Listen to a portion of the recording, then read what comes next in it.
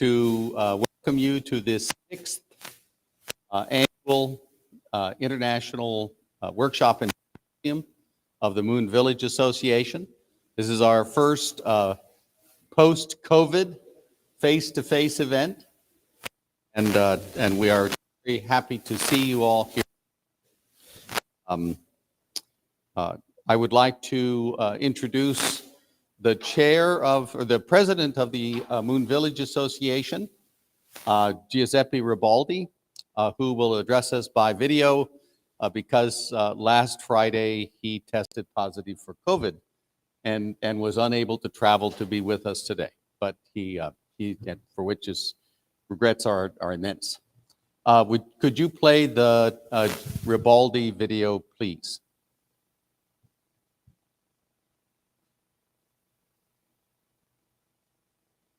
That's the one.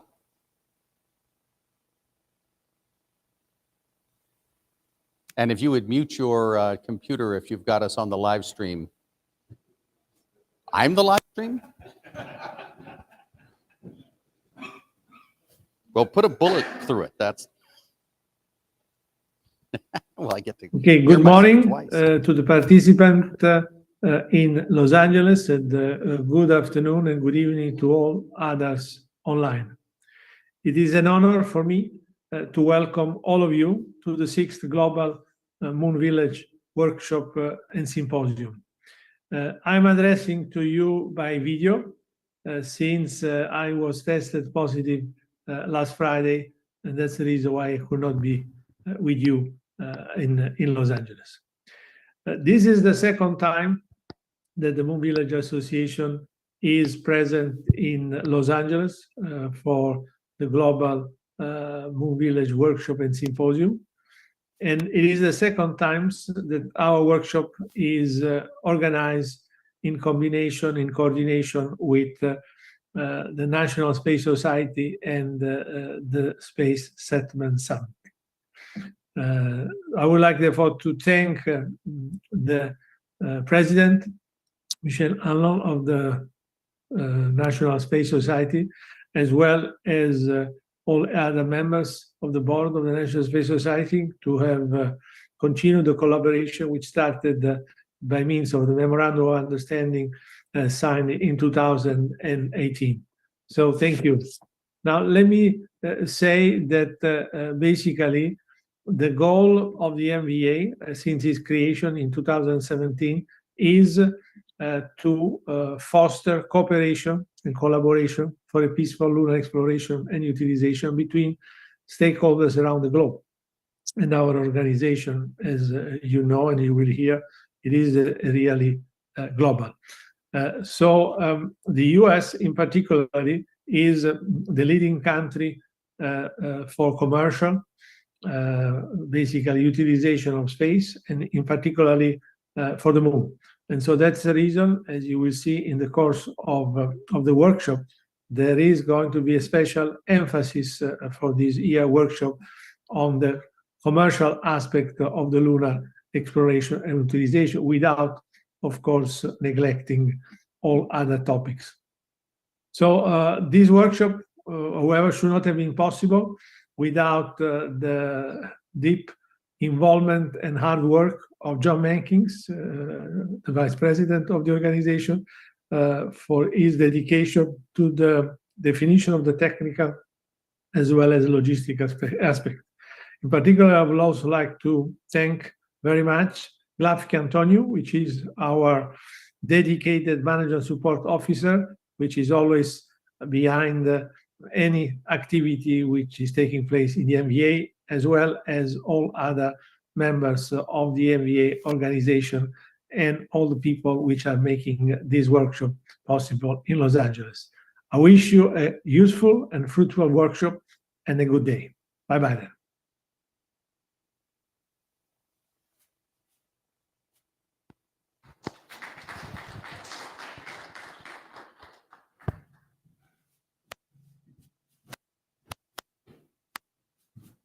I think today this week I'm going to get in all my steps, just going back and forth at any event. So Thank you remotely. Thank you, Giuseppe. I believe we are now live streaming, by the way, to a number of countries, to folks who are not able to be with us physically. It is now my pleasure to introduce Professor Madhu Thangavelu to offer some welcoming remarks as the co-chair of the local organizing committee.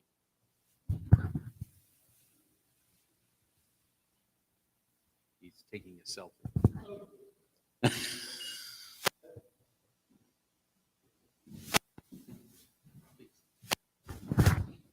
Thank you, John. It's amazing to see how many people we know. And I just walk in the door and everybody said that Pascal is walking right in the door. Welcome you all to the 6th annual symposium of the Moon Village Association. Very special organization. I have no idea how Giuseppe brings all these people from around the world to get some things rolling, you know, with regard to the moon. It's a favorite place for some of us. We've written some books about it. So anyhow, two things I want to mention. It's a very special day because it's election day in the United States, and I hope all of you have your bidding. A second most important thing, all of you got together and brought some rain to Los Angeles. You know, every time I send an email out, I usually say, welcome to sunny Los Angeles. I had to cut that out this time. But anyway, I want to mention one or two things about this particular 6th annual.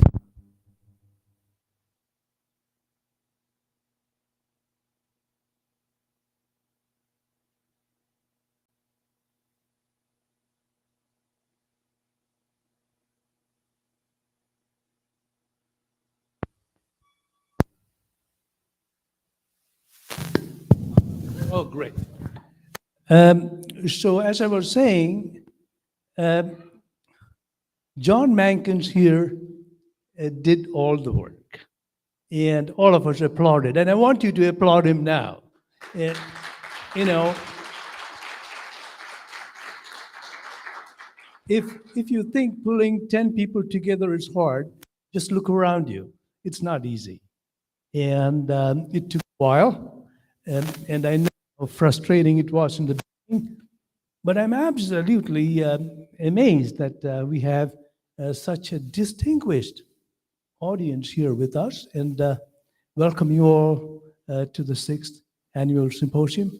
We hope to do some fantastic things, including a new idea for a long-range rover. You know, rovers are special for some of us here, and I worked on some too.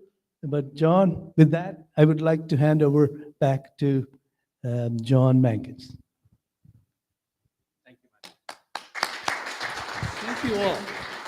Step carefully.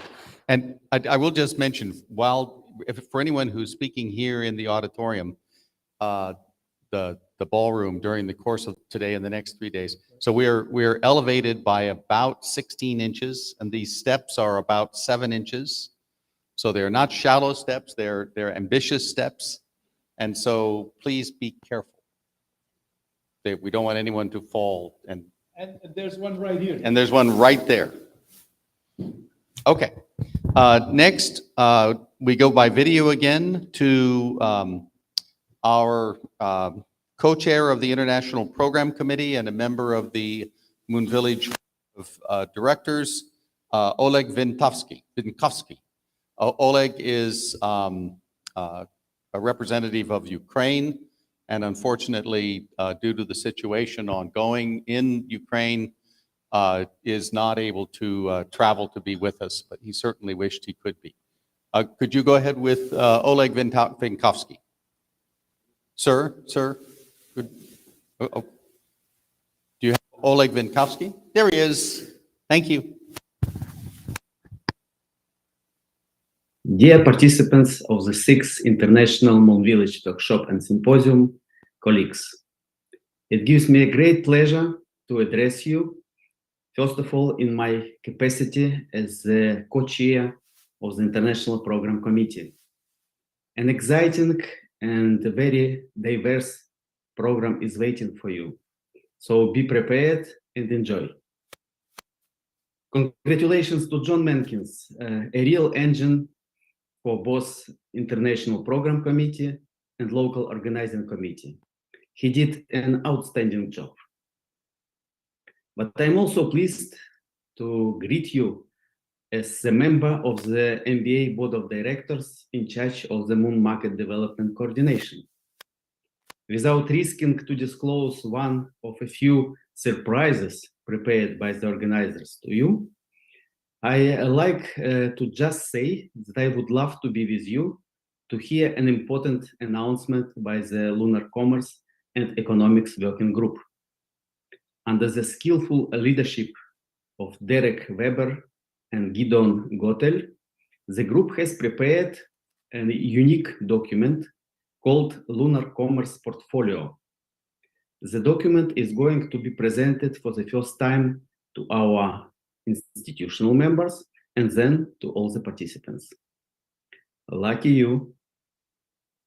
I wish you the event full of interesting presentations, discussions, and simply the joy of the live meeting among the like-minded people deprived of this opportunity for many months due to the well-known reasons.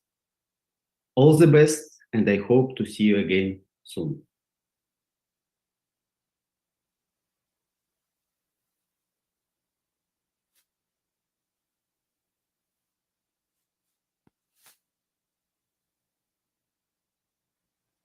I want to confirm one thing right quick.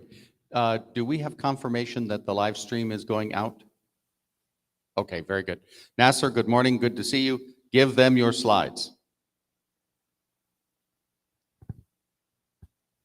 You have a couple of minutes before you're due to talk. I'm glad the traffic allowed you. And now it is my great pleasure to introduce Dale Scran, who I think these days is COO. Got it right? Chief Operating Officer of the National Space Society. So, Dale, please. Thanks for the warning about the tricky step. Well, I welcome you here on behalf of the National Space Society. Glad to see so many of you were able to make it in these difficult times. And thanks to John for putting this together. He's done an amazing job. The thing I'd like to talk about is to just give you some perspective on the week of events that the National Space Society has put together here. We have the Moon Village, which goes for, I think, 2.5 days, or maybe 3.5 days. After that, we have our Space Settlement Summit, into which you could still sign up for if you're interested in going. We have a great array of speakers, and if you're interested in doing that, Aggie and Mike are right outside, and they're happy to talk to you. We have a wonderful bargain rate for people who attend every event this week. And then on Friday night, we have something we call Dare to Dream. It's something we've never done before. It's our attempt at an actual Hollywood fundraiser. It's going to be emceed by Harry Hamlin, who's on the NSS Board of Governors. You may have seen him in Mad Men, Clash of the Titans, and a few other things. He's coming to us straight off of filming his role. I'm not sure what role he's playing, but he's going to be in a film version of Anne Rice's The Mayfair Witches. So maybe he'll say something about that. We'll have a silent auction. Among the guests will be John Delancey, who plays Q in numerous Star Trek series. Aaron McDonald, who is the science advisor for Star Trek. We have several actors and actresses from Orville. And you can check it out on our website, nss.org.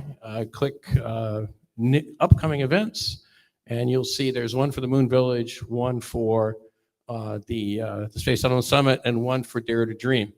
So we're gonna have a lot of fun. I'm just gonna tell you, you do have to pay to go, but Aggie can help you if you smile at her a little bit.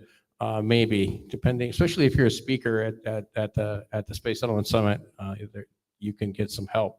But the purpose is to raise money, not to lose money, and it should be a very nice event. We've never done it before. I'm a little bit afraid we're going to have more people on stage than we have on the audience, but maybe you could do something about that. So thank you. I welcome you to the Moon Village, and again, thanks to John for organizing this. John.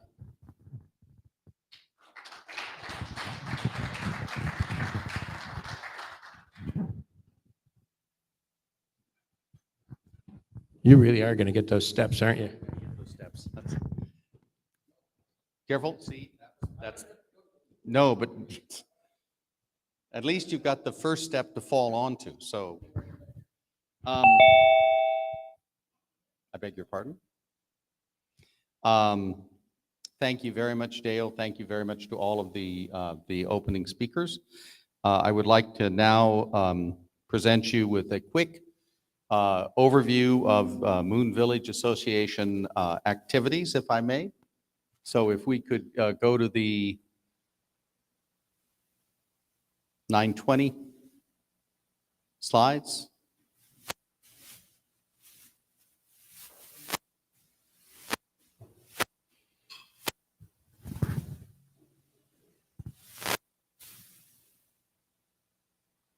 That's it. Thank you. So normally I would take about an hour to go through these slides, but in the interest of time and your patience, I will go through them rather quickly. Good. Next, please. Or do I have the, can I control myself? Let's see. Only if I point at the computer. It's amazing. Who'd have thought? The screen doesn't work. Just kidding. Okay, so the Moon Village Association arose out of a coffee in Paris about 6 years ago among a number of us, and was really the brain trust of Giuseppe Ribaldi in terms of forming an organization to pursue the promotion of humanity's permanent expansion to the moon. If you remember the days, 2016, 2017, there was the notion of America going to Mars. There was a lot of growing interest in the moon because of water ice, but it had not yet solidified into the dozens of space-faring countries and companies all going to the moon that we see today. The MVA was formed to promote international cooperation, including governments, companies, universities, individual scientists, researchers, and visionaries, and now encompasses the involvement of something like 800 individuals, dozens of countries. I'm trying to see what that says over there. It says more than 30 institutional members. I welcome anyone who has an organization or belongs to an organization that is able to join to please join us as an institutional member. And it's truly a global effort.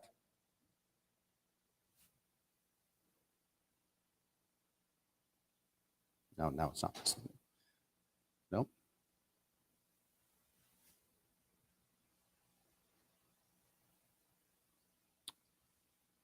It worked once. I don't. There, okay. Was that you or was that me? I think it was you too. Okay.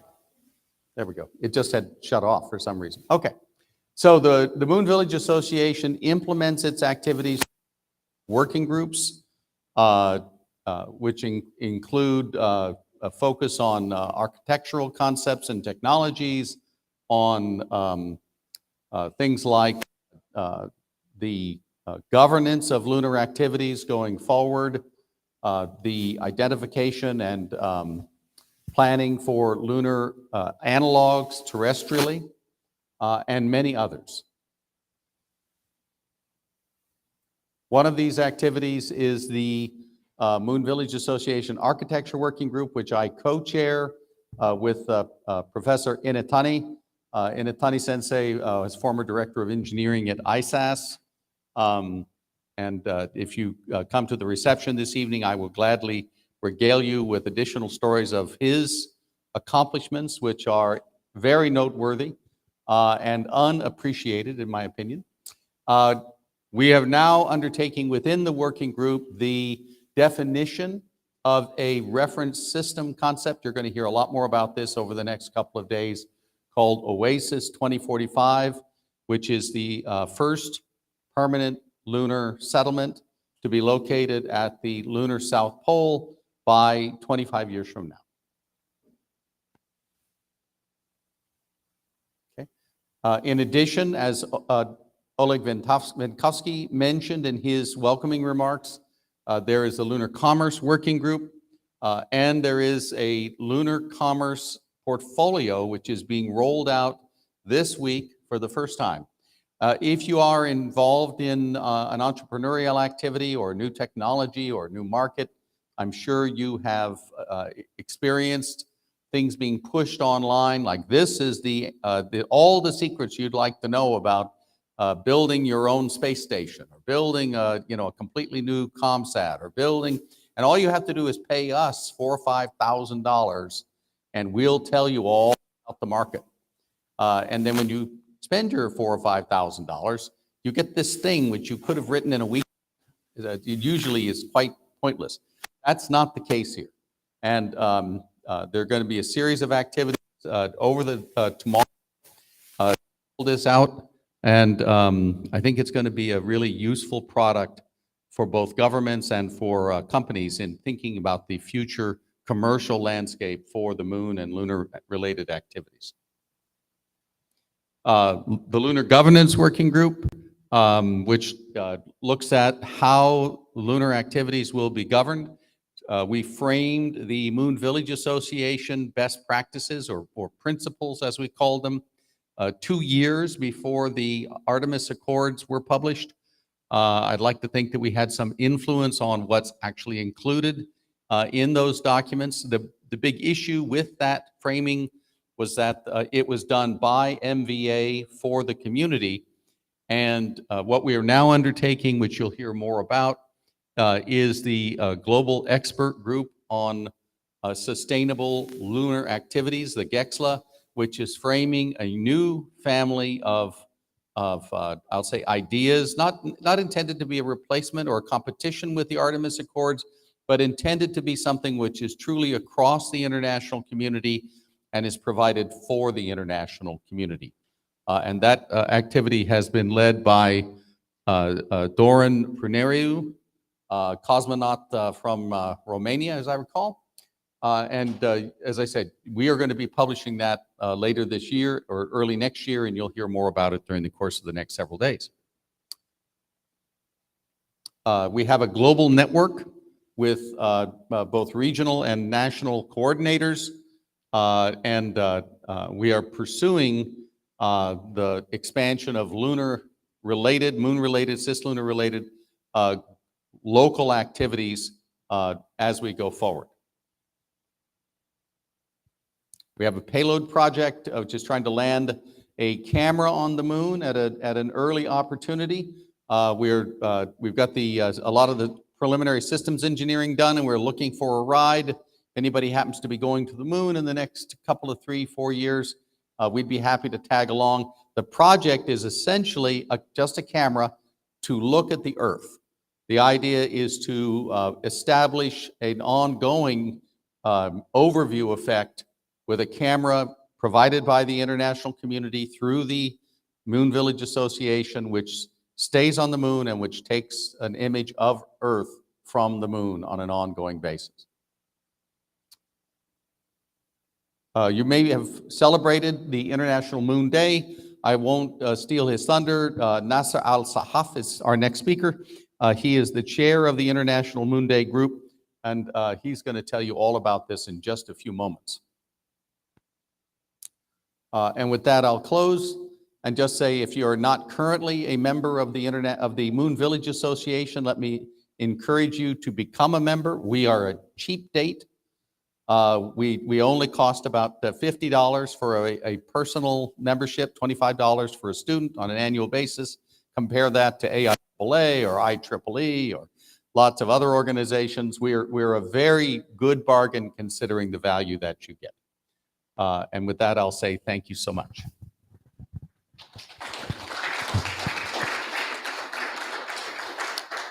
It's now my pleasure to introduce Nasser Al-Sahaf, who will speak to you about the International Moon Day.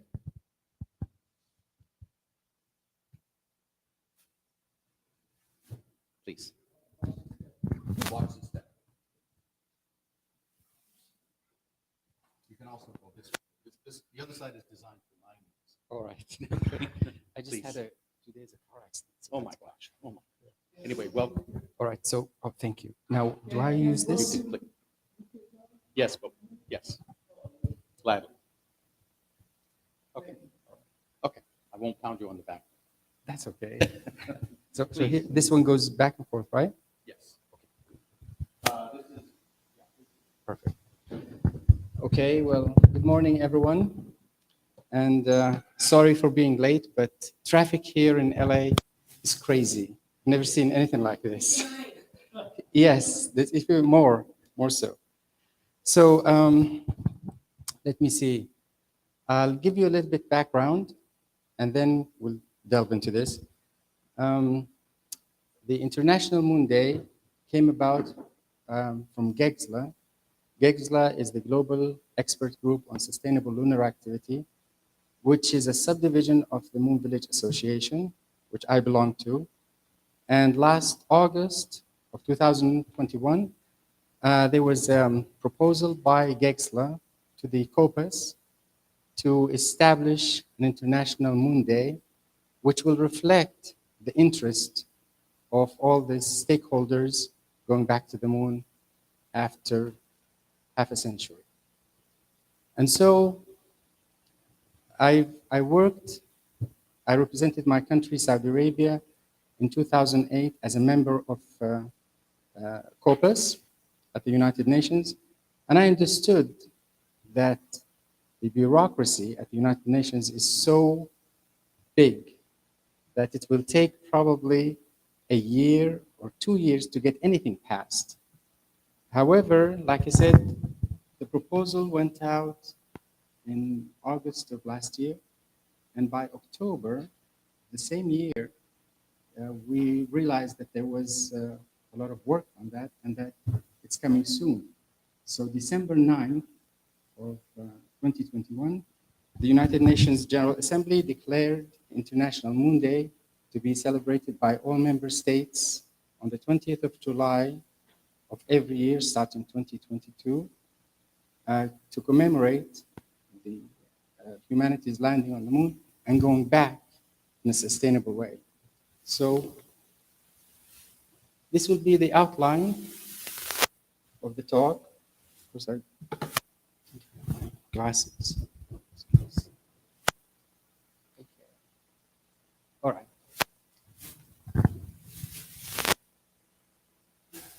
Yeah, you can finish that. All right. Of course, why did the world go back to the moon? I think do with what seems to be water is in the South Pole in 2015. Since then, the race started. And now we have about 20 different nations competing to reach the moon by 2030, which is the next 8 years. These are our goals. Of course, the United Nations, they don't care about the education promotion for the public or the sustainable moon exploration and utilization, but they care very much about the last one, global cooperation between stakeholders. So we're trying to target the young crowd between age 10 and above, because those are the ones that are going to be living on the moon in 2040 when we have the first community, the first laboratories. And they will be the ones who will be living there for stints of 6 months to 2 years. So if they're 10, 12 now, in 18 years, that'll be 30, that's prime time. So those are the ones. This is a history and timeline of what I just explained in August, and then September of 2021, and then 9th of December was the declaration, and so on. We had a call for participation in Paris in March. I think it was in March of, yeah, the first call, sorry, this one. In March, yeah. We had the first call for participation for the world for bottom-up events and a top-down event. And then we also had a call for a competition for the logo to establish. We did not have anything. We did not. We were just starting everything. So the logo, we needed the logo also, and we needed also sponsors. We still do. And in May, in Washington, D.C., there was the second call for participation. And time was running quickly, and we did not have a top-down event yet. There's a lot of space emerging countries that are interested, but they feel that it's not something that they can get into. They feel they're competing with the space-faring nations. And so we wasted a lot of time going back and forth with some of them. And finally, John Mankins, the great guy he is, he rescued everything by changing one of the bottom-up events at Drake State Community College in Alabama to a top-down event, which now we call the main event. So that went very well, very successful. And in June 30th, we had also some presentation by cosmonaut Pronario. And what else here? Let me see. Okay, this is our group so far. We're a very small group, as you can see, but we are taking volunteers because we don't have sponsors. We have Lockheed Martin, but we need more. So right now, this is the whole team. This is the winning competition logo for the International Moon Day. I had nothing to do with it, of course, because I tried to stay away from all of that. There were professional judges that were recommended by the Moon Village Association, and they had entries of maybe over 65 different competitors, and they came up with 3, and altogether we chose this one for simplicity. Of course, in 2022, we had, as every year, we will have a theme for every year. This year was Lunar Exploration, Coordination, and Sustainability, because it denotes why we're going back to the moon after more than half a century. We're going there to stay. As I said, the top-down event was the inaugural IMD celebration. And from this year on, we start to call it the main event. And the bottom-up events, we'll call them the global events. So this was at Drake State Community and Technical College, great school. Our founding sponsors are just that, Lockheed Martin, and they're great. These are the global events. Everything you see in yellow are the countries that participated. We had almost 40 bottom-up events from a total of about 23 different nations. Our aim in 2023 is to double that. So we're targeting 50 different nations, and every year we want to double that until we have everybody. These are some of the nations, and you can see there are multiple entries sometimes, 38 entries or 39 entries, but total of 23 countries. So some countries had really, run wild with it. And these are local events at different institutes, museums, universities, what have you. And it varies from roundtable discussions to just watching space movies. The whole idea is to get the youth interested in science and in space and in the moon, but without that added pressure that it is work or schoolwork. Well, we have here 5 at least from the US, or 6 actually, and 1 from Canada, Pakistan, the Philippines, Japan, Guatemala and Spain, Costa Rica and Brazil and Mexico, Jordan, United Kingdom, Australia, Brazil, Turkey, Egypt, Chile, Kuwait, Greece, New Zealand, Czech Republic, and Saudi Arabia. The interesting one about Saudi Arabia, that was the only entry from Saudi Arabia. It was about the lunar calendar.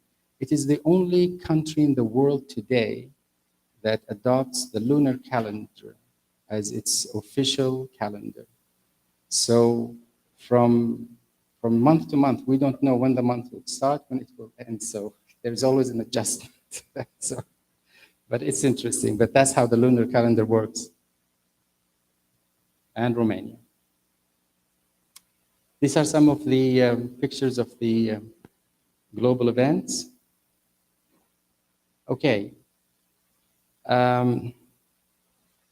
That was great. I mean, we did a fantastic job, and a lot of thanks to the people in Huntsville, Alabama.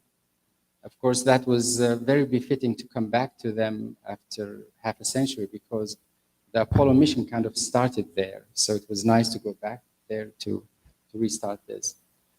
Now for the International Moon Day 2023, we have a lot of great ideas, but none of it will happen unless we have some sponsors. So we're seeking some sponsors. We have just put together our board of advisors and our oversight committee, and we have chosen particular personalities and companies that may want to see this further. For example, last year we did not have the chance because we only had like 3 months to work from the time of the adoption or the declaration of the International Moon Day until the actual execution of it. We had about 3 months of actual work. This year we have like 10 months, so 3 times the time or more. And so this year we'll probably have, providing we have the sponsors, of course, we'll probably have an international lyrics competition, and we're actually looking forward to something on the level of like a classic, not just a jingle or anything like that, but something like Fly Me to the Moon, that level, that thing. And because we would like to target the young crowd, I was thinking maybe we'll have a performer that will be, reachable to that level. But that costs, so that's in the works now. The theme for 2023 is beginning the new lunar journey for humanity. And so we thought that this would be very appropriate. It's a combination of several points, and I think it covers this very well. So again, this is what I was saying, that we're going to double our efforts to get as many as possible. So at least 80 events from 50 different nations, and 1 main event, and more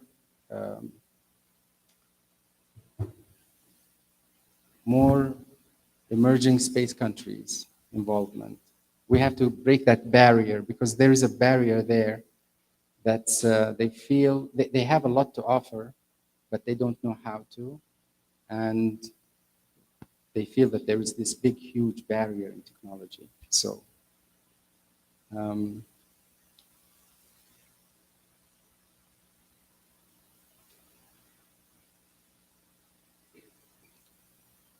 So this explains what the main event is. So it's something sponsored, something big. It's a large event, preferably held somewhere where people can fly to, whereas the global events are localized and all within a day or two from the International Moon Day. So it could be a little bit before or a little bit after, depending on the time zone for the country.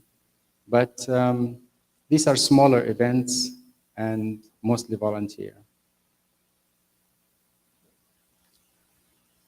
This is the most important one, I think, because we didn't want to go with, we wanted to give it something different. So we call the first one Emerald and Diamond and Sapphire, I guess.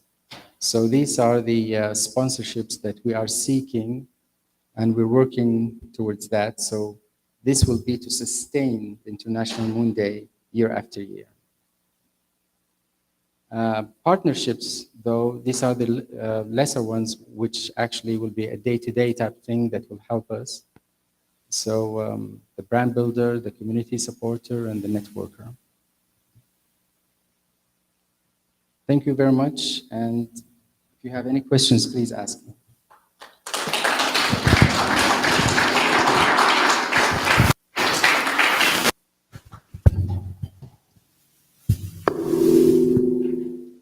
I guess no questions, so that's good. Oh, okay. He has a question. Thank you.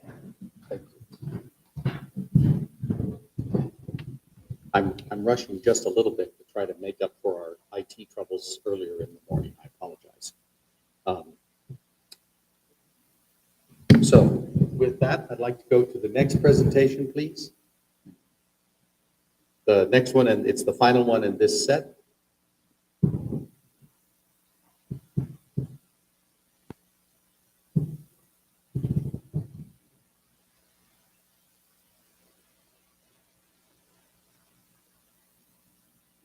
That's the one.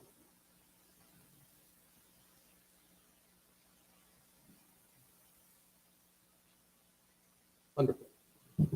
And system test. Nope.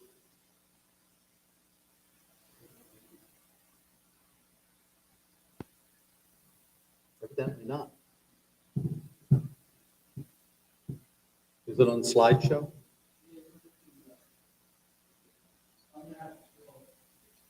You can't do full screen?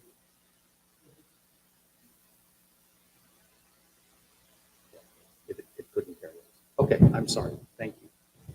So I'd like to give you just a quick overview of the plan for the meeting. Next, please. So as you've heard already in the introductions, the NSS proposed to organize this year's MVA annual workshop. This is the result. There was both a local organizing committee, co-chaired by myself and Professor Thangavelu, and an international program committee co-chaired by myself and Oleg Vinkovsky. Next, please. I won't belabor this because it'll be in the eventual packet of proceedings that you will be receiving. Because Dale Scran already mentioned this a bit, I would just encourage anyone who is interested in the broader topics of space settlement and space exploration and space development for the benefit of humanity to consider becoming a part of the National Space Society. Next, please. And on the MVA side, you've heard a fair amount about this already. This is just for the sake of completeness. And you already heard all of this, so never mind. Next, please. So working with the MVA, the NSS has been the organizer of this year's Moon Village 2022 Workshop and Symposium. It's our 6th annual event. Obviously, it's today, tomorrow, and Thursday morning. Dale said it might be 3.5 days. We're not 3.5 days. We are 2.5 days. And we're here at the Sheraton Gateway. Next, please. This is the overall architecture for the meeting. All of you should have received, when you registered, a copy of the program. It's lovely, attractive color and black and white bound document. I know some people don't like such things, but I'm fond of having something I can look at and write on. And so we've got today's opening session. Then we'll have a coffee break and some additional remarks. This afternoon, we will continue in plenary session with a series of talks. Those are delineated in the program. We've got 1 or 2 last-minute changes, one drop, one add. And when I say last minute, I mean last minute since Sunday afternoon. So these are very late-breaking changes. One's my fault, one's not my fault. On Wednesday, in the morning, there is a by invitation only breakfast. Derek Weber and Dallas Bienhoff are the keepers of the keys to that event. I don't know if they've filled up their plate yet with invitees, but they're the ones you have to speak to if you want to try to participate in that. Then we go into the plenary session. After lunch on Wednesday, we go into some breakout sessions, an opportunity for more detailed presentations and discussion in the architecture working group. Then similarly, in the lunar commerce working group, or lunar commerce discussion of the new lunar commerce portfolio, a session on governance. I don't see Michelle Hanlon at the moment, but she's here. And so she's going to be leading that. And also Rob Mueller. Rob, are you here? He's here. He's stepped out at the moment. So Rob Mueller has organized with the folks in Hawaii at High Seas, if you know that organization, to allow us to have the opportunity to drive a rover in the lunar sandbox, tele-operated lunar rover in the lunar sandbox. And that's our 4th breakout session on Wednesday afternoon. So that'll be from like 1 to 5. So even if you're in one of the other sessions, if you want to go and work with Rob and find out when you can go in and try to drive the rover, he's setting all of that up. But it was something that we did at the International Moon Day that Dr. Al-Sahaf was telling you about a few moments ago, and is really a terrific opportunity, a terrific experience. And we got a strong emphasis this year on rovers and lunar development and lunar mining, as Giuseppe Ribaldi alluded to in his welcome. And so I think this opportunity is a really fun one. Every evening is free. We got a social every evening. It's a no-host bar, so you have to bring your own cash. And we got hors d'oeuvres and we've got luncheons. Today is the lightest, so light lunch, light hors d'oeuvres for the cocktail hour. Tomorrow, nicer lunch, nicer cocktail hors d'oeuvres, and Thursday, best lunch and the best hors d'oeuvres at the cocktail hour. This is to encourage you not to go off and do other business, but to stay for the whole thing, because you get more and more of the value for what you've paid if you stay longer. I hope this is good strategy, but we'll see. Thursday, we do our closing session, reports on how things went in the working groups, closing thoughts and discussion. Then we have a gala luncheon on the Thursday. We have a really special opportunity. It's global. It is focused on young professionals.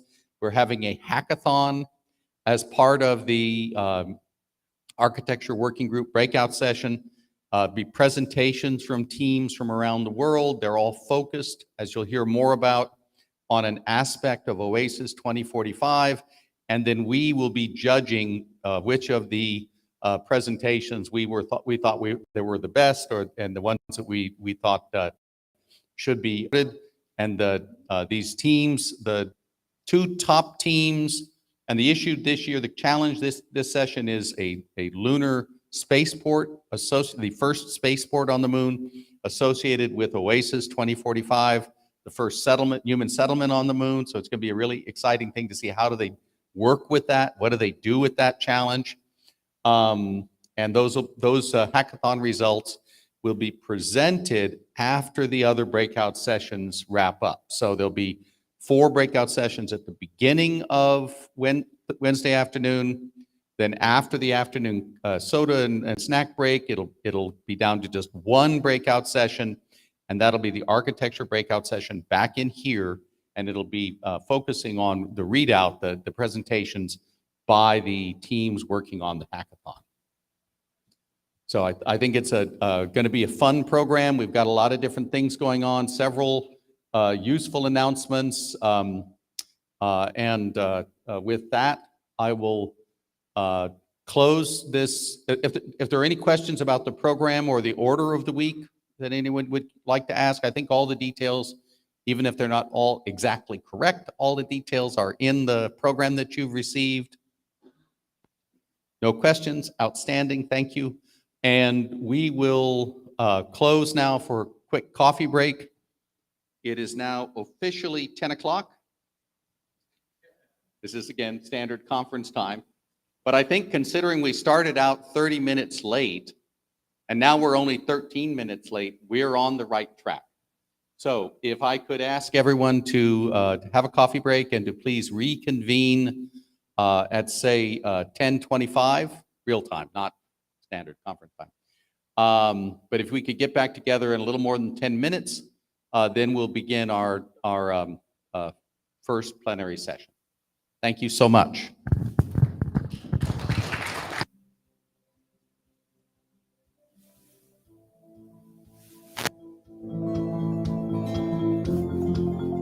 And one more thing. I hate that mood music, by the way. We should have something like Fly Me to the Moon. But I was going to say, if you're speaking today, tomorrow, or Thursday, and you have not already done so, give me your slides. I need your slides. Giving them to the nice gentleman at the back table only gets it to them, but then they are going to delete it. I won't actually end up with it for the building of the proceedings. So please give me your slides. Thank you very much.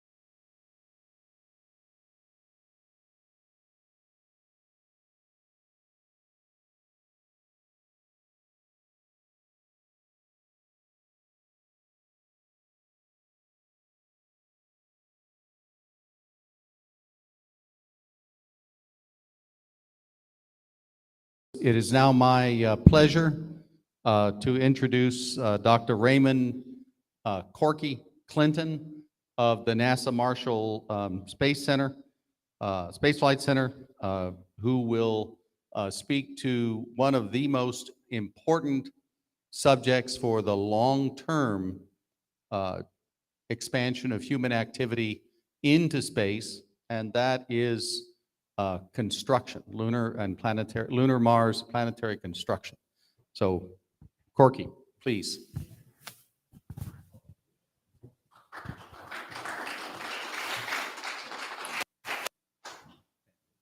Thank you, John.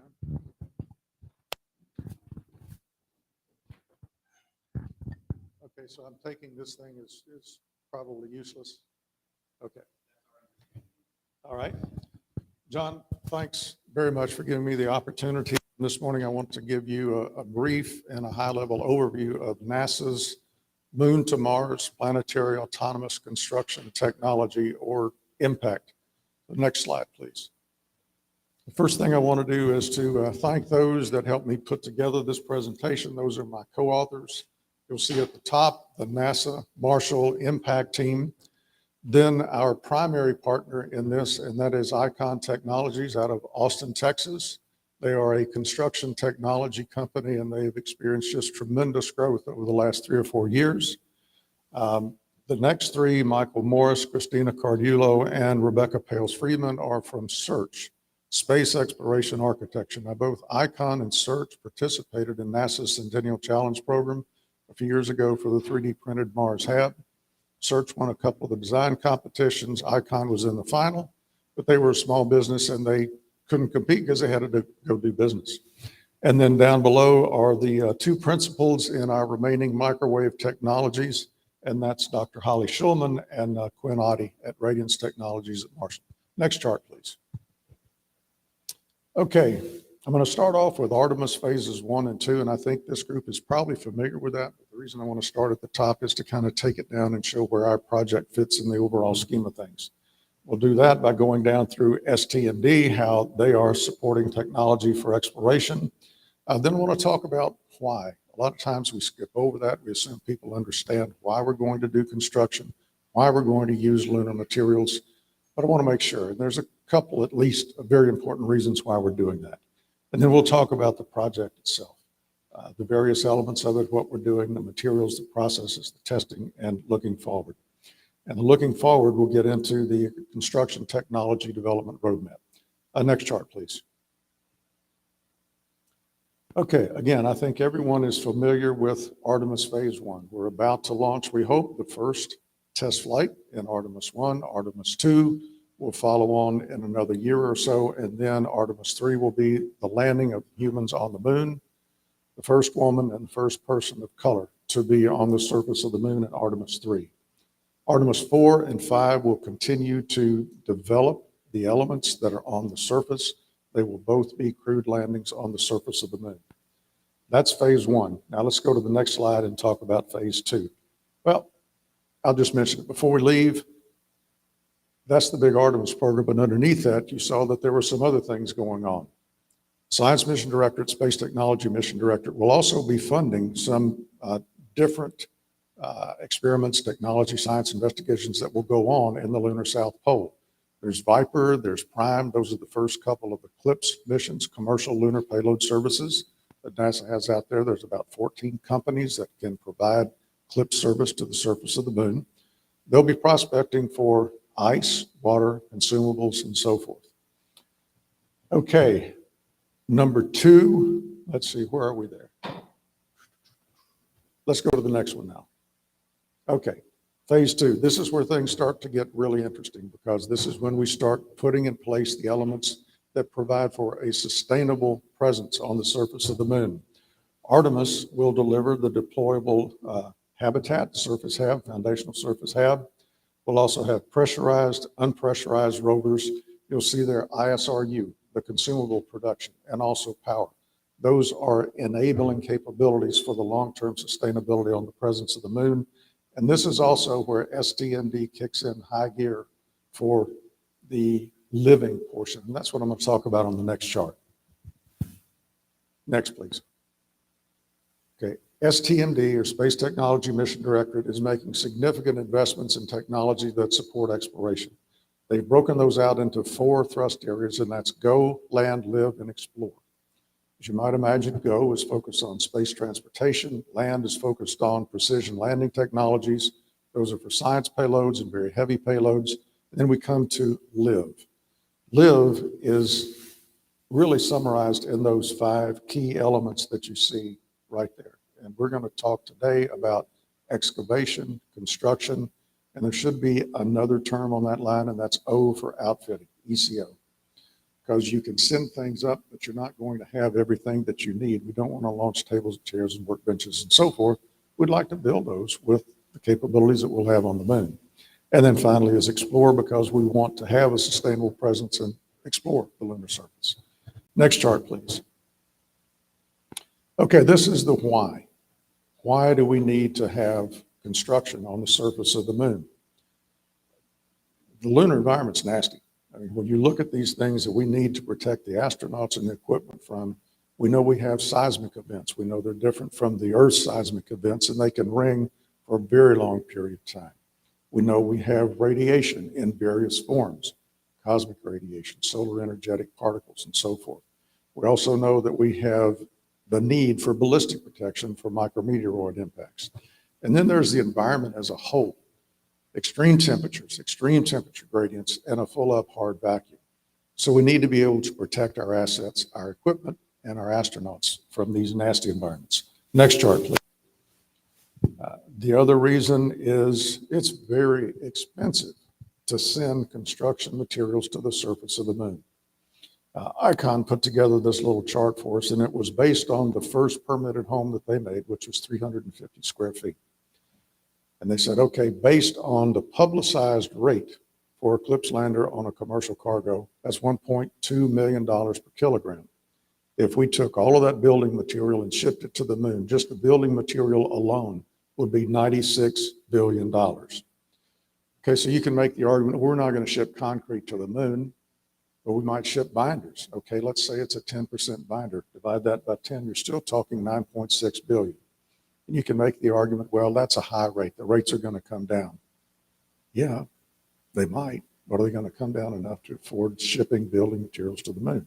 We don't think so. So that's why we're focused primarily on technologies that can use the lunar regolith as it is. If we need to ship up building materials to serve as binders, and I'll talk about those a little bit later, it's going to be expensive, so we want to limit that to the greatest extent possible. Next chart, please. Okay, what do we need? There's a good debate on that right now. Quite honestly, we're thinking that the first structures that we would like to put in place on the surface of the moon might be roads or blast shields or landing pads. We don't want the lunar regolith with these new, pretty high-powered landers putting the regolith in orbit. And we know that's a possibility, or sandblasting equipment we've got nearby. So after we demonstrate the technologies for the fairly simplistic planar surfaces, then we'll move into more complex construction technologies like habitats, shelters for equipment and astronauts, foundations, or whatever is required to support the infrastructure that's going up for the base camp. That could be refineries like consumable production, it could be the power plant, it could be greenhouses, whatever is next. And we're referring to this capability as on-demand infrastructure. And that's very important to keep in mind. If we can produce whatever STMD wants, where they want it, that's what we need to be able to do. We need to develop the capability that if they say, okay, we want roads first, we've got it. We want a blast shield first, we've got a capability for that. So that is our approach. Let's go to the next chart, please. Developing the capability, like I said, is the reason we came up with this project. And the objective is exactly the same as what I've told you all before. Create the infrastructure on the moon, on demand, using local materials to protect astronauts and the equipment that we have there. We have 4 fairly basic objectives. First, we want to develop the process, and we're looking at a number of processes, and I'll talk about those in the following charts. Then the materials that come out of those processes need to be able to perform the functions that they will be required to do on the surface of the moon. So we have to test and characterize the materials that result from those processes. Next, we need to incorporate instrumentation. We need to be able to monitor the process. In some cases, we need to be able to control the process with feedback loops from that instrumentation.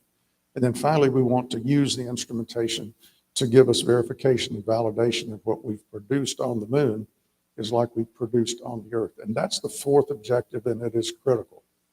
Right now, what we have on the Earth are simulants of the lunar soil. We're doing the best that we can based on what has come back from Apollo, but we're going to the South Pole. We don't have a good representation of the materials in the South Pole. So at least one of the instruments we're going to take along with us is a spectrometer. We'll go out and scoop up some dirt, let the spectrometer take a look at it and tell us what is the mineral chemistry in the place we've landed, and we're going to build a habitat. If we need to adjust the process, that spectrometer will give us that information. So we need to be able to understand that we're producing significant quality regolith simulant on the Earth that allows us to work with what we're going to find on the moon. The other thing that we're simulating on the Earth is the lunar environment. We have large thermal vacuum chambers that will go down to near lunar temperatures and the heat. We can simulate that. We can simulate the vacuum. So we're hopeful that the simulations that we're doing with the material in the environment will be sufficient analogs to allow us to create operational functional structures on the moon. Next chart. Okay, these are our current partners, and we have a lot of partners. Other government organizations, other NASA centers, large businesses, small businesses, minority serving institutions, and a lot of universities across the United States, north to south, east to west, and they're all contributing in various ways to the development of these capabilities. Next chart, please. Okay, now I'll talk about the materials and the processes that we're developing. Cementitious materials. You saw a lot of that in the 3D printed Mars HAB challenge. ICON uses this extruding cement to create permitted homes. We'd love to be able to do that on the moon. It's a very efficient technology and capability. However, it has a lot of challenges that go with it. Number one, you need binders. We've looked at several different binders, but any large complex project you would produce on the moon, you really do have to have an industrial scale beneficiation capability to extract those materials that you would use with the binder, combine them with the regolith that you would use as your aggregate to create a cementitious structure. In addition to that, it uses water, and it needs some sort of environmental control so you're not printing foam. So cementitious, great, a lot of challenges. Geopolymers and polymers. Penn State is developing the geopolymers for us. They're actually flying experiments with geopolymers on the space station, and they're working now toward taking those materials and being able to extrude them in an additive construction fashion. That's where that one sits. Polymers are one of those materials that we're considering taking as a binder from the Earth. And that's because it has specific applications that can benefit us in the protection of the astronauts and the equipment. That's ballistic protection, radiation protection, and also thermal management. So we're interested in a very select set of polymers that could serve as a binder with a regolith material, but for very specific targeted applications. Thermosetting materials. One of the things that we liked early on, we thought would be great, and it would be for a building material, that's aluminum. But again, industrial scale beneficiation to create the aluminum to combine with the regolith. So that's pretty far downstream till we get to that beneficiation capability. Regolith melting and forming, very simple. All you need is an energy source, then you can extrude the regolith, you can form it into tiles and join the tiles and build planar structures. We like that because of the simplicity, but it's still a complex process to be able to mirror that on the Earth. Laser centered is right now our leader in terms of TRL, and it's exactly as you would think it is. It's like laser powder bed fusion, with the exception that you don't have a very well-controlled, high-quality material that you're working with. You've got a hodgepodge of materials. It's whatever's in the lunar regolith. It melts at different temperatures. It's got lots of different chemical constituencies, and it is not easy to laser center this material in a vacuum. And then finally, microwave centered. We're looking at a couple of processes there. Again, very simple process. All you need is energy, some site preparation, and in theory, it should work great for planar structures. It's not as simple as it sounds, but we're having great progress in developing those materials. And I think that's the next chart.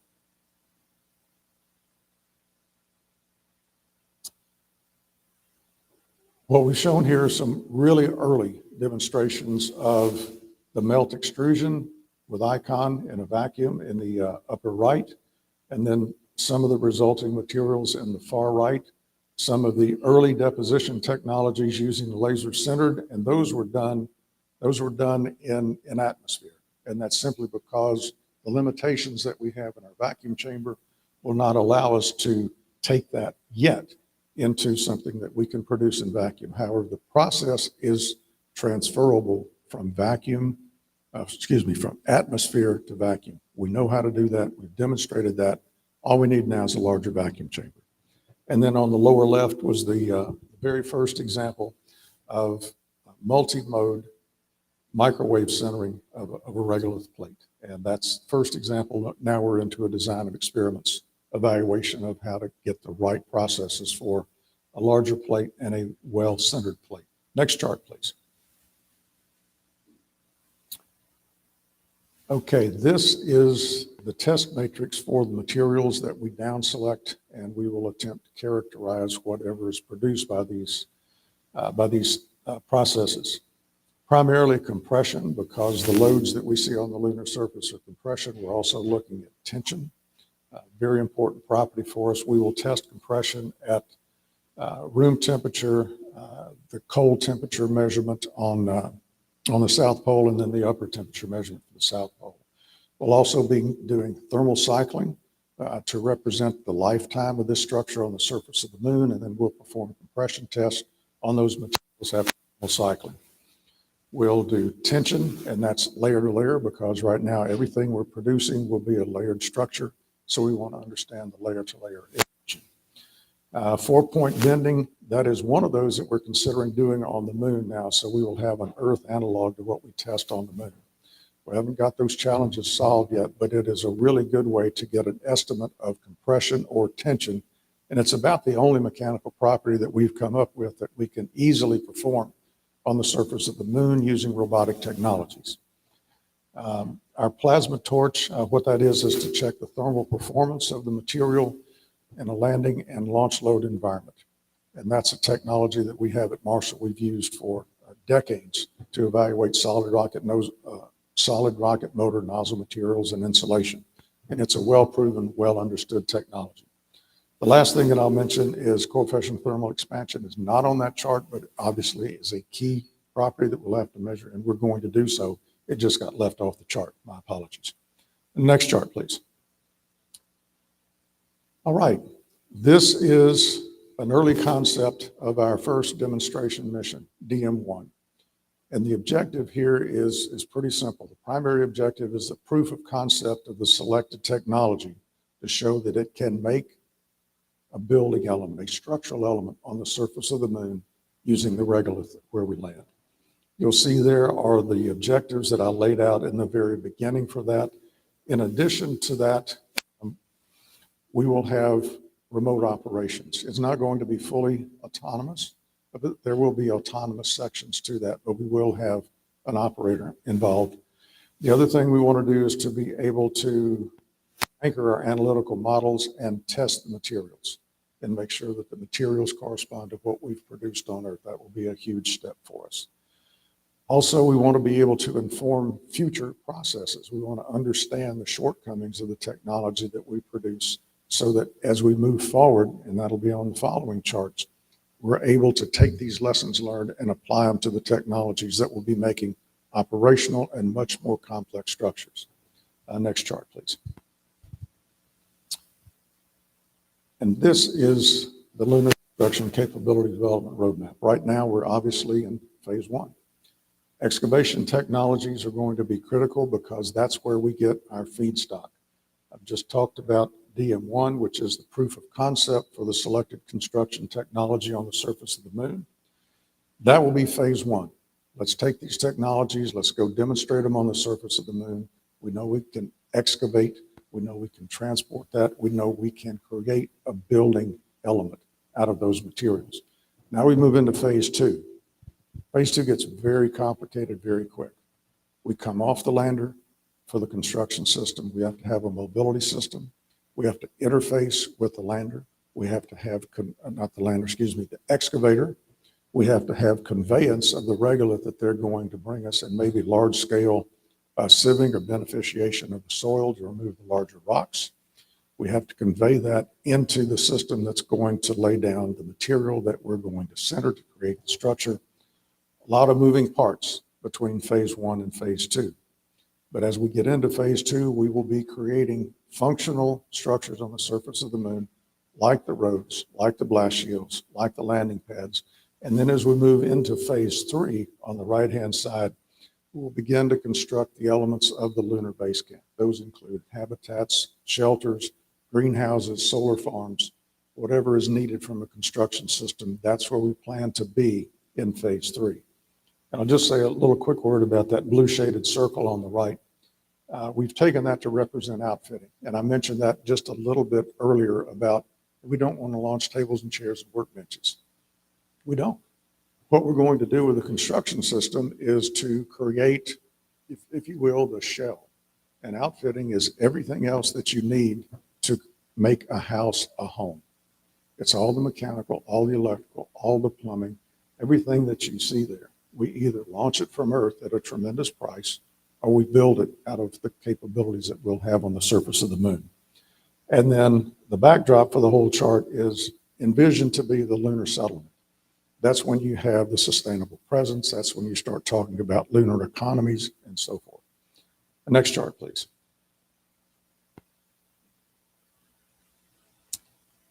I threw this chart in just because I think it's really cool.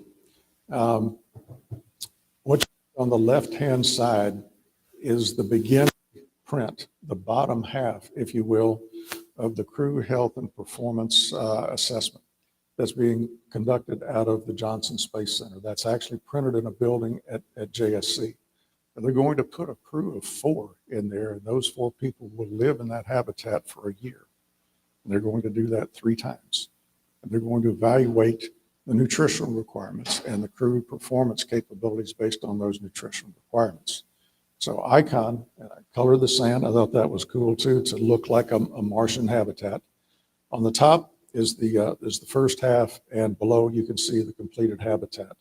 And on the right-hand side is an artist's concept of how that might look on the surface of the Mars. And they call this Mars Dune Alpha habitat. Very cool thing. Okay, I think that's my last chart. Indeed it is. So John, I don't know if you want to take questions or you want to hold those for later, but thank you all. Yes, sir.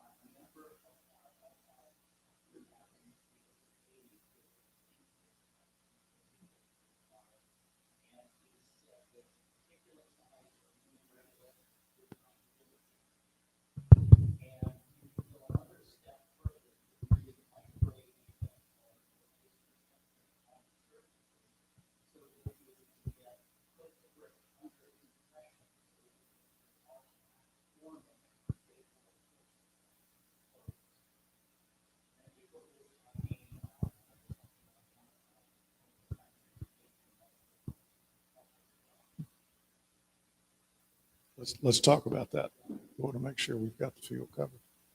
Thank you. It was a comment. Yes, sir. Thank you. On microwave, since we're all taught not to put metal in microwave ovens, but on the moon, if you're, obviously you're not in an oven, would metals in the regular actually help the process or hinder the process? It's my understanding, and I will not claim to be the microwave experts, but we do have a group that's working with us that has done this back when NASA was going to the moon before. So they've got some experience in that. There is a certain amount, I mean, we always talk about nanophase iron being in there, and that being a support to the dielectric and helping the material absorb the microwaves and actually center better. So I would say that's the conventional wisdom as far as I understand it. We lose all the ground. Thank you so much.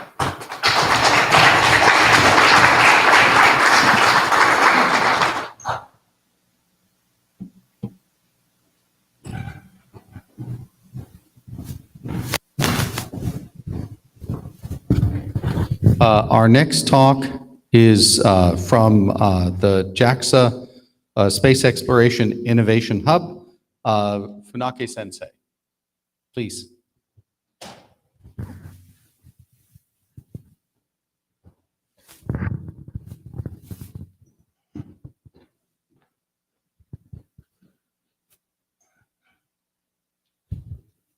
So, good morning, everybody.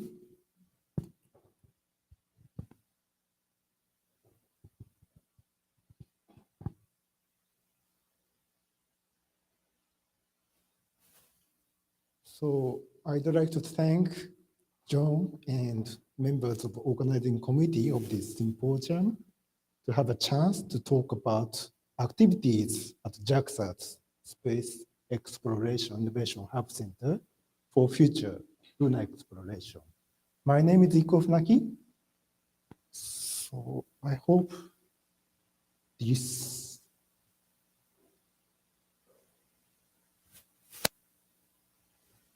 Okay, so this is the summary of our center. I call it TANSAX. TANSAX is JAXA's Open Innovation Hub Center for space exploration to invite Japanese industry and academia, in particular non-space community, into research development for space exploration. Our center TANSAX R&Ds cover not only near future lunar missions, but also far future lunar Mars activities to enable permanent stay in these frontiers. So to motivate non-space industry and invite them into our R&D, unique joint R&D scheme with funding are prepared and they are introduced in this presentation.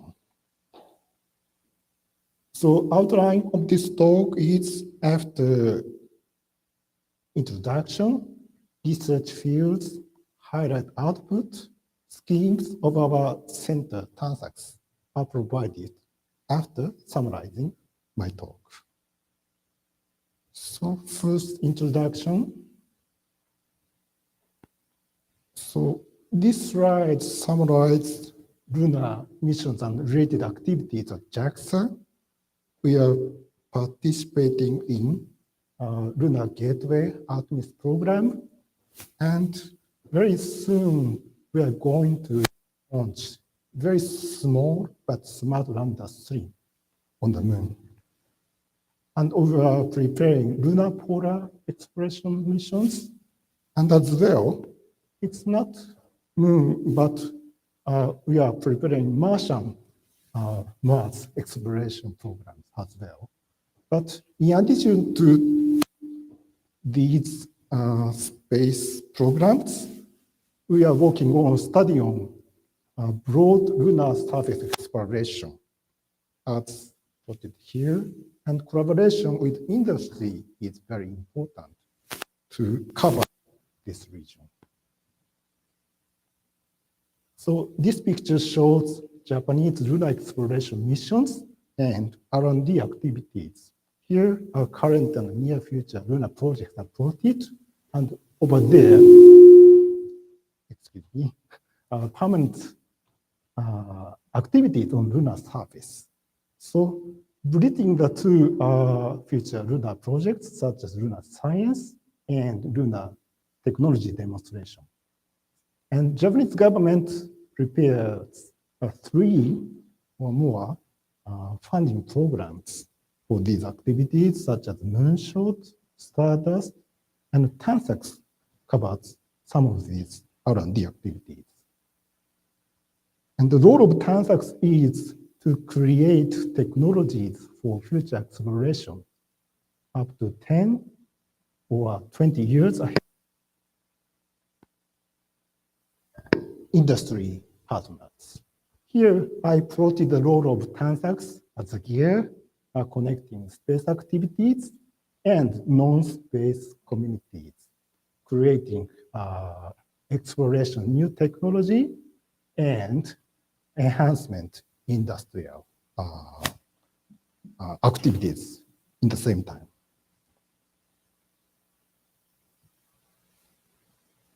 It disappeared, but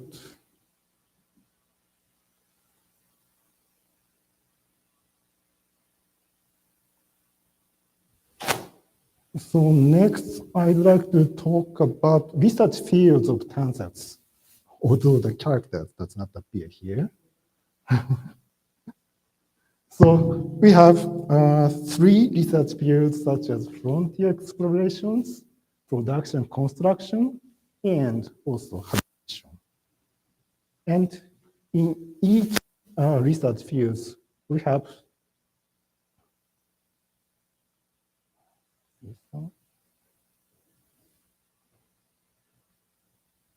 so I cannot see, maybe you also cannot see characters appearing in this slide, but in front exploration, many types of robotics or component or sensor developments are happening. And as for production and construction, insight to resource utilization and remote and autonomous construction, as well as efficient and lightweight construction system production, and so on are our target. And as for habitation, eclipse and residence area creation and any kinds of lifelines are included. And this slide summarizes our research regions and many or some of research outputs with our partners, such as exploration rovers, devices, production for construction production. We have a lot of working on construction, making fabrication or CO2 reduction, and also habitation, housing, CO2 separation, plant, and so on are our activities. And also a lot of some key component and devices fabrications are included. So I'd like to pick up some of these activities in the following slides.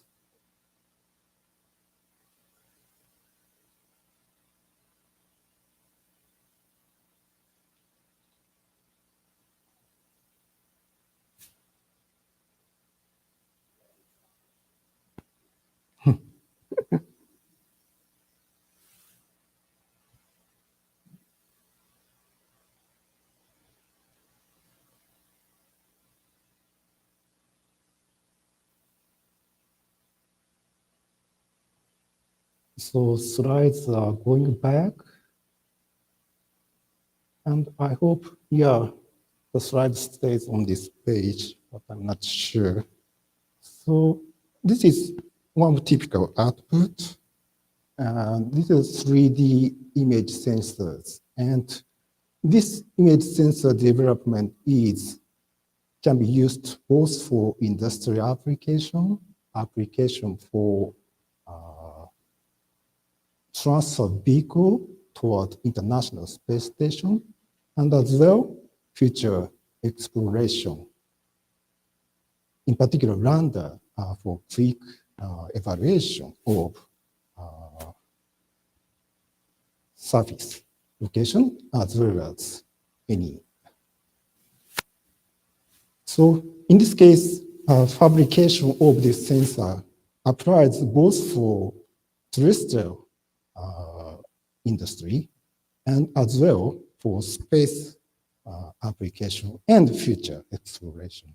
So our scheme is important because in this case, Hamamatsu Photonics companies are research partner. This scheme obtains both terrestrial industrial application and space application as well. And this is the merit for non-space industries joining this program. And I made some slides showing some pickups of our research programs, but I'm not sure if the slides go correctly.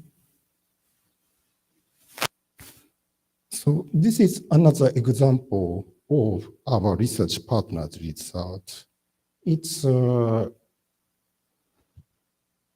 transformable small robot. It's a very small robot like a baseball size. And this robot is going to be equipped with our Smart Lander 3 that will be launched next year, I hope. And it is to be operated on lunar surface after released from the SLIM spacecraft. So interesting thing is this robot is created by Takara Tomy. It is one of Japanese toy maker. So I'm not sure this is the first time toy maker joined space program, but our program enables such collaboration between non-space industry toy company and JAXA space agency.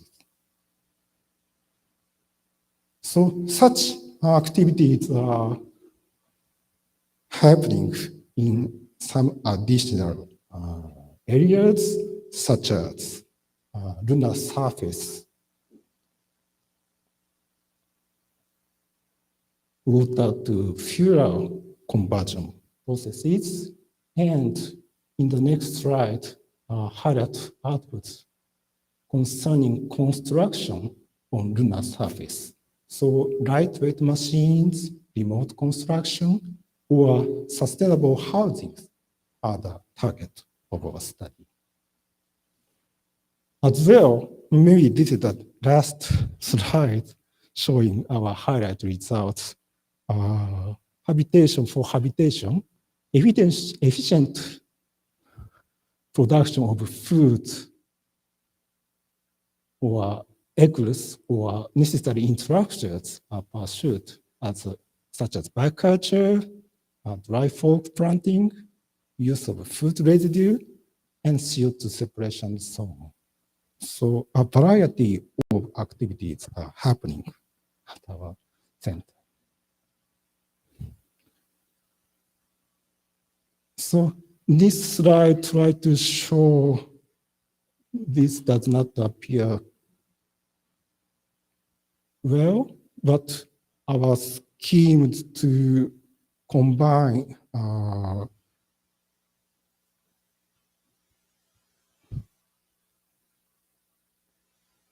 R&D activities in terrestrial industry and space application. And so far, more than 140 R&D themes, included one in progress, joined, and more than 200 entities joined our research programs, and 90% of which are from the non-space sectors.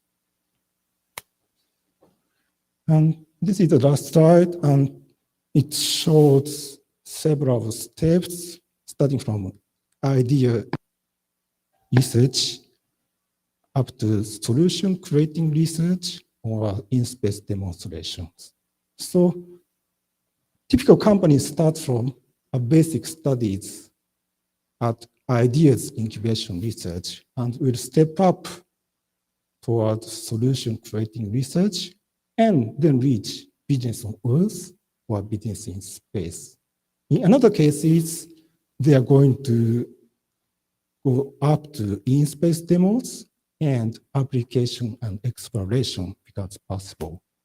Yeah, by using these research schemes, many companies, in particular non-space Japanese industries, are participating in our programs and making progress in both their own industry business as well as space exploration application. So I'd like to summarize my talk, and I'm very sorry that my slide doesn't appear correctly. Maybe afterwards, I'm going to distribute it for you.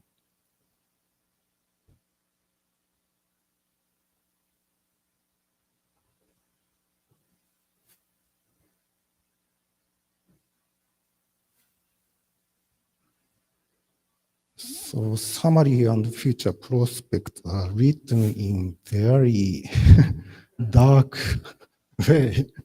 I cannot see it. So for sustainable growth of lunar activities, participation of engineers and business persons, in particular from industry, is important. And JAXA's Space Exploration Hub Center, TANSACS, provides a unique opportunities to foster non-space industries to participate in the lunar exploration. And the next sentence shows, in the coming years, TANSACS will continue our R&D efforts with Japanese industry partners, as was introduced in this presentation. And I wish TANSACS Japanese partner will join the activities, of course, in this Moon Village Association, because we are sharing future goal, I hope, for lunar surface. Okay, so that's all for my presentation, and I'm very sorry that the presentation file didn't appear correctly. Thank you very much.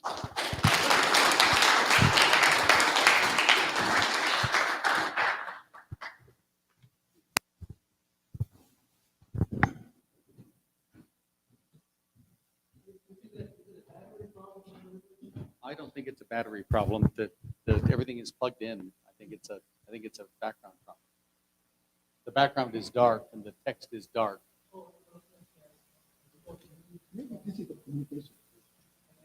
Well, no, on the clicker maybe. So anyway, thank you very much. I'm sorry. Please be careful. Please be careful. Sorry, we don't have time for questions.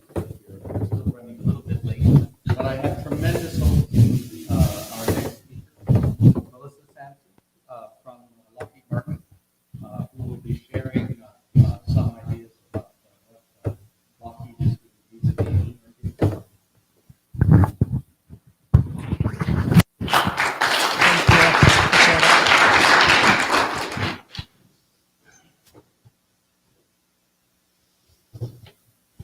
Okay, John, thank you for that wonderful introduction. I am putting my watch up here, so I'll see if I can make up a little bit of time for us.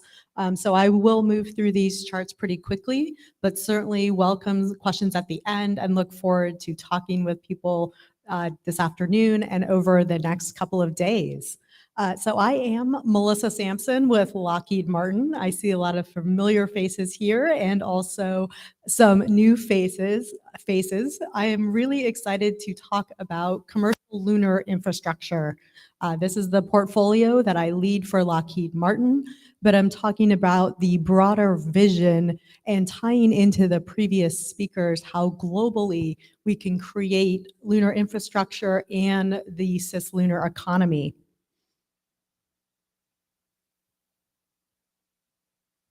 Okay, so briefly, Lockheed Martin, we are a big company. This is all part of Lockheed Martin Space and specifically the commercial civil side. So my team does not work on the defense side, but we certainly have plenty of people who do for people who might be interested in those applications. So what is Lockheed doing differently and why am I on stage here talking to everyone? So Lockheed is approaching the lunar exploration and the cis-lunar economy from a commercial standpoint and a commercial investment standpoint. And what that means is Lockheed Martin profits are being directly invested to jumpstart some of these technologies, which I'll talk about in the slides in just a few minutes. So we are looking at a true commercial approach. So what does that mean? That means company investment, company profit. That does mean working very closely with NASA, but also making sure that there are other commercial customers, whether that is internationally or domestic, but non-NASA partners and customers. We are offering services. So one of the hallmarks of Lockheed's vision is services. So a customer does not necessarily have to purchase a hardware asset and own it forever and ever and ever. What they can do is purchase a service such as a Zipcar. So if you need a lunar rover for a day or a week, you can buy or rent our lunar rover and then give it back to us when you don't need it, and we'll give it to the next customer. Similar concepts with COM and NAV as well, as a service, aligning also to NASA's NSN RFP that's currently out. And then there are other options for services as well. So the goal, aligning with the other speakers, is a sustained, sustainable, but permanent presence on the moon as we move into the coming decades. Okay, so this is the one slide I wanted to spend a little bit of time on. This is Lockheed's vision. So moving from left to right, we are currently working on the cryogenic demo mission. This is storing hydrogen in space. And you can see the legend on the left as well for all of these wonderful arrows. You will notice that with the number of arrows on this slide and the circular nature, all of this ties together for a sustainable presence and a sustainable economy. We do have Orion and Gateway, fingers crossed for the upcoming Artemis 1 launch. We're hoping that the tropical storm doesn't get in the way, but Orion is ready to go and we're very excited for that launch. Orion, of course, ties into Gateway, and then really what we're here to talk about today is mobility, landers, ISRU, and I would say landers for both human and cargo, as well as prospecting and transportation. And then on the right hand of the slide is the feed forward to Mars. So lunar infrastructure is a great way to prove out technologies and processes, and then with a feed forward to Mars with what we learn as a global community. All right, so one of the items that Lockheed is developing is a satellite called Parsec. This is our COM and NAV satellite, and this will be put into lunar orbit in early 2024. Okay, checking my time. So I won't go through all of the details in this, but do know that Parsec is currently under development. We are partnered with a variety of customers on this to provide these services, but we'd love to be in the conversation for anyone looking for lunar common nav. And so what do you do with a common nav satellite? What is it going to talk to?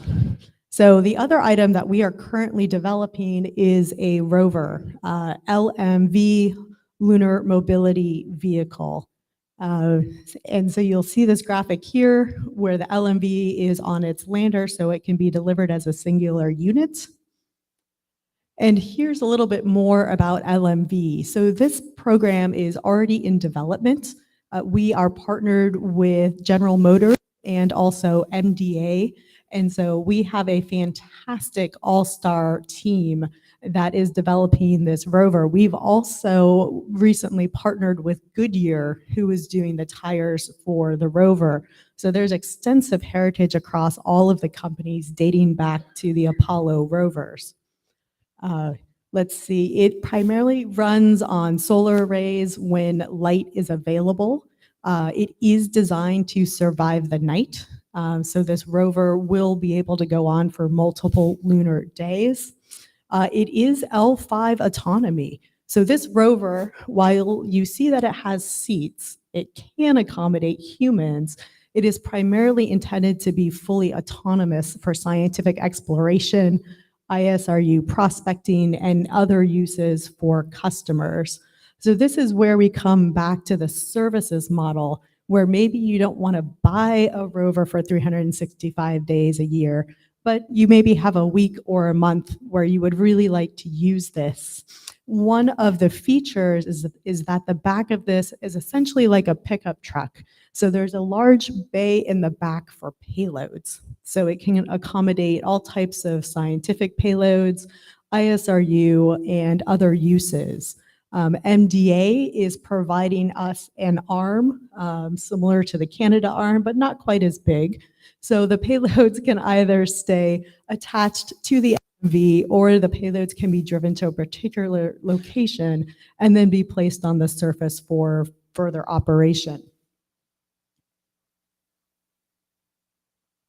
Okay, this is one of my favorite pictures.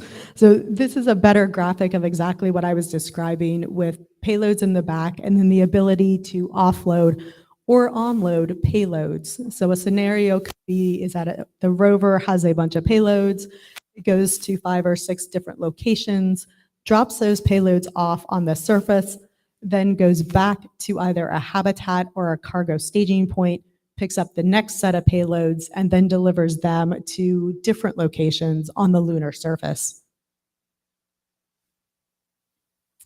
One quick slide on surviving the night. I know this is a hot topic. I also know there's a great workshop coming up at the beginning of December, where I'm sure quite a few of us will be talking about survive the night technologies. So I'm personally looking forward to that. We are designing the rover, again, survive the night, full range of lunar temperatures, and also making sure that it can operate in permanently shadowed regions.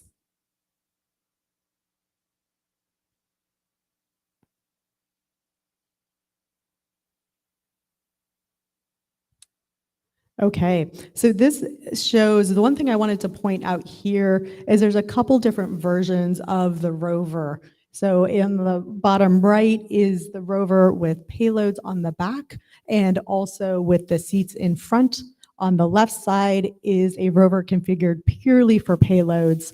And then the back middle, you'll see a larger chassis that significantly increases your payload mass.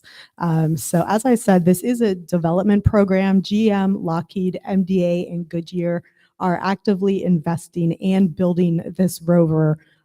This is not under contract, and so, but it's something that all of the companies believe is very important to open up exploration on the moon. Okay, wrapping up. This is our vision moving from mobile to a base to an adaptable, expandable architecture on the lunar surface. So initially starting out with VSAT and rovers, we are currently working on a VSAT contract. We were lucky enough to be one of the 3 companies selected. So VSAT is under development and will be delivered hopefully to the lunar surface in the future. The contract right now is for demo VSATs, not for launch just yet.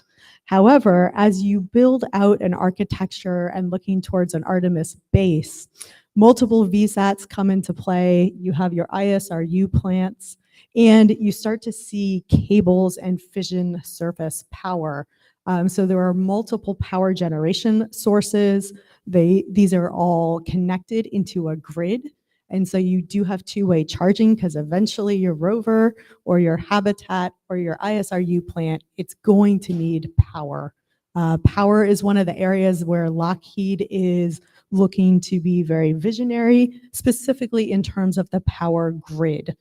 So while we are actively working on power generation, such as VSAT and FSP, more importantly, it's how do you build a grid and how do you work on commercial power standards so that I know when I show up with my rover or something else and I plug it into the grid, I want to be able to charge it. I want you to be able to charge it. I want someone else to be able to charge it. So just like charging your cell phone, I know that I can either plug it into my house and it's going to charge, or I can bring it to the hotel and that same electrical outlet is going to work for me to charge my phone. Okay, with that, I will wrap up, see if we have time for maybe one question, or I'm happy to turn it over to the next speaker. Sure.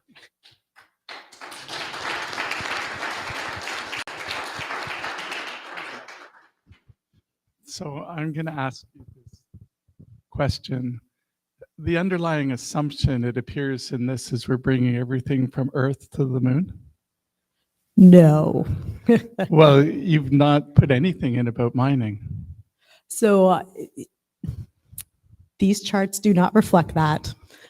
So I do think that's an excellent idea for how I can update these charts, but correct, mining and using in situ resources absolutely is part of a sustainable economy. Yeah. I just see a big disconnect between what I know needs to be done for mining and what this is about. And so, you know, a lot of people today don't believe that there's anything below the lunar regolith, which I disagree with completely. But the techniques are just, they need to be there. So just a comment. Yep, thank you.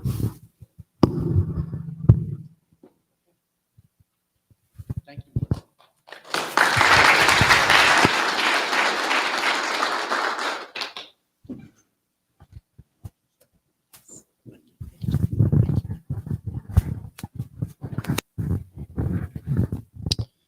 And next, we were scheduled to have a talk from Blue Origin. Unfortunately, Rob Locke canceled yesterday morning and might try to join us later in the week, but probably not. Anyway, so they're not going to be able to be with us. We have filled with a talk from Ohira Sensei. I think you should have his slides at this point. Is that right? That's a thumbs up. But do we have our speaker? Is he here? I don't see him. Inatani Sensei, is Ohira-san here?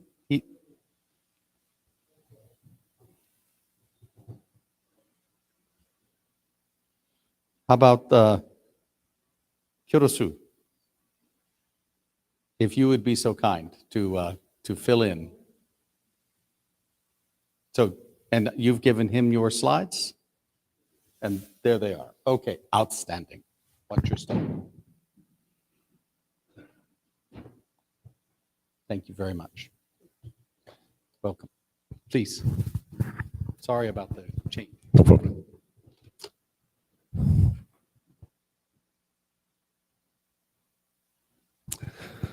Okay, good morning, ladies and gentlemen. Are you hungry?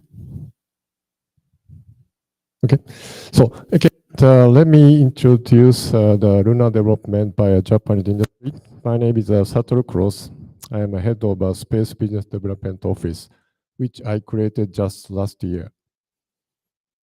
So this section, Inatani Sensei suggested me to introduce because there are lots of momentum in the Japanese industry, or in other words, non-space companies are very motivated to their moon business. So this is a unique or even a strange. So I'd like to introduce the lunar development by Japan industries by the two organizations,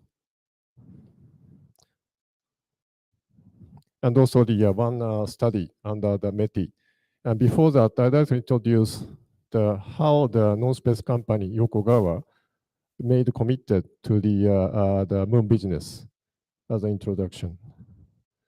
So we were not at all space company until 3 years ago, even though we did some other space projects.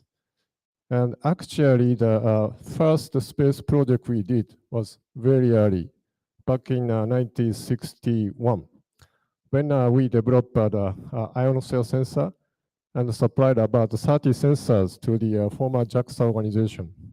And it was launched by Kappa-8 rockets and generated the accurate data about ionosphere. NASA became interested in that, and we supplied 3 sensors to NASA. And the first one was launched by a Nike Cajun rocket from Wallops Island. So what we are doing now is we are the leading automation company in Japan. Our business domain is measurement, control, and information technology, non-space at all. So as I said that we have some projects like ionosphere sensor back in 1960s, and also even we supplied some equivalent rocket, but these are just project by project basis. No continuity and no integrated business strategy. On the other hand, as a main business of automation, we have many natural resource companies as customers, like oil and gas and oil mining.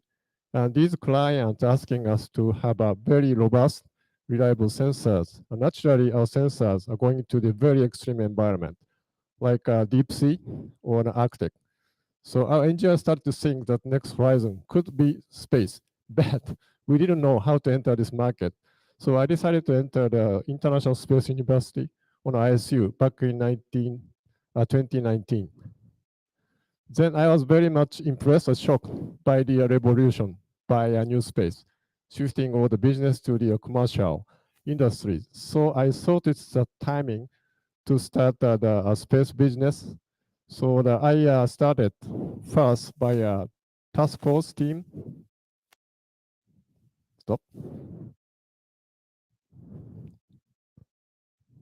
Yeah, so the task force team, and also to learn the market more. So I joined the consortium called the Business Consortium of Space Frontier. This is for lunar development. And luckily, I could join the third Moon Village workshop and the symposium in Tokyo. It was very impressive. So before that, I didn't have any image about the moon business, but thanks to this consortium and a very nice event in Japan about Moon Village, we became knowledgeable about potential of a lunar market. And then in 2021 last year, we participated in the Lunar Industry Vision Council. And then we became busy about the space. So I established the permanent organization, Space Business Development Office. This is the first time in the history of Yokogawa Electric Corporation. And then we got some award from JAXA, Exploration Hub, as Funaki-san explained that. And also we are now busy to create a feasibility study for the hydrogen supply chain on the moon by a Japanese government called the METI. So just for information, these are the product line of Yokogawa Electric Corporation. So we have a variety of sensors and control system and some high-tech equipment like life science equipment. And we are converting these gone. Space, yes. So we are converting equipment to the space one by one. Like this one is working in the ISS Kibo module. And we are jointly developing JAXA for the next generation of the optical fiber sensor for the structural health monitoring of a spacecraft. And then also, gonna come back. Yes, so we are also keen to make the space-enabled solutions which can contribute to solve the problems on the Earth. So just information, we know the low LEO. So that we are making some solution using a satellite data to reduce the carbon dioxide. And on the ISS, as I told you, so we are supply the confocal scanner microscope, and the Kyoto Corporation, integrated it as a microscope called the confocal microscope, space microscope, which is used for the experiment, life science experiment under microgravity. So I come back to the moon. So we are very keen to create a hydrogen-based circular economy on the moon. So here is image about the hydrogen supply chain on the moon. So you are experts. I don't spend time for explain everything, but now these are the image of all the supply chain starting from a water resource exploration and electrolysis and divided into the hydrogen and oxygen and all the other users about the hydrogen and oxygen. And these are the orange boxes, the technology and solutions we can provide from Yokogawa, starting from water measurement. And of course, to do this, we need lots of companies, lots of customers, companies and partners, I mean, also the lots of expertise. So we are working closely together with all the other industry partners. And one of the most important partner for us is iSpace. So, you know this company. And in June, we decided to join their Hector commercial lunar exploration program as a supporting company.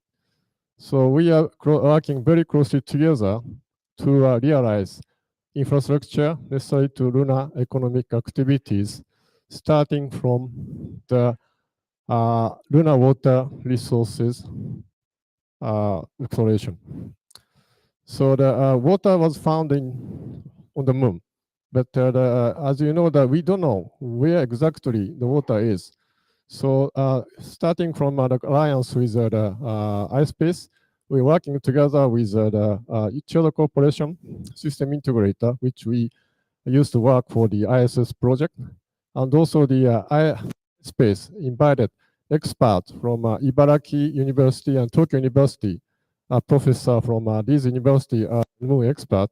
So we are working together to have a solution or services to locate the prospects or potential area for the plant building on the Earth. So then we have a measurement technology. So we are supplying our technology for the accurate water sensor using a tunable diode laser spectroscopy analyzer. And at Chiyoda, we make the sampling system using a drill and also vaporizer, so that the rigorous vaporizer can be monitored or can be analyzed by our analyzer with this accuracy. So by this kind of equipment, we call the water analysis module. So this can create the ground truth data, and we are planning to combine this data with the remote sensing data, so that we can, with also the experts from Ibaraki and Tokyo University, we hope we can provide the prospects or potential locations for the commercial water resource utilization plant. Okay, so let's move to, and also we are now making, we just made the integration test between the analyzer and the Chiyoda's vaporizer. It went well. We are planning to complete the flight model within a few years. So let me go to the general Japan industry topics about lunar development. So as I said that we joined back in 2019, this consortium, Business Consortium for Space Frontier. And before I joined this consortium, so I didn't have any image about the moon. I didn't have any, I didn't feel any sense of money on the moon, frankly speaking. But after I joined that, I was very much influenced by the emotions on a momentum created by all the partners in this consortium. And this consortium was built by two companies, Mitsubishi Research Institute consulting company, and also iSpace. And they started with just 10 members but rapidly grew that now we have 45 companies as of last month with very different industries like electric company, EPCs, engineering contractors, one manufacturer of electrolyzer, and also food company, one insurance company, one construction company, all the kinds of industry are there. So if we have some, problem or issues or ideas, I can just call up, partners in this consortium to find a, way to work together. And now we are busy to increase a lot of awareness of moon business. And we are also focusing on how to utilize the resources, ISRU on the moon. And also we are all industry-led, no government or no academia. This is a unique, very kind of freedom type of, the voluntary or freedom type of consortium. Anybody can join and start to talk about moon. And sorry about Japanese picture. And we are very various industries, so not only the transportation type of thing. I remember talking about the moon base, hotel, factories, plants, exploration, and even the virtual reality. We have an entertainment company in the group, so we utilize the moon virtually to increase the business on the ground. This is an entertainment part. And the construction company is very keen to create a CG. CG is very effective tool to promote the solutions like that. This is a picture of a moon-based prototype. And now what we're doing is we have 8 working groups, like hydrogen, infrastructure, and moon life, entertainment, etc. And we are planning to have a big symposium, maybe a spring next year. And also we started to talk with the government to get their support. Okay, this is the consortium. The second one is the Lunar Industry Vision Council. This is a rather more formal organization which was created just last year. So this was created April last year. And this time all the political, academic, industry leaders joined and created a consortium. But actually these are industry leaders. Most of the leaders came from the consortium, which I told. So 45 members, and then we have a kind of a volunteer type of thing to join this kind of formal organization. And like the 30 companies and organization, politicians, academians gathered in April 2021 last year. And 3 months later, we created the first vision called the Lunar Industry Vision and handed to the Minister of Space Policy in July 2021. And we did kind of symposium to get the awareness of this consortium, like August this year. So this is a big, the document, and it's translated in English. So if you're interested in that, you can see in my our website. So in short, we are dreaming, we're envisioning that the Earth and the Moon as a one, unified economic zone. So we have a technology already developing on the Earth, and we like to leveraging existing technology businesses transferring to the Moon. This is extreme environment, and this technology can be improved by this harsh environment, and then I go back to the Earth. So we name this as circulation or one society or one economic zone as a circular cis-lunar circular economy. So you can, if you are interested in that, you can see our website. So so to envision that, also this vision include 6 declarations by industry. So in other words, we commit, industries commit to the moon, and so to commit to the moon business, and in some kind of a concrete field, we identified 8 fields like transportation, information communication, media contents, and resource energy, construction infrastructure, food biotech, finance, insurance, and tourism. So we are working together still to enhance, want to elaborate our vision. And we are not declaring this vision on our commitment to the, let's say, government. We did not forget to ask government for their support. These are 7 recommendations. Because for us industry to continue sustainably, to continue the business, we need a support from government, like rule and guidances, which we cannot control. So we gave this recommendation, 7 recommendations to the Minister of Space Policy. So last one is the hydrogen-based supply chain on the moon on the METI study. So we are working again with some partners. Yeah, and 2 groups: electricity and hydrogen. We are one of a hydrogen group for institute resource utilization. Yokogawa and again iSpace and Chiyoda and JGC and Takasago and Kurita and Obashi. So all the experts got together to create how to create hydrogen-based hydrogen supply chain on the moon. So you are experts, so I don't spend much time for the supply chain, but these are the total picture which you are working on, starting from exploration, excavation, transport, storage, water extraction and water conditioning, electrolysis, and then divided into the hydrogen and oxygen and utilization by propellant and life support, etc., etc. So we have all the expertise like EPCs and also electrolysis, the manufacturer and all the automation company to automate everything, because the environment on the moon is very different from the Earth. So we have been doing a study. So studies are still ongoing. So I just show you some example of pictures what we are doing. We are doing kind of a comparison analysis.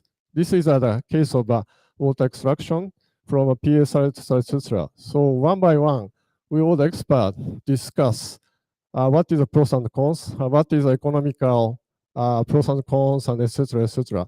So that we can create the best recommendations among several choices. Okay, that's about my presentation. So we are very much motivated. I frankly don't know why we are so motivated, but we're motivated. And it's a commercial companies. So we are willing to work together with you to expand our frontier to the moon. Let's make it happen. Thank you very much.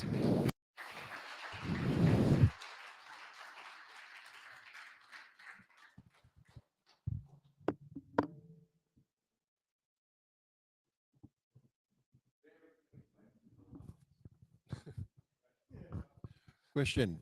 You had an emphasis on hydrogen as a product. Are you planning on working your way around the entire phase diagram of water, or are you just focusing on hydrogen? Entire. Yes. Quick answer.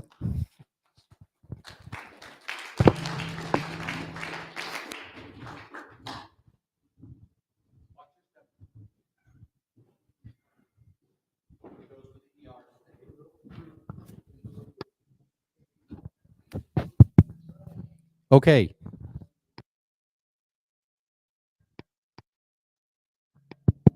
So we have one last talk today, this morning, before we get to lunch.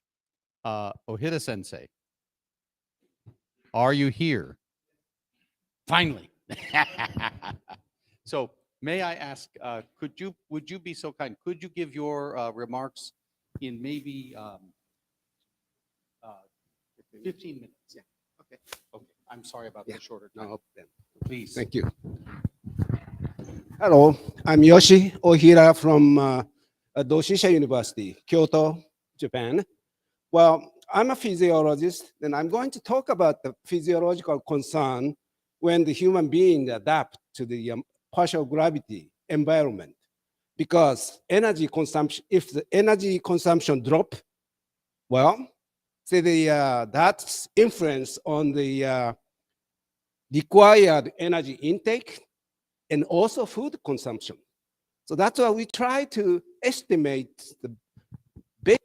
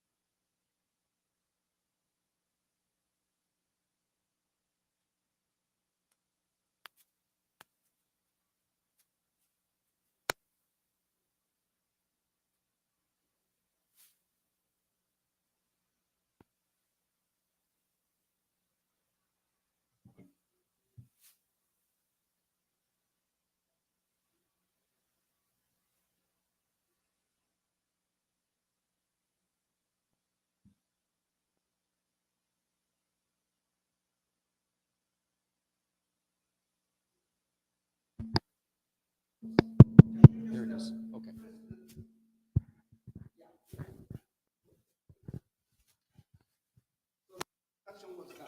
So can you move to the next one? Okay. Okay. Thanks. Can you click around here? See, parabolic flight object airplanes. The time for the lower gravity is just 20 to 25 seconds. But see, that's why I said it's not long enough. However, we tried because on the Earth, we have no way to reduce the gravity to the level of moons or Mars. Okay, now I'm going to talk about the result. Next slide, please. Well, we had 5 subjects, and we tried the gravity on the Mars and moons. So each subject maintained the position various ways. So then the supine position, standing, rest, standing, walking. Anyway, so that's why we got 5 data in each gravity. Next slide, please. So this is an example of EMG activities of the anti-gravitational muscle Soleus. And here's the levels at the lunar gravity here, lower. But see, as you can see, higher gravity at the ascending phase of the jet airplane, gravity increased to 2G. And then EMG activities increase like this. And then suddenly, once the gravity is dropped, reduced. However, even though this period is about 20 to 25 seconds, but see after the drop, the still muscle was active. That's why for the analysis, we analyzed just the middle portion. So we took the average from 15 seconds of lower gravity levels for EMG. Okay, slide please. Now, standing rest EMG levels of anti-gravitational slow muscle Soleus and fast muscle gastrocnemius at 1G. And then when they went to the Mars or Moon, the activities decreased. But in this case, not significantly. But see, during stepping, significantly, the activities levels were lower. Okay, the next slide, please. But oxygen consumption, next slide. Well, this was very, very tough because normally we breathe only 12 to 20 times per minute, but we had only 20 to 25 seconds for the lower gravity environment. And also each person breathes, timing is different. So that's why we couldn't get even the mean value. Further, some subjects, when they were exposed to lower gravity, hold the breath. So, that's why when we measure the oxygen consumption using this kind of method and breath by breath, each time we could obtain the level of oxygen consumption. And then also, as I showed you for the EMG levels, especially at the beginning of lower gravity, the effect of previous 2G was not avoidable. So measurement of oxygen consumption was not long enough. Next slide, please. That's why we use the ground levels of simulation models. See? This is a special treadmill we call Alta G treadmill, and we can reduce our body weight using the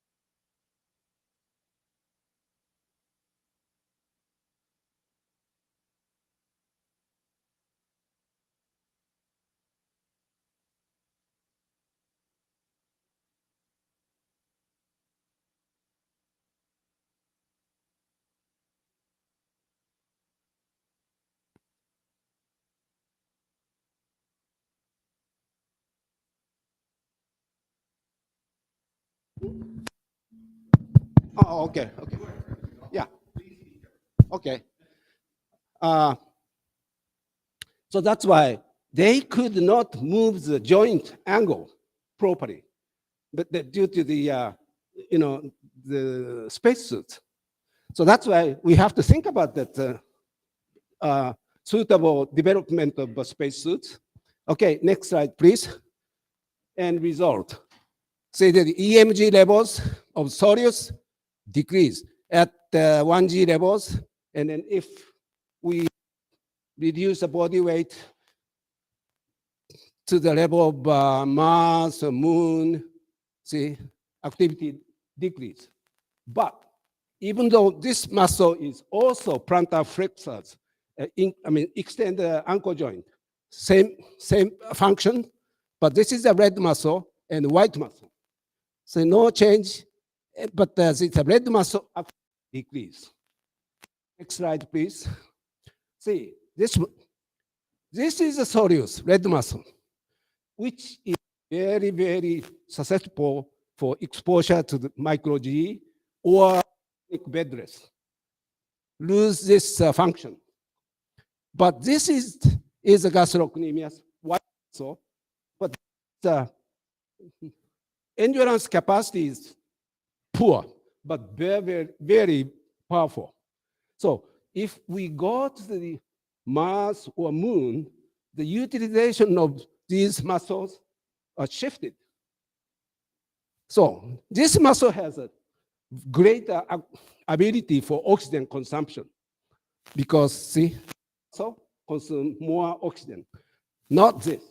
So that's why we are afraid if they live on the Mars or Moons for a long time, activity of this muscle, anti-gravitational muscle, decrease. Next slide.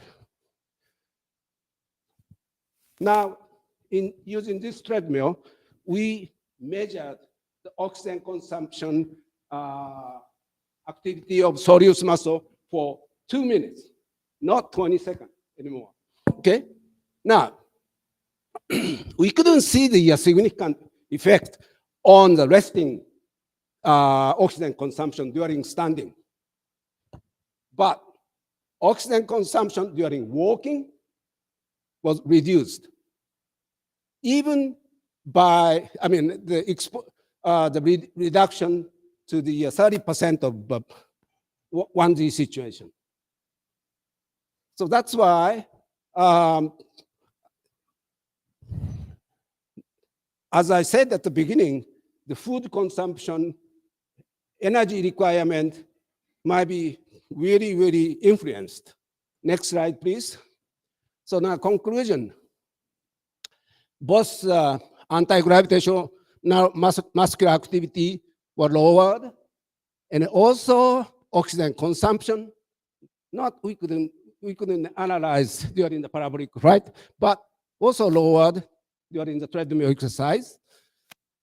And as I also mentioned, we really want to know how the metabolic rate, oxygen consumption because if they stay on the Mars or Moon 1 year or 2 years, they have to sleep. So during sleep, when we are sleeping, the gravitational levels on whole cells, even brain, muscle, all over, reduce to certain level, 16% on the Mars, a Moon, like that. But during the treadmill exercise, the anti-gravitational activity was reduced, equivalent to the Mars or pretty close to the Moon. But gravitational load applied to the brain, muscular cells was still 1G. Only influence was just reduction of the anti-gravitational muscular activity. But both muscular activities and oxygen consumption reduced. That's why we really want to continue this study. If they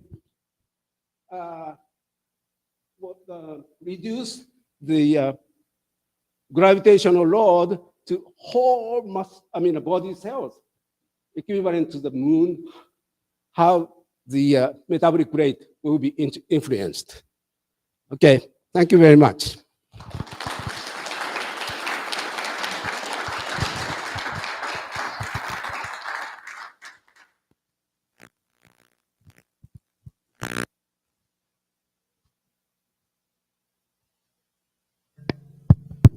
So any question? One?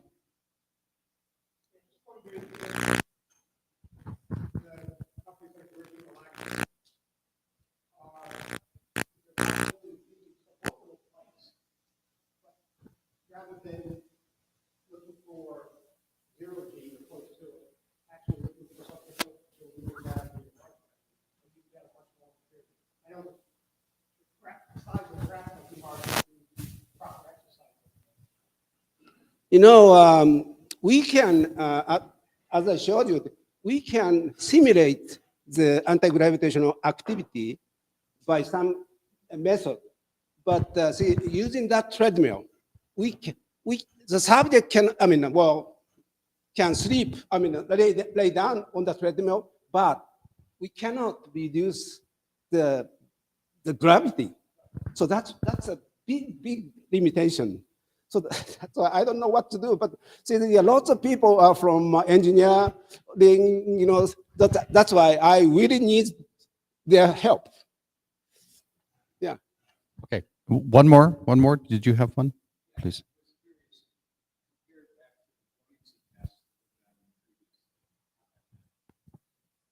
Well, yeah, using that method, yeah, we can reduce the body weight and then also anti-gravitational muscular activities, but not the other part. So that's why, that's one of the simulation, but that cannot simulate the whole, let's see, exposure to the lunar gravities, you know, like that. So Okay, thank you so much. thank you very much.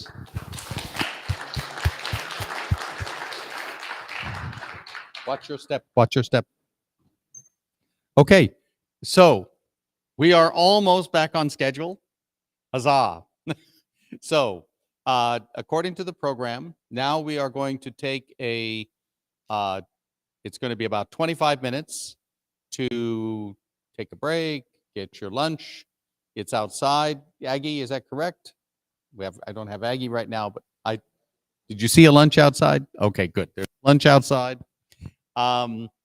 Get your lunch, come back in. We're going to be eating in here. And then we will, at about 12:30, we'll start our lunch program for the day, which will be a presentation by Jaret Mathews of Venturi Astrolab, who is our silver sponsor. So please don't wander off and go do phone calls or something else. Come back for sure with your lunch before 12:30. Get your lunch eaten and enjoy the luncheon program for today.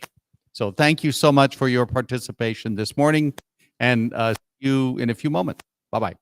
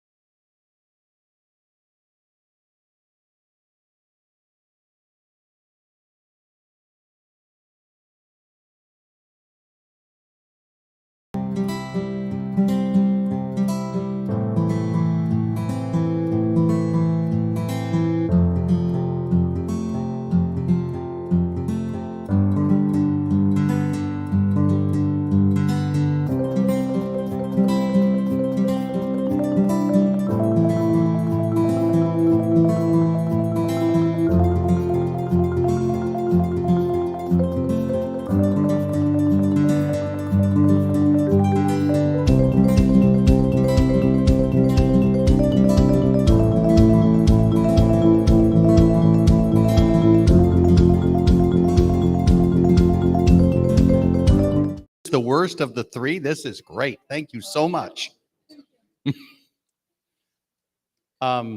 It's my pleasure to now introduce our luncheon program speaker, Jaret Mathews from Venturi Astrolab. Please. Thank you.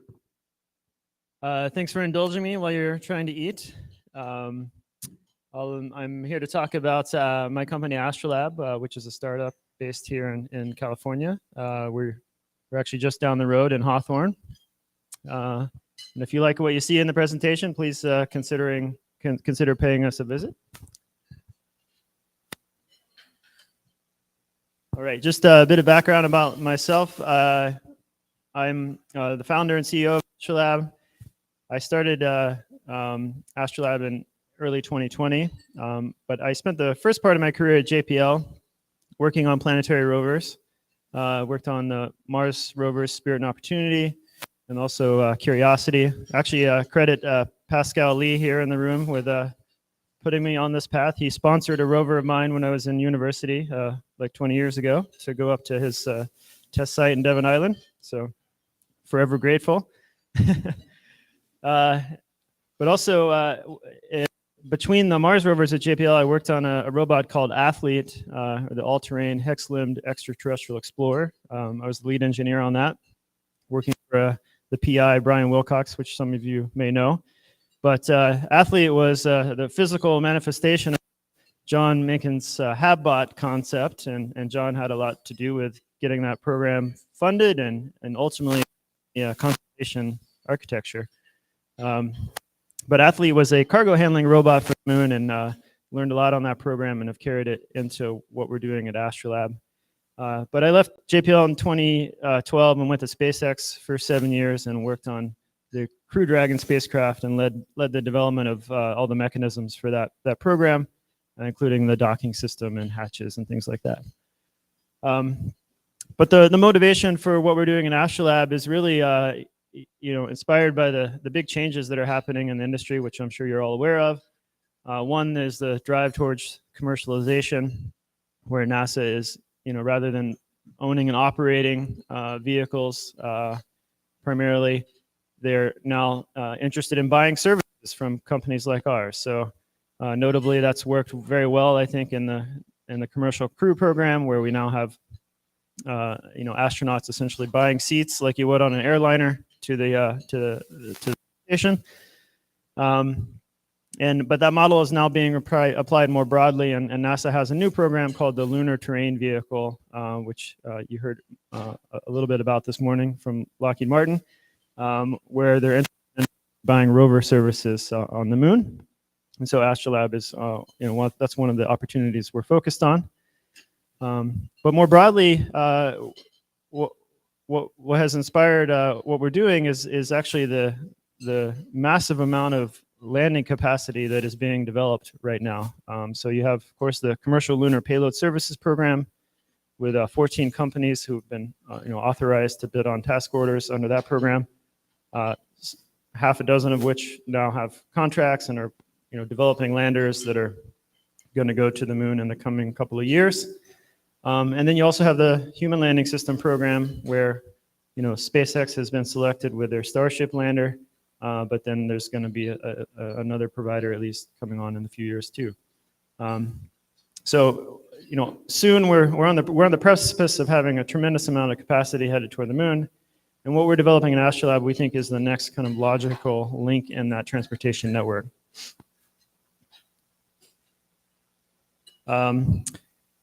We're particularly excited about Starship, which is being developed here in Hawthorne, and its ability to drop the cost of access to the lunar surface dramatically. We've seen the cost of access to orbit drop by an order of magnitude in the last decade. Starship could result in a 1 or 2 more orders of magnitude reduction in the cost of access. And so we really think that changes how you approach the problem to developing space systems, right? Rather than historically, where the emphasis has been on almost exclusively on mass efficiency and reliability.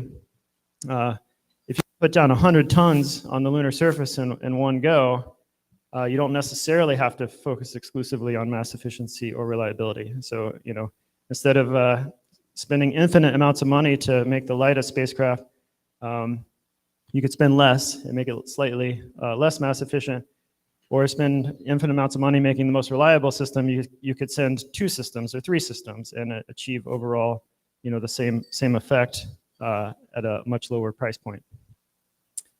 To drive home, this is really happening. This sea change is happening. Lots of press about it in the last year. The article I like to reference the most, though, is this one from The Economist, describing this year as the start of a moon rush. And if you've ever heard the phrase, in a gold rush, you want to be the guy selling shovels. We think at Astrolab, that's what we're doing for the moon rush. You're all well aware of the opportunity here, I'm sure. But if you think forward, in the coming years where we arrive at a human presence on the moon, it implies a tremendous amount of activity. Just as every other expansion of humanity, beyond the horizon has resulted in tremendous amount of economic activity here on Earth, we anticipate the same happening on the moon. Conveniently, PricewaterhouseCoopers produced a report last year looking at the lunar market over the coming 2 decades and describe a $170 billion opportunity in aggregate over that period across 3 verticals: so transportation, data, and resource utilization. If you look at the details of those opportunities, mobility platforms, we think, can address about 1/3 of it. And so that's why we're building one. I'm really excited to see what this group comes up with in the lunar commerce portfolio, because perhaps it'll be a much better reference than this. But I think we can all agree that there's a tremendous opportunity on the horizon. So Astrolab was founded in this context. I was, at SpaceX watching Starship start to come to life, and decided that there needs to be a platform that really takes advantage of that capability and essentially solves the last mile problem. So, like I said, we're based in Hawthorne. We're actually across the street from the main SpaceX factory, just about 10 minutes down the road from here.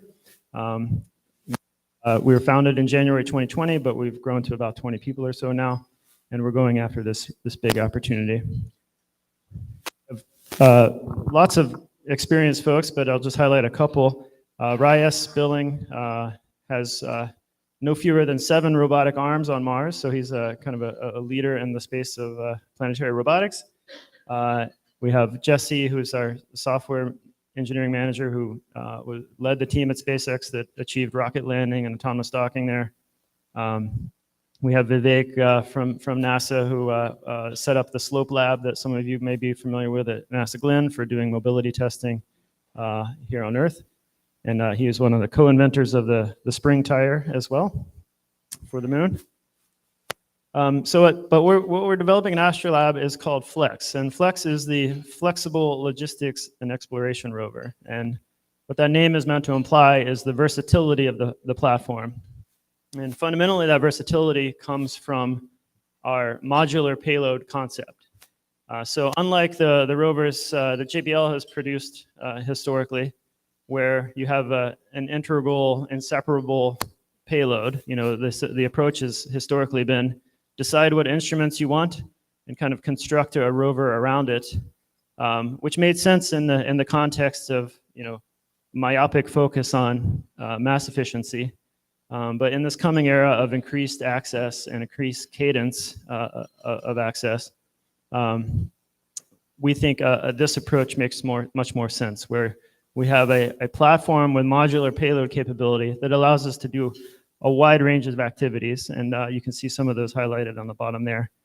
So it's not unlike a John Deere tractor, where you can have a blade attachment or a backhoe attachment, and you achieve different utility with the same basic platform.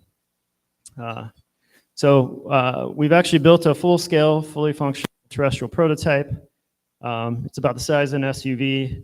It can transport 1,500 kilograms of cargo, 3 cubic meters. It can transport astronauts as well. That's actually Chris Hadfield, who's on our board of advisors. One of the benefits of being in LA, it's actually quite easy to get a spacesuit. So we were able to rent some Hollywood spacesuits and go out to the desert with Chris and get all this great footage. But you can see some of the activities that we enable. We are, of course, focused on the Lunar Vehicle program, which is fundamentally an unpressurized rover for 2 astronauts and all their EVA equipment. So we can do those things. But we can do many more things. So this, for example, was a joint deployment we did with JPL, where we took the Axel lunar rover that they developed. Actually, I was the lead engineer on that when I was at JPL too. But we actually deposited that on the edge of a cliff, and it continued to rappel down. So that's a concept for getting into a PSR, for example. But the more exciting application, I think, is this, deploying large-scale lunar infrastructure. So setting out the systems you need to collect energy, store it, distribute it, do construction tasks that ultimately enable all the big plans we all have. So Flex is essentially this core platform, but the utility comes from really what accoutrements it happens to have at any given time. So the core platform provides the basic mobility, navigation, power functions, et cetera. And by picking up various payloads or implements, you can achieve different utility. And it can change from one utility to the next, after you're already on the surface and adapt over time. So on the right-hand side, we have our lunar terrain vehicle configuration, where, again, carries 2 suited astronauts. So you can see even the crew interface itself is a payload to us. So it can come and go from the rover as can their EVA kit. On the left-hand side, we have robotic science or logistics configuration with a robotic arm, et cetera.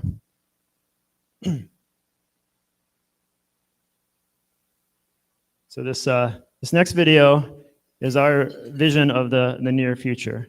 And it actually starts with the very first uncrewed flight of the Starship. So this is a mission that's already contracted by NASA. It's going. It's going to land on the lunar surface probably in the mid-25 timeframe, in advance of the crewed flight in 26 on Artemis 3. But you can see Flex is scaled to squeeze through the door and be lowered directly down to the surface on its wheels.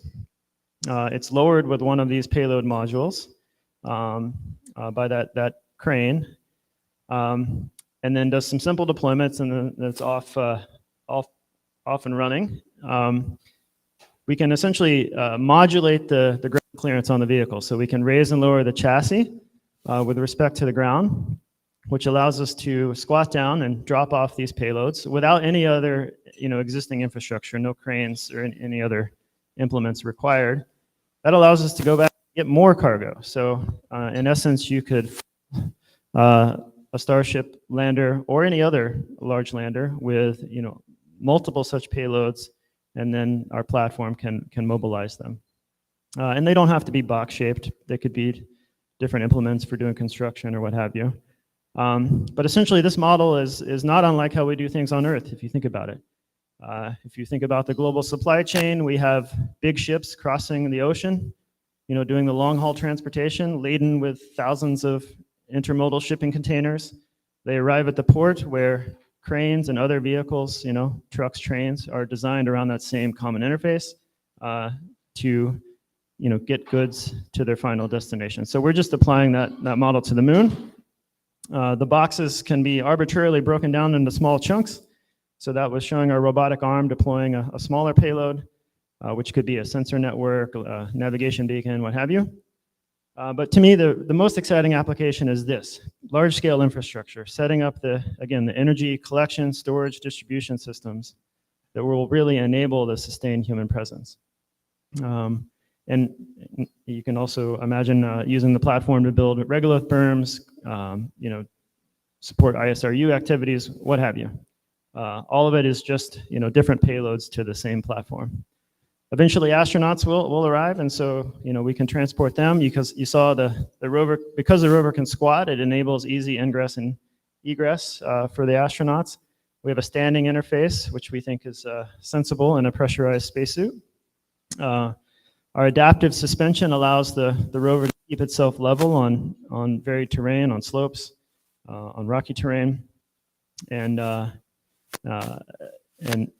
actually increases our mobility performance as well in some of those cases. If we're fortunate enough to have multiple rovers on the surface, you can start to contemplate doing collaborative work as well. So this is showing 2 Flex rovers positioning a large habitat into place. We can actually precision align the docking ports, do crab steering, and actually perform the docking maneuver between these habitation modules. So it's solving a lot of the same problems that we were trying to achieve with the athlete rover at JPL, but doing it with many fewer degrees of freedom. We ultimately want to work with all the lander providers. So this is showing the Blue Origin Blue Moon lander deploying similarly compatible payload. We think this is in the best interest of the community to come up with some standard that we all operate with so we can all achieve economies of scale. And I think this is one of the groups that is well positioned to work on such a thing. And really, like I said, enable all our wildest dreams in the most cost efficient and time possible.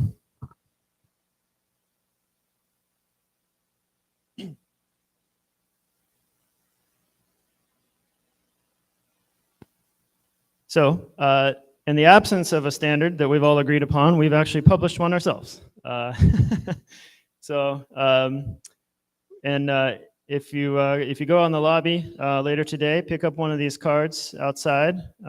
It has information about Flex. You can go to our website, but there's also a QR code on the back where you can actually download our payload interface guide. It describes the various ways we can support payloads and the dimensions and load capabilities, et cetera, for our terrestrial prototype. But we're interested in engaging the community in this discussion, right? But we decided to get something out there to kind of kick it off. But we definitely don't want to be the Betamax of the moon.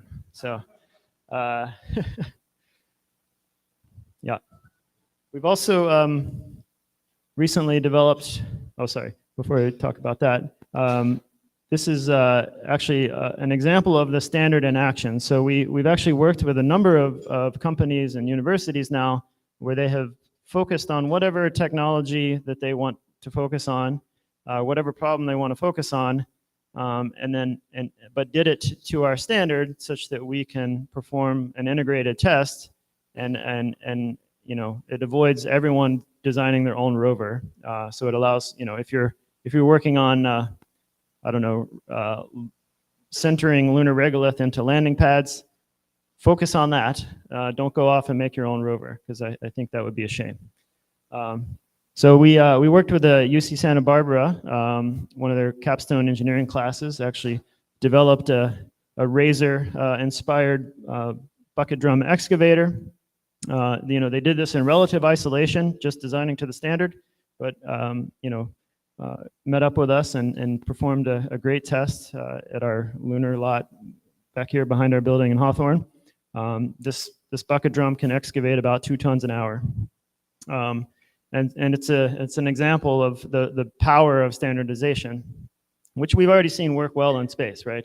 The ISS, the whole reason that you have diverse participation, or the enabling factor for diverse participation in ISS, is standardization. It's the ability to build stuff that works in the standard racks or on the standard pallets at ISS. So we should absolutely carry this idea forward to the moon, because it works very well. We also recently completed a 6 degree of freedom robotic arm with a modular end effector. And this robotic arm is about 2.5 meters in length. It has a 25 kilogram payload capacity. And it allows us to actually extract payloads out of what we call our mezzanine. So that's essentially a library of smaller payloads. In this case, that gold box there is a 12U CubeSat form factor. So I'm excited to hear more about the Moon Villages Association's payload idea, because this a potential means of getting it onto the moon. But our interest here is in kind of addressing the needs of customers at every scale. So from the small kind of CubeSat scale all the way up to the industrial activity scale with our 3 cubic meter modules. They don't all have to be deployed payloads. The end effectors for the robotic arms, so there can be scoops, drills, grippers, you name it. So we've actually shown here one of our mezzanine payloads as an end effector. So it's a scoop. You can collect rocks. You can put them back in the mezzanine and cache them. You could potentially bring them over to a future human landing site, so the astronauts could pick through the samples and take back whichever rocks they find most interesting. And so we think this is a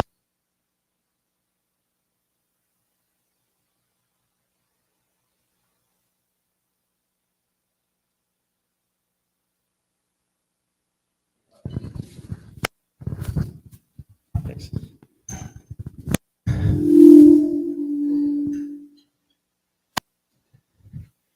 Okay. Well, another important feature of how we work at Astrolab is our emphasis on quick iteration through the design, build, test cycle. And rinse and repeat. So we like to go out to the field very often.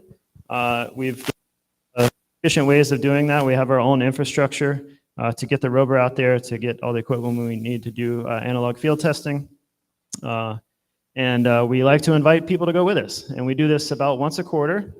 And if you have a payload concept that you would like to get out into a lunar analog environment, and if your concept can fit within our standard modules, please come talk to me, and we can talk about how you might be able to join us on one of our upcoming quarterly, get your to the real world. So, ultimately, we want to support our future customer base. We've successfully applied this model to a number of NASA grants now, where other companies are developing some technology, and they're the lead company on a SBIR, STTR, and we just play a support role, but they're designing their tech into our standard, and it culminates in a great field test, and then ultimately, helps them continue to get support for their idea. And our interest is that they become ultimately, a lunar payload customer for us in the future. So to lay it all out there, our master plan here is to create, a highly capable, highly functional, versatile logistics platform to really do as many different activities as you can imagine in the very, very near term, right? And our hope is that we can use that to deploy the energy infrastructure and the communication infrastructure that is foundational to essentially every other activity that anyone's ever contemplated doing. Once that infrastructure is in place, we're going to be able to process resources and then support sustained human presence. So, we think this is the logical succession of developments. And the nice thing for us is that there's a transportation.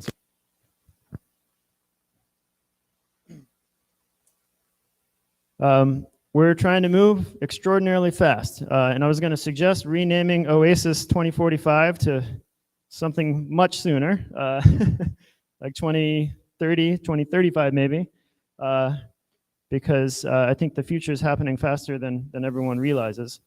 So we're actually trying to get our first ride to the moon in mid-2025, and we're actually signing up customers and partners to go along with us on that journey. So again, if you have something that needs to get around on the moon, particularly in the South Pole region, come and find me. That's that, and that's how you can contact me. There's my email address, if you're interested or you have a technology that you think where we can provide value for you, please reach out, and I'd welcome you to come by our facility here in Hawthorne, actually drive the rover in our little sandbox we have in the back of our building, and consider joining us on a future field test. Thanks.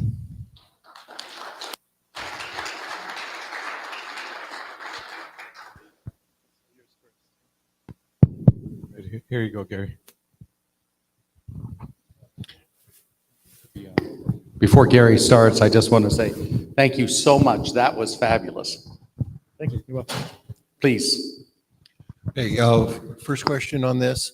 What's the sort of motive force that you can drive your robotic system into the face of something you've got to dig or cut into? That's a great question. Well, it's four-wheel drive, but one of the reasons we chose to go with the bucket drum excavator is it kind of takes, which Rob can probably talk a lot about this, is that it reduces the reliance on traction substantially in order to excavate. So rather than pushing one big monolithic excavation blade.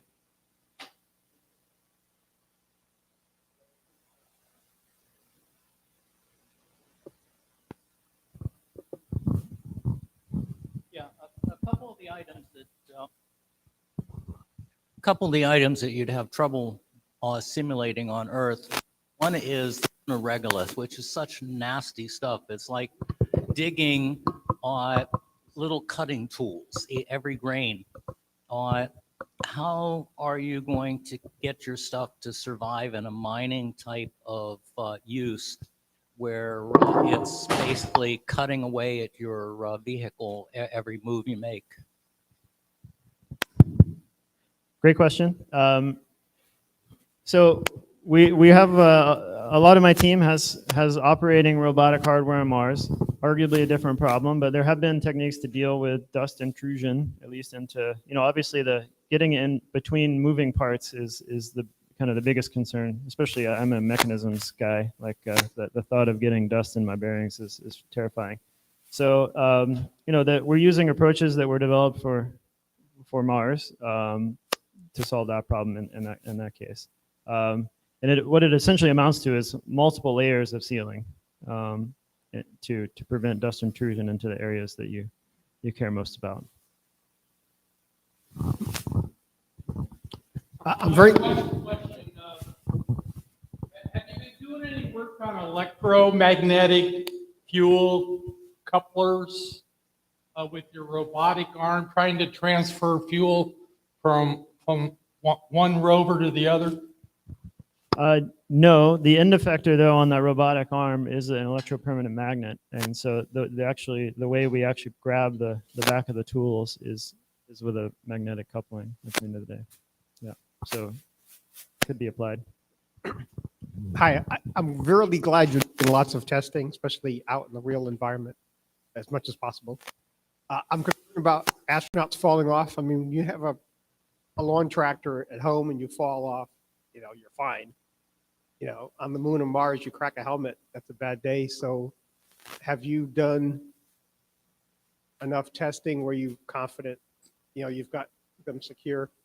Yeah, so one of the benefits of our approach is it allows for quick iteration, and in particular with the crew interface, it's a removable element, so we can make large changes to it without impacting the rest of the system. So as part of the Lunar Terrain Vehicle program that NASA actually, if you're unaware, released a draft request for proposals last week for this Lunar Terrain Vehicle program. The final call is going to come out in February, and the program is going to start middle of next year. And it's the total, maximum contract value is $4.6 billion over 15 years. So it's a real thing. It's a real opportunity. But one of the requirements is providing some kind of restraint. And so we've experimented with several things, and we've also experimented with seated interfaces as well. In terms of standardization, are those Tesla drive motors on there? I'm sorry. Are they? Our prototype actually has Model S back. There's some Tesla DNA in the rover right now. Yeah. So Please excuse me. Last question. We gotta move on. Let the guys clean up, and we've done so well catching up. I don't want to lose it. So what if I told you this already existed in reality? I had to solve a problem for a mining company where an explosive went off, nearly killing 4 people. And we had to build a complete cooperative robotic system to dismantle 575 holes of explosives in the real world with 3 robots working in a cooperative environment with a standard set of software, which is why we could do the project. And we did the whole project for $5 million. Not for 5 billion.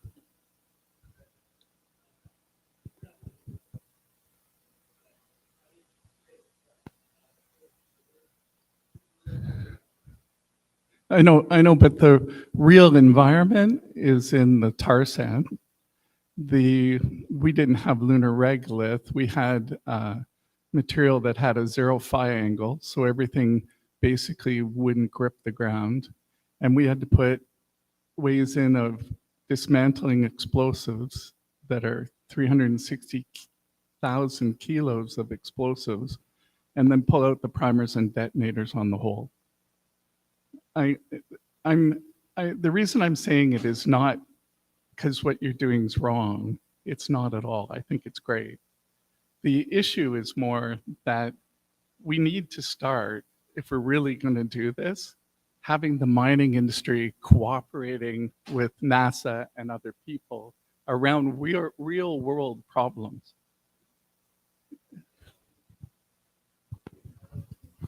And you will.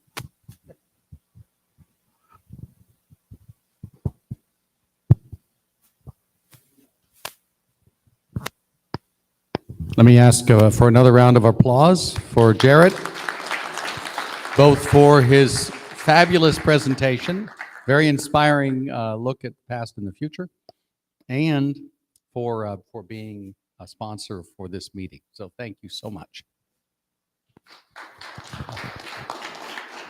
So we are going to take a 10-minute break. This is now back to standard conference time. That means the break will end at about 1:10 p.m. So please finish up eating. They need to come in and clear away our serviceware so that we've got we clear up with the luncheon service, and then we'll start the afternoon session momentarily. Thank you.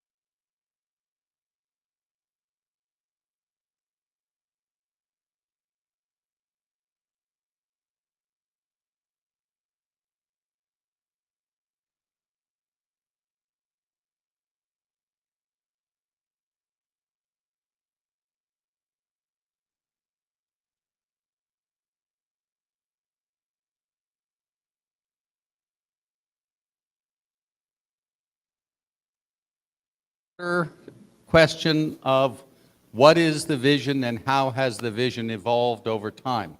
And for that, we go to the co-chair of the local organizing committee, Professor Madhu Thangavelu of the University of Southern California.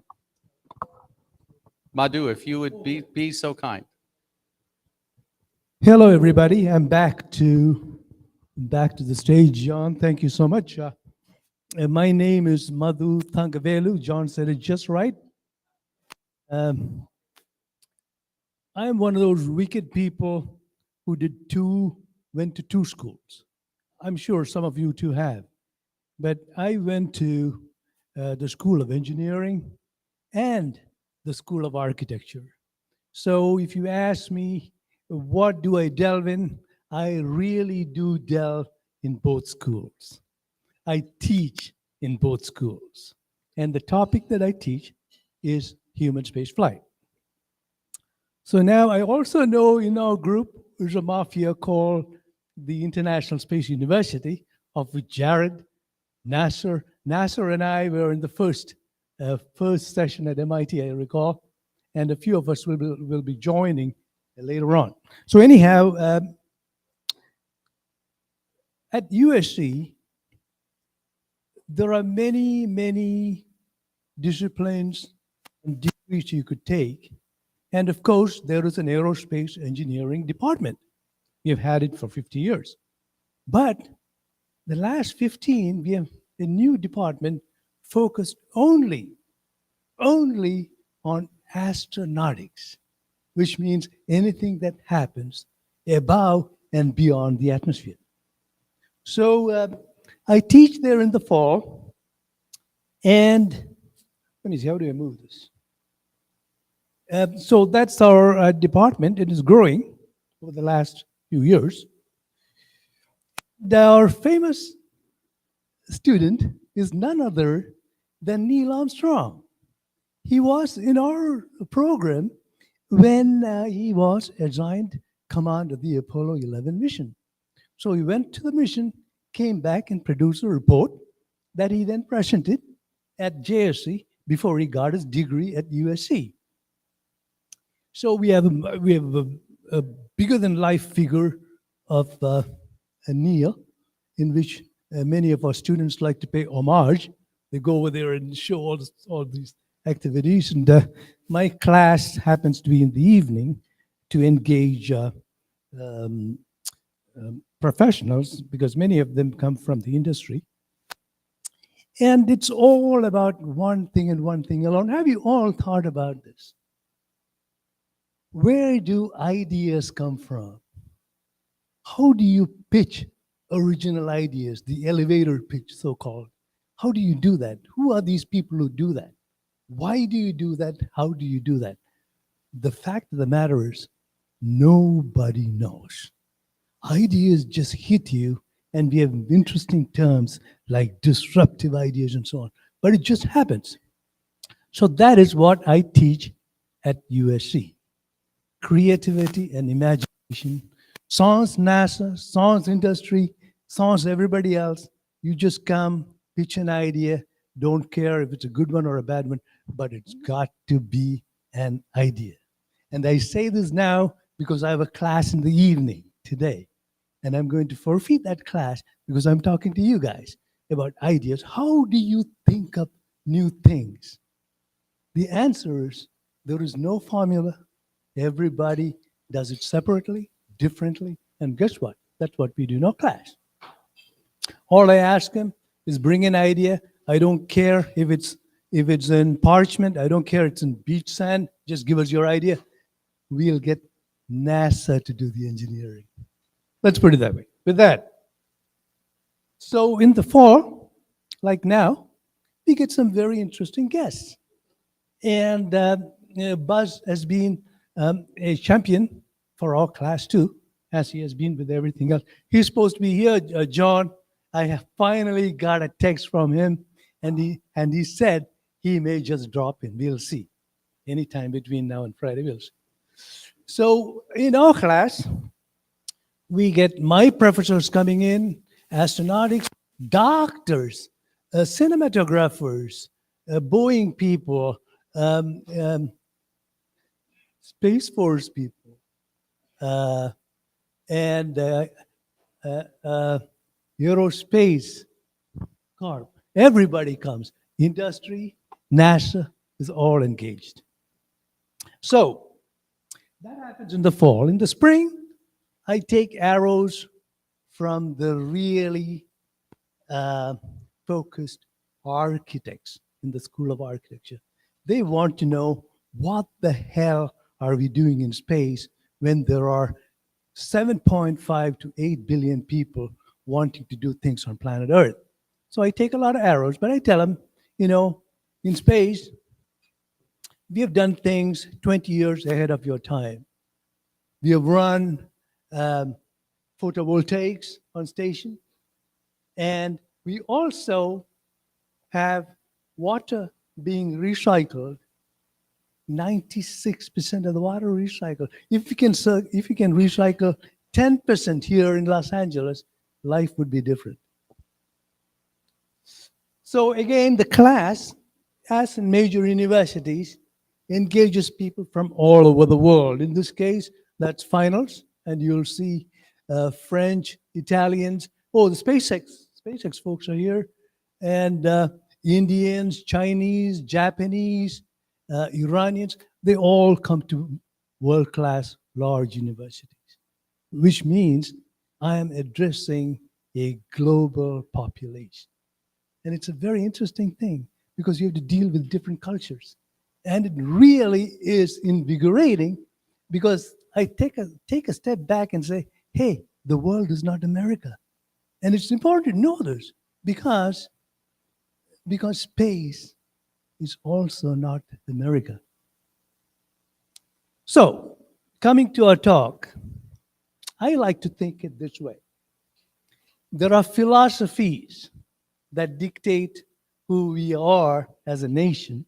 They become visions in the minds of people, not in the minds of populations, but in the minds of people. You can really pick out people who have these visions.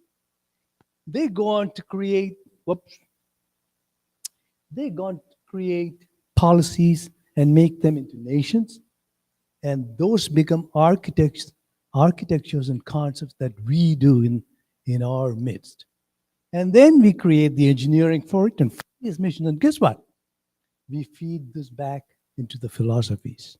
And that is how progress of civilizations happen, at least in my little point of view. So now let's get to some quick ideas on the moon.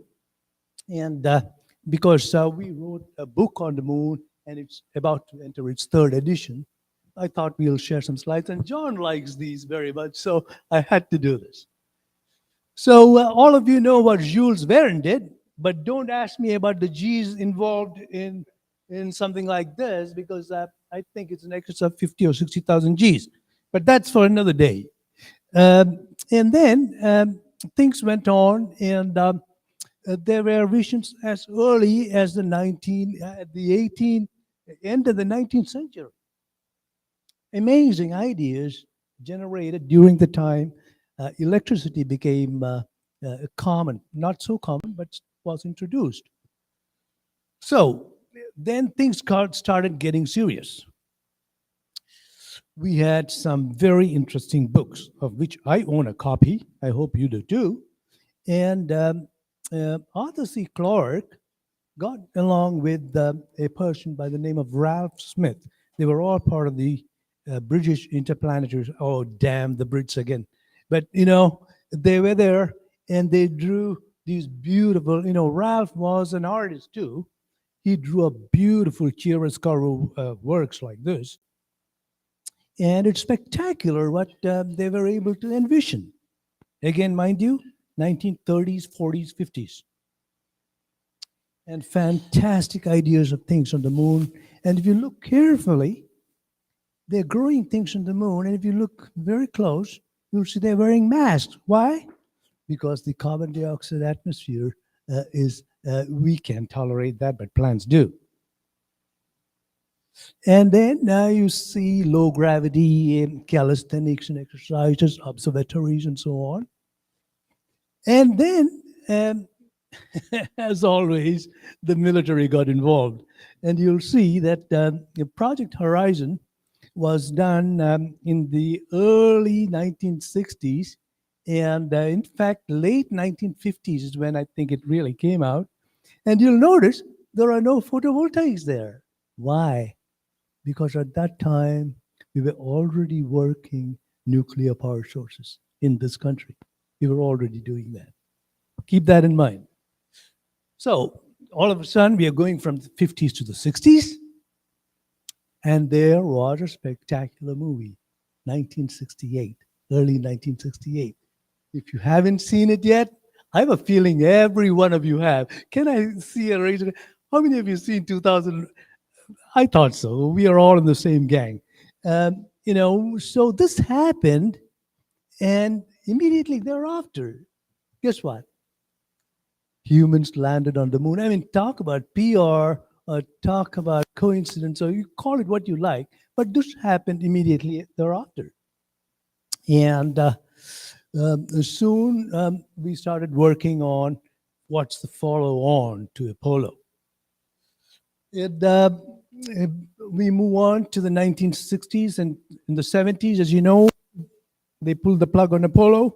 Things started to go downhill for a while. Then in the 1980s, we started moving up again. You'll see Eagle Engineering taking a step forward with Pat Rawlings as the artist. How many of you know Pat Rawlings? There you go, good. So, Pat did some very interesting works. And ideas started to develop. That's when Nasser and I went to the International Space University. The dean kicked me out of school and said, go do something in the summer. And we all ended up in MIT. Jim Burke was there, and this is my thesis. This is my thesis that came out of MIT, the Malio lander. And that's my buddy. I mean, he's a father figure for a lot of us. And this was the first time I met him. I showed him, he was at the review. He was standing in the corridor, not even sitting, watching the stuff. And I had to talk with him. He didn't want to say anything. He was very quiet. We catch up in the corridor and ask, would you fly Malio? And he's very, very careful. He says, Madhu, I'd rather watch it with a pair of high power binoculars from far away. So that kind of summed up. And then we're going into the late 80s now. The SEI, the Space Exploration Initiative, happened. More images and visuals of what we could do on the moon. Doug O'Hanley and others from, I think, NASA Ames had a hand on it. They started looking at what the site plan would look like. Very detailed imagery, borrowing from the International Space Station, modules from the International Space Station. I happened to be at Rockwell at the time, designing mock-ups for space station. And before you know it, we are in the 90s, and Japan entered the fray. Shimizu Corp produced a series of images that ended up at the International Space University. And Professor Kuroda was there. And I know there were two others who worked on it. And then one thing led to another, and we got a contract to write a moon book. And in it, we had a series of images because we wanted to sell this book not to the pros, but to the public. And one idea was to put a time capsule on the moon. And this was sent to President Clinton, who sent back a hand-signed letter. Of course, it was politics that had nothing to do with the time capsule idea, but all the same. And the idea that we could insert such a time capsule right down the middle and have a complex around it called the Lunar humanities complex that would engage in all kinds of humanitarian activities, not just observatories. And then the International Space Artifacts Museum, at that time, the Mir station was being thought about to be, dropped into the ocean. And we didn't want that to happen. So I did a drawing that said we could put all these things up in a museum of sorts, in an orbit or the L points or some such place. And then John Mankins comes along. I think, John, did you work with Mark Cohen on this? Or how, I don't know what the relations were, but okay. Oh, is that right? Okay. So John produced some beautiful work during that time, and he continues to produce now too. That's bad drawings. That's right. Yep. Very nice. And the idea of walkers is not new because, everybody we talk to, at least the biologists, when you talk to and tell them how efficient wheels are, the biologists go, Madhu, how are we not on wheels? Good question. So you go back and say, walkers have some very distinct advantages. 2000s come along and the vision for space exploration happens. We got a constellation that our wonderful former president canceled because of some good reasons. But then as private space sector got on, and this was the early age of private space. And I think Jaret had a hand on it. Did you, Jaret? No. But maybe Google, this was really inspirational because till then people thought only nations could fly missions. So Google Prize came and went. And we decided that when we're going to be landing these big things, as Korki also pointed out, you will need landing pads. And this was a study done, I think, in 2007, followed by some visuals on, hey, why is a landing pad convex? I'll have to talk to you about that later. And then I thought I saw Steve Durst right there. Steve Durst did a wonderful conference in Hawaii in 2003. And there was the germ of starting the ILOA, the International Lunar Observatory Association. And Steve calls me one day and says, we got to do a drawing of this. I send it to Paul DeMar. Paul DeMar comes up with this, and I don't think he liked it. But anyway, so that happened then. And then in 2012, the Desert Research and Test Studies. Am I right? Technology studies. This was a spectacular place where we went to as well. Maybe I met Rob there while they were doing their 2012 test. Oh, that is a vehicle. Now, I'm serious. I mean, it's an interesting vehicle. And it had the suit port that was invented by Mark Cohen. Am I right, John? Suit port? I think so. Yeah, he has a patent on it. And the idea was that, you don't have to don and doff a suit, but you can really enter a suit from within the vehicle and walk out so that you don't reverse contaminate the inside of the cabin. And then there was interesting designs on pressurized chariot vehicles. And my favorite is the Centaur. And all of you know the rubber knot.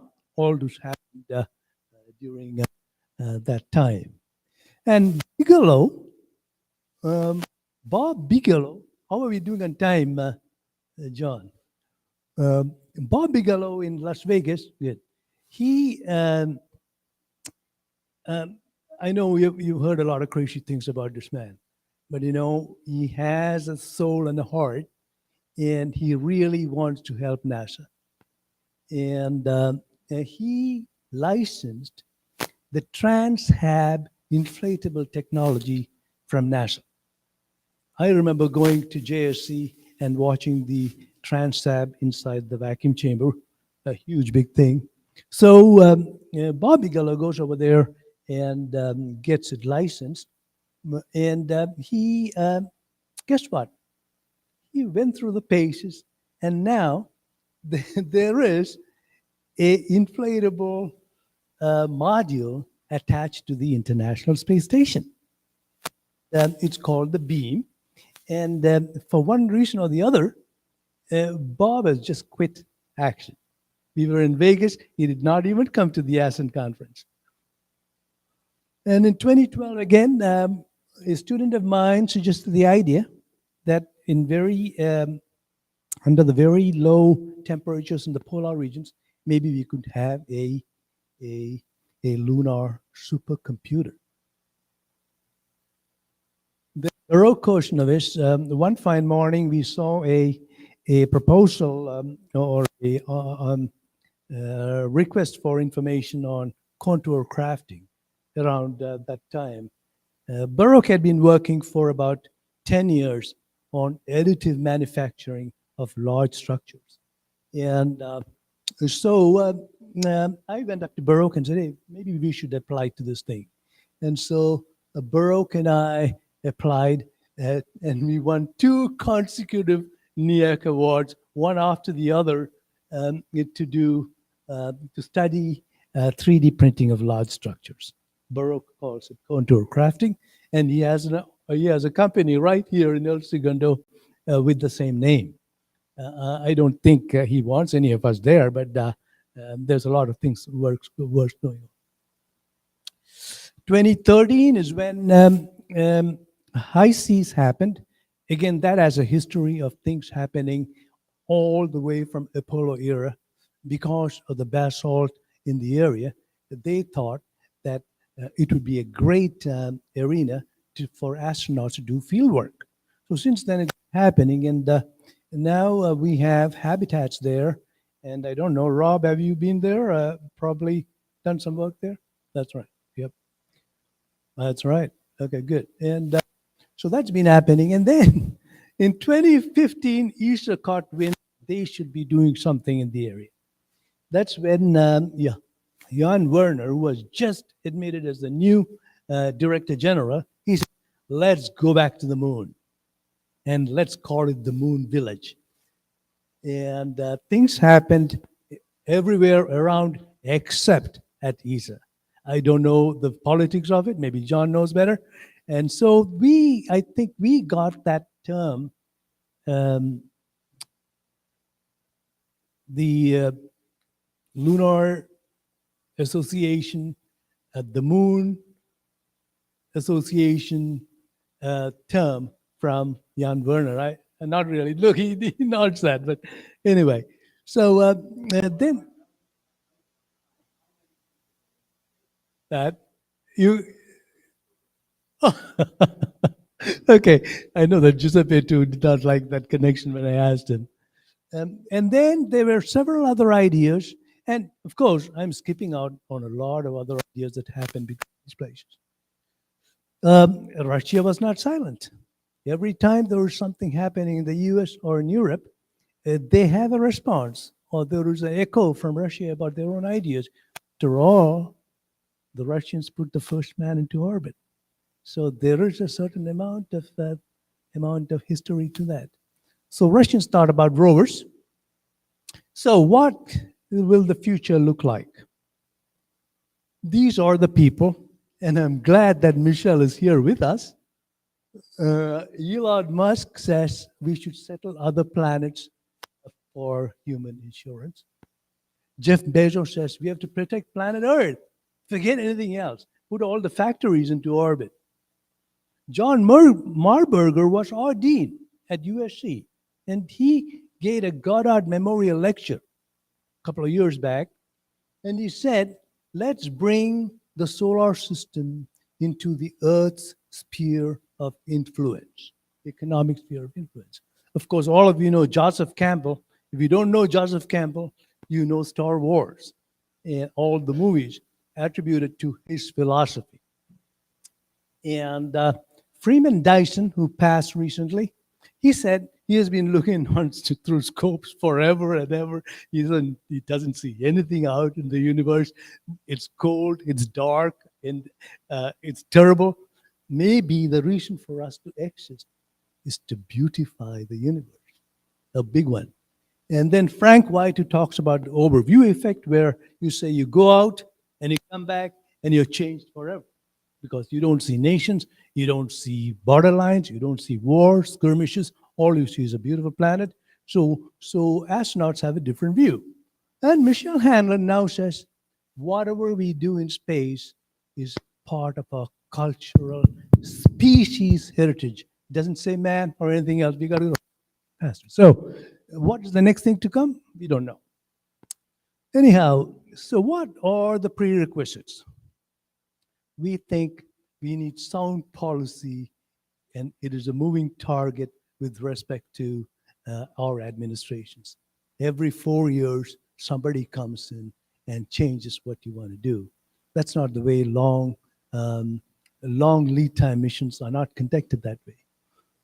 And there is a paradigm shift. And I know Bruce is right here. It's from exploration to utilization. What are you going to do with all those billions of dollars you're spending after you spend it? What is the next strategy? What is the next thing you do? It has to be self-sustaining.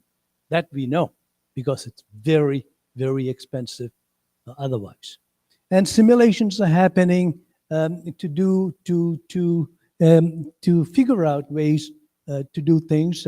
Pascal Lee is right here, and he'll tell you how these things are done. It has to be inclusive to include the whole globe, because the space belongs to everybody, just as the Moon Village Association says and does. And we have to inspire beyond just the science and technology folks. I'm getting to that in a minute, and I'm done, John. It includes spirituality, culture, and things like cosmopolitanism. I think America is the home for all of these things. But going forward, in 2017, Jorge Manuel Rubio, an artist out in the Netherlands, went up to the European Space Agency and designed what he calls a moon temple.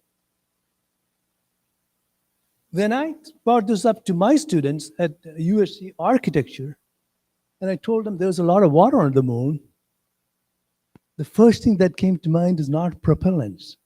The first thing that came to mind is not water to drink. The first thing that came to mind was a place to take a spiritual bath. Look at that. Look at that. They want to go there and enjoy viewing the Earth through a window. So now I'm very, very divided between the scientist, the engineer, and the artist. Because, you know, some of the artists I know are deep mathematicians. I mean, they intuitively grab what I would take 4 days to do in a differential equation. They just smile at you and say, "Oh, you just knew that, huh? Good to know." So Pablo Carlos Budassi, if you get a chance, Google this man. He goes, takes up the slow and digital sky survey. Everybody knows that, I suppose. It's up to 200 to 300 million objects in the universe has been scanned over 25% of the skies. And he goes, takes the data and creates this. I look at it and I go like, this man knows something about biology too, because that looks like a cell to me. So when you meet up with artists, take a step back and give it a good thought about who you're meeting. So with that, I will conclude by saying all these areas of thought are important for us as we go on to develop our missions. And philosophy leads to visions. Visions get policies. And we do architectures, concepts, and engineering so that we can improve our philosophers. Thank you very much.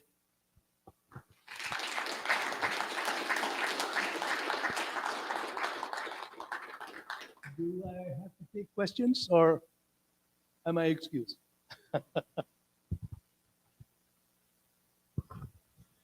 Corky? Oh, there you go. That's good. So is that? One question. Maybe Corky was smiling there. He has a question for me. Not really. Okay, one question? They have no questions because it was too invigorating, or What time is Buzz getting here? what's that? What time is Buzz getting here? I had no idea. It's a rainy day.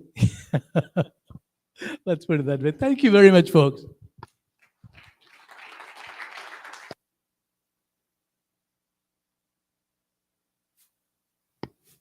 Thank you, Madhu. Our next talk is back on the science side. Professor Bartoloni from INFN Roma and CERN, speaking to us about radiation models, dose effects models, and risk. So, from the sublime to the life critical. Thank you.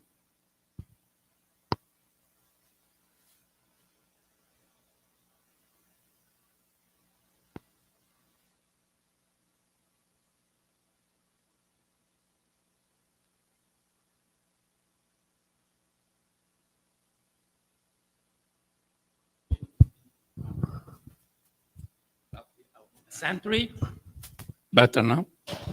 And okay, my name is Alessandro. The last name is Bartoloni. I work for the Italian Institute of Nuclear Physics in the Roma division. I'm here today to talk about space radiation. I don't know if there is. Okay, yes. A few words about me. You see in this slide the logos of the research institute that I had the opportunity to work with in my career. And so at the center, the logo of the Alpha Magnetic Spectrometer International Collaboration that I joined more than 20 years ago. And that is essentially the reason why I started a few years ago to investigate the space radiation and the possible health effect on the health for the astronauts and the humans in general. In the next slide, there is a few words about my primary institution, that is the Italian National Institute for Nuclear Physics, that was founded in 1951 to foster the tradition in this kind of research that was started in Roma, Sapienza, by Enrico Fermi. And 70 years later, now the INFN is a community of 6,000 people spread all over the territory, working in different research lines connected to nuclear physics, but evolving with in connection with the evolution of the society.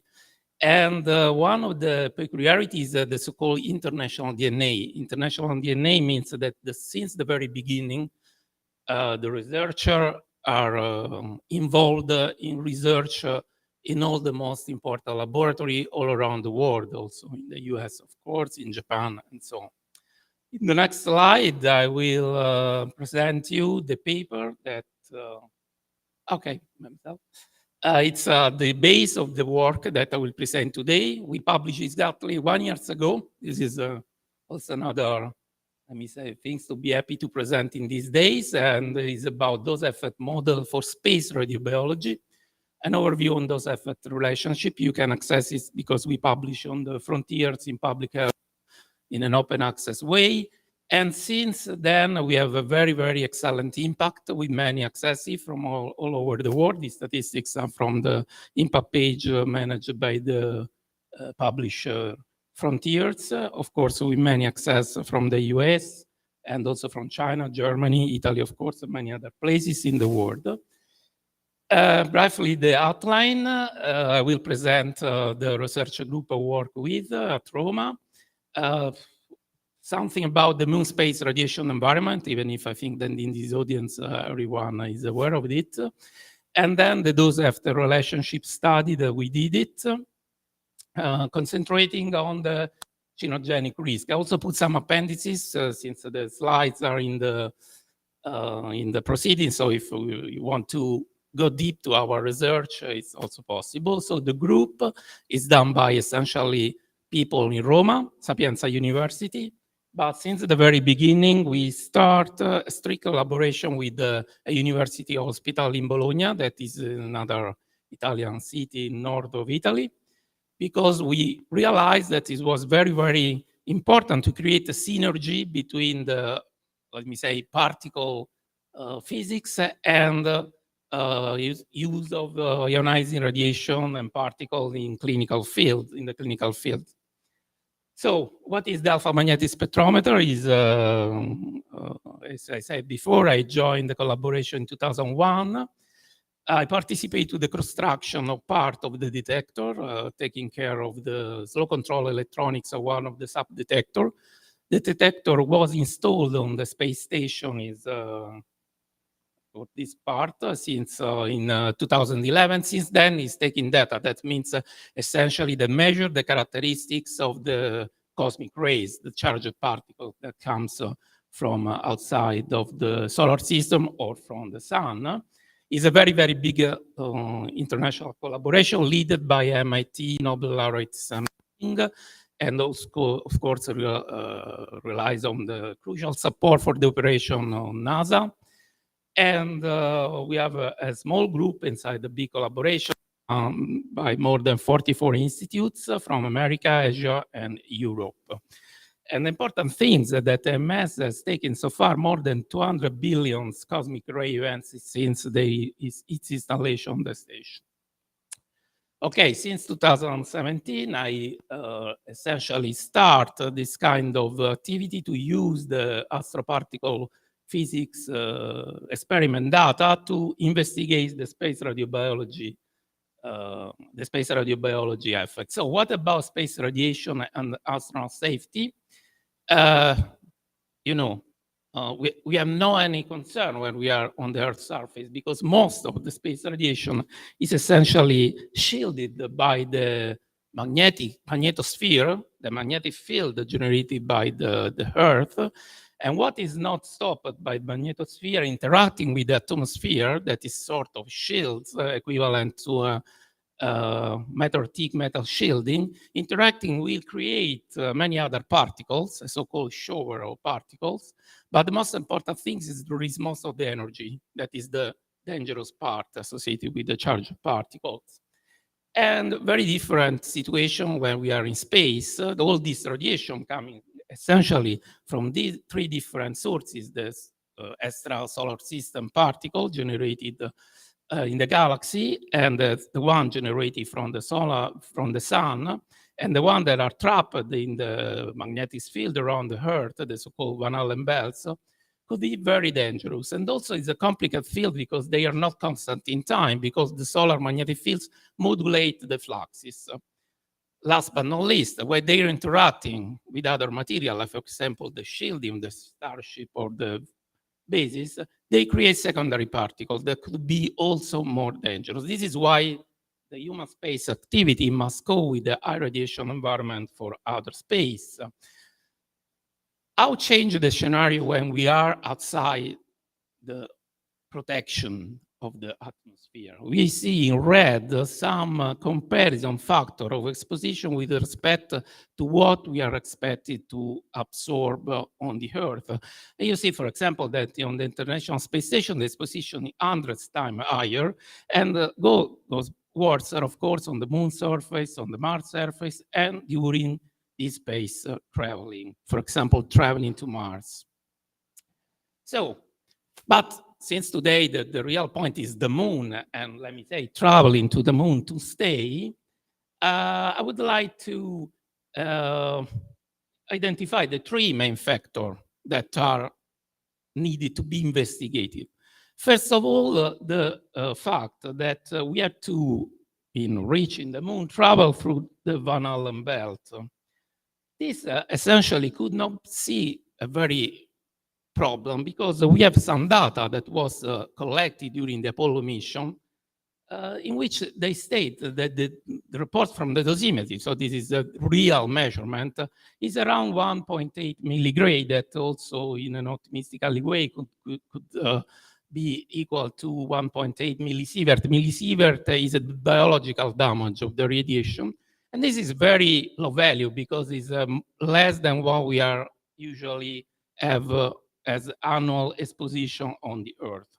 But this was also due to the fact that NASA make very carefully the flight path to avoid the astronaut to take too much radiation. Another concern is the radiation quality. That means that in space, we have very, very many types of particles, for very light, like electrons, to higher, like protons or heavy nuclei. You see, for example, here in these microdosimetry images, how different charged nuclei from very light, like for example, protons or iron leave on the cells, on the human cells, very different traces and damages. An example about the flight path. For example, this is the publication done a few years ago from Markey, in which he do the example to not use a carefully designed flight path to the moon, just a worst case scenario. I fly without any, and you see that the expected dose is 70 times higher than the one that was measured during the Apollo mission. This, of course, is worst case scenario, but means that this is something to be really taken in account. But this is known from the very beginning. In the literature, is everyone aware that during the Apollo mission, let me say, we was very lucky because in between, you see, this is the last two Apollo missions, Apollo 17 and Apollo 17, in April 1972 and December 1972. And in the middle will happen what is called a solar flare. That means is something very sudden that happens in the sun that produce a fluxes of very energetic particles that could be very, very dangerous. Everyone knows that if this was happen not in August, but before or after, this could be of danger for the astronauts. So the sun activities that is not possible to forecast. It's possible to monitor. What you see is what the Pioneer probes of NASA measuring about the proton emission. And the last components, in this case, only present when we are on the moon, because today we are talking about stay on the moon, is the interaction, this kind of radiation coming from the space with the surface material that by background produce the so-called albedo radiation that, as you see in these papers of some years ago, could add a significant percentage to the dose. So, why the radiation is a danger in general, not only space. In fact, we are talking a bit about space radiobiology, but the mechanism, the base mechanism is exactly the one that are studied as in radiobiology. Because just after interacting with the human tissue, from the very beginning, they create the changes in the DNA that could create some biological process or chemistry process that could lead to the cell death or cell changes and could create disease that happens very soon or even after years or decades as hereditary effect. This is why this should be, of course, a crucial topic to investigate. Of course, radioprotection is a science or a technology that is very well known also on the Earth. But what is the usual radioprotection strategy used on Earth are not possible to apply in space because we rely essentially on to limited exposition, but this is not possible in space. If we want to live on the moon, we have to stay there. To increase the distance, but this is possible when the source is in a single point. Instead, this is not possible in space, where the humans are surrounded by the radiation, and of course, using shielding. This is what is done also in the Apollo mission. But shielding design is very difficult topics with respect to the Earth, because in Earth, usually you have to shield from a single type of sources, while instead on space have several sources to protect from. So this is why that in our research group decide to focus our research on the so-called dose-effect relationship. That means to create mathematical model that will allows us to forecast how, with the increase of the dose absorbed by the humans, the possible diseases will be generated. Because, of course, predict means that it's possible to understand in advance for each different exposition scenario, which could be the possible effect on the Earth. And it's, of course, an important crucial point in our understanding, but not only ours, because in clinical field on the Earth, of course, the radiation, you know, are used from the very beginning of the last century. But in space, we have no experience at all. Imagine that all the space travelers, all the astronauts today have spent a cumulative time in space of 77 years. That means alive a single human. Also, if we go deep on which part of the space they travel, most of them just stay in the so-called LEO, low Earth orbit, of course, for example, in the International Space Station, which the protection of the magnetic field of the Earth is still present, while only 24 traveled in LEO or 12 walked in the moon. So there is not so much experience. So the works that we published was an overview of the state of the art. We did that PubMed search. PubMed is a portal in which all the papers in this kind of fields are present. And we publish this with other colleagues. And we, of course, try to make an assessment of what is the state of the art before to proceed with an original research. We divide the papers about the dose effect models in identification of the type of irradiation, the data, the models, the classical clinical study identification that are in vitro, preclinical and clinical, and of course, a very peculiar of this kind of science to try to understand if the data are taken using experiment on the Earth, essentially using the accelerator, particle accelerator, or by simulation, that means Monte Carlo simulation, PC computer simulation, or coming from experience in space flight.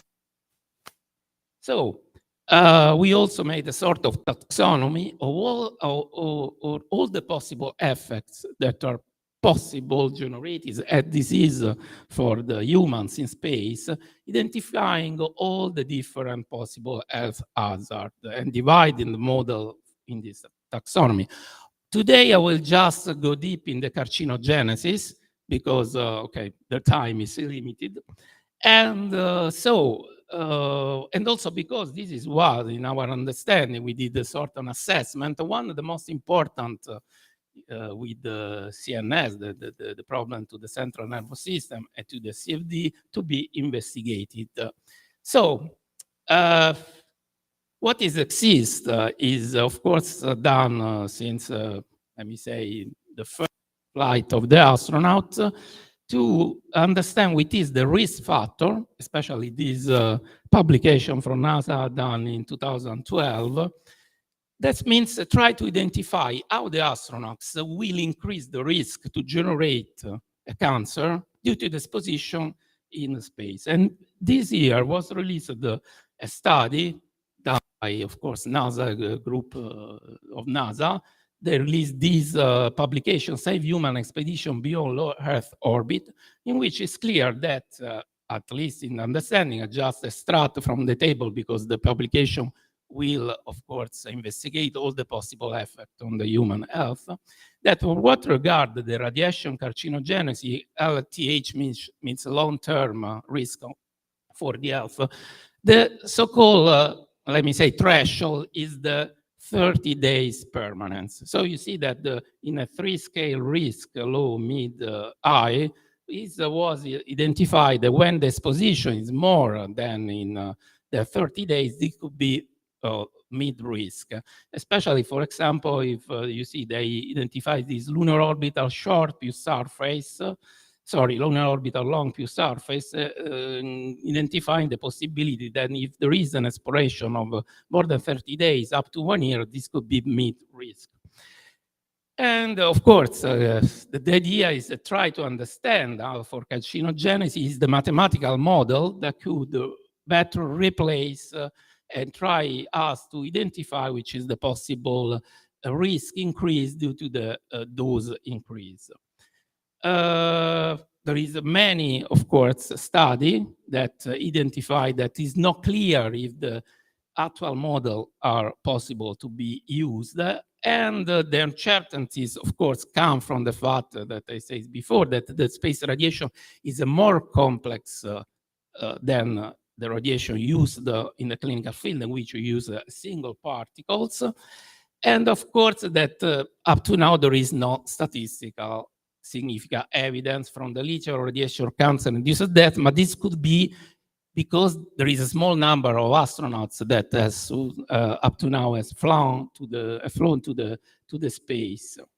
So you see, for example, in this slide that these are the dosimeter of all the astronauts that flows on the Apollo mission, on the International Space Station. And you see that the mission doses are very low, but if the scenario will create more exposition, they could, of course, increase the risk of cancer death. Okay, 1 minute? No, no, okay. 45 seconds.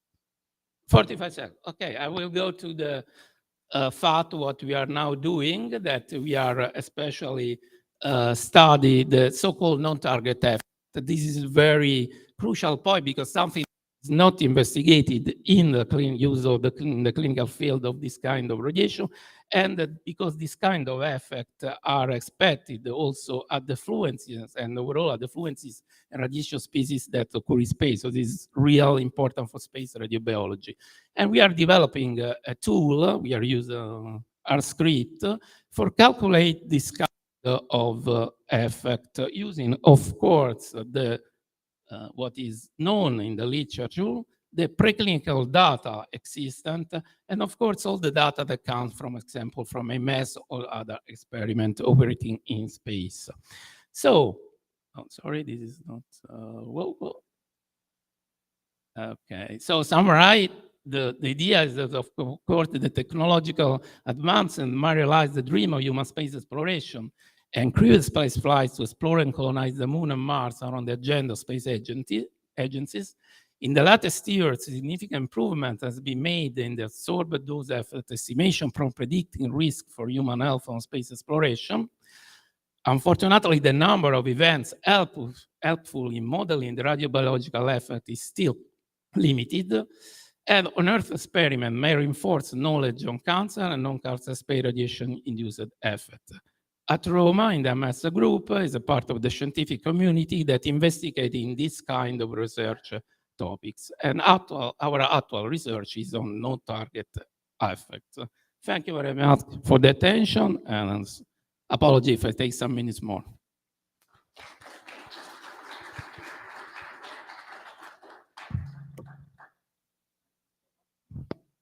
Thank you so much. I apologize, we don't have time for any questions. We have our next speaker. Thank you. Our next speaker is Bernard Foing, formerly with the European Space Agency and one of its leading lights in lunar exploration and science planning. And he's joining us by live Zoom. Who's responsible for that Zoom? Please try to get him back. He is joining us by live Zoom, we hope, momentarily. And we are anticipating, I saw him just seconds ago on the Zoom link. And then he dropped. Well, in a few moments, we'll hopefully have Dr. Foing back.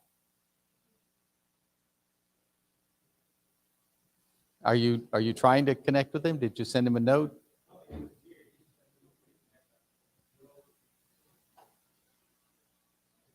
Okay. No, because it's quite late where Bernard is.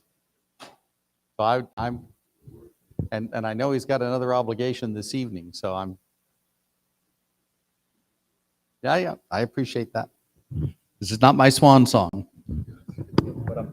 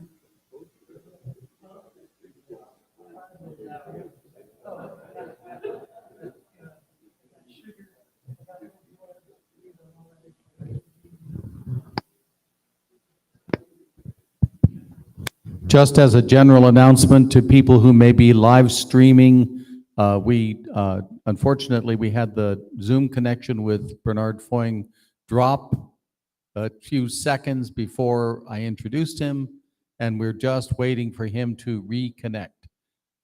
If any of you happen to be in Europe and have Bernard's phone number, please call him and tell him that he needs to reconnect.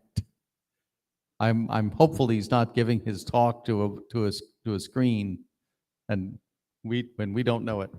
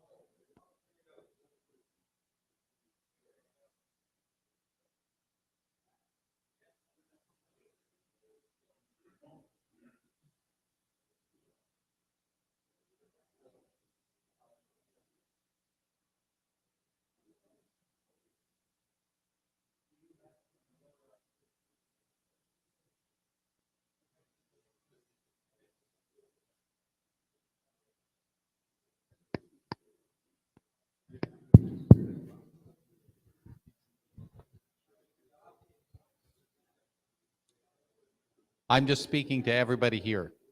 You speak to him, I'll speak to them.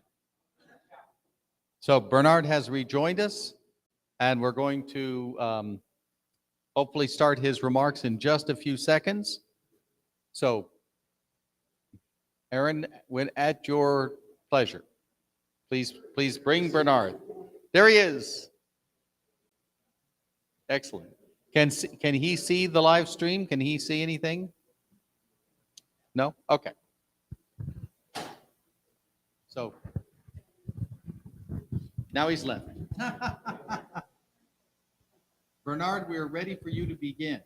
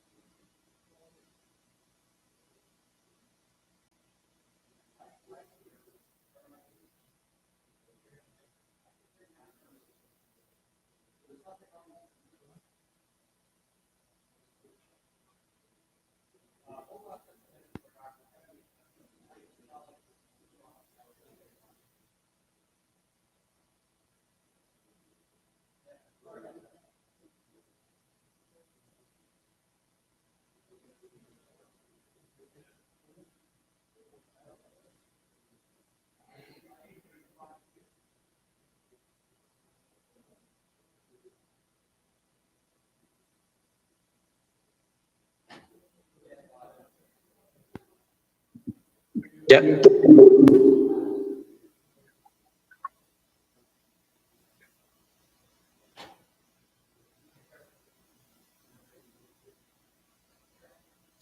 John, how long do you expect me to talk from now?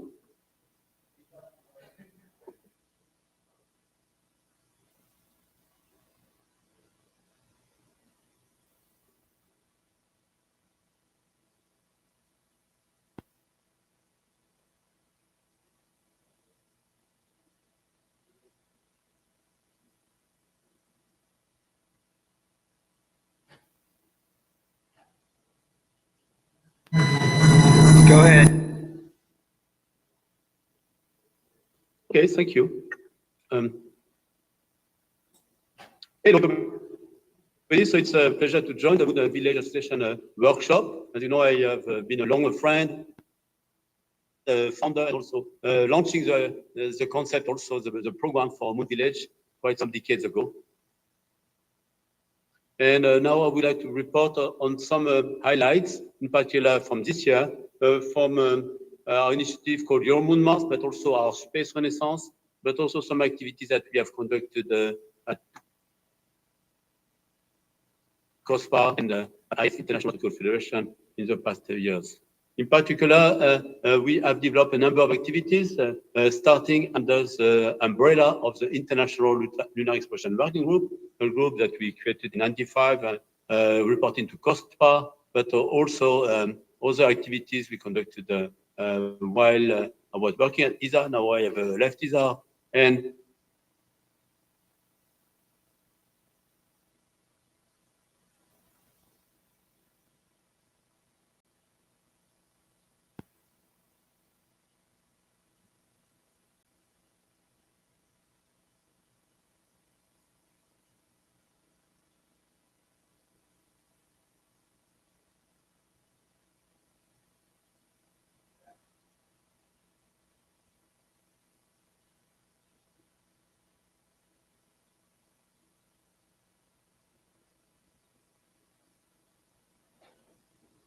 also human resource utilization, training to the next generation, but also training intergeneration to prepare for the next step in moon settlements and utilization.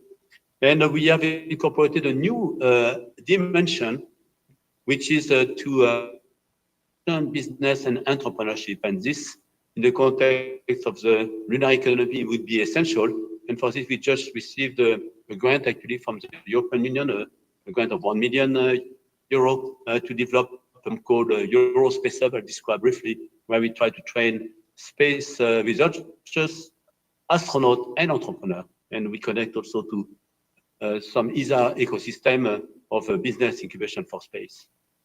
Now we believe also in dimension we have to continue is a peaceful dimension of international cooperation. So the moon is a continent, the 8th continent of the Earth, but in particular it's a continent for peace, for science, knowledge, and for activities that will benefit humankind.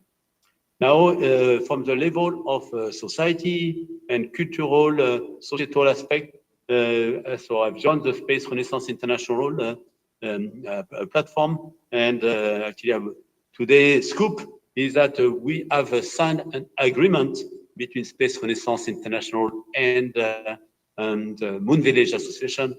And so the two presidents, Dr. Ribaldi and myself for Space Renaissance have just signed that, and we want to celebrate that today and announce it to the world. And so I'll also mention some news from this year and prospect for us, Space Renaissance, Moon Village, EuroMoonMars, and also things that we do with International Astrological Federation in COSPAR. So we created some 30 years ago, while I was working at the European Space Agency, the last 10 years, a platform called EuroMoonMars, which was intended following some mission that I have developed before, a mission to the moon, Smart One, the first mission to the moon of this millennium. We looked at opportunities to train researchers to analyze data, to develop instruments, and then we also elaborated a number of field missions to prepare for the next step. We call the Lunar Robotic Village, and also the moon base and the moon settlement, moon village, we could say. And so every year, we have the population coming from various institutions, universities, but also space agencies. Initially, we were very well supported by ESA and NASA, and by a number of universities across the world, Europe, US, but also we include collaboration in other continents. And so we have now, every year, a population of some 20, 30 young professionals that are every year joining us to work on various aspects of preparing us to moon settlements. So let's go back to the creation of the International Lunar Exploration Working Group. This was in 1994, and it's a forum reporting to the COSPA, but that includes space agencies, but also space industries, academia, and also now entrepreneurs, innovators. And so we put together a roadmap.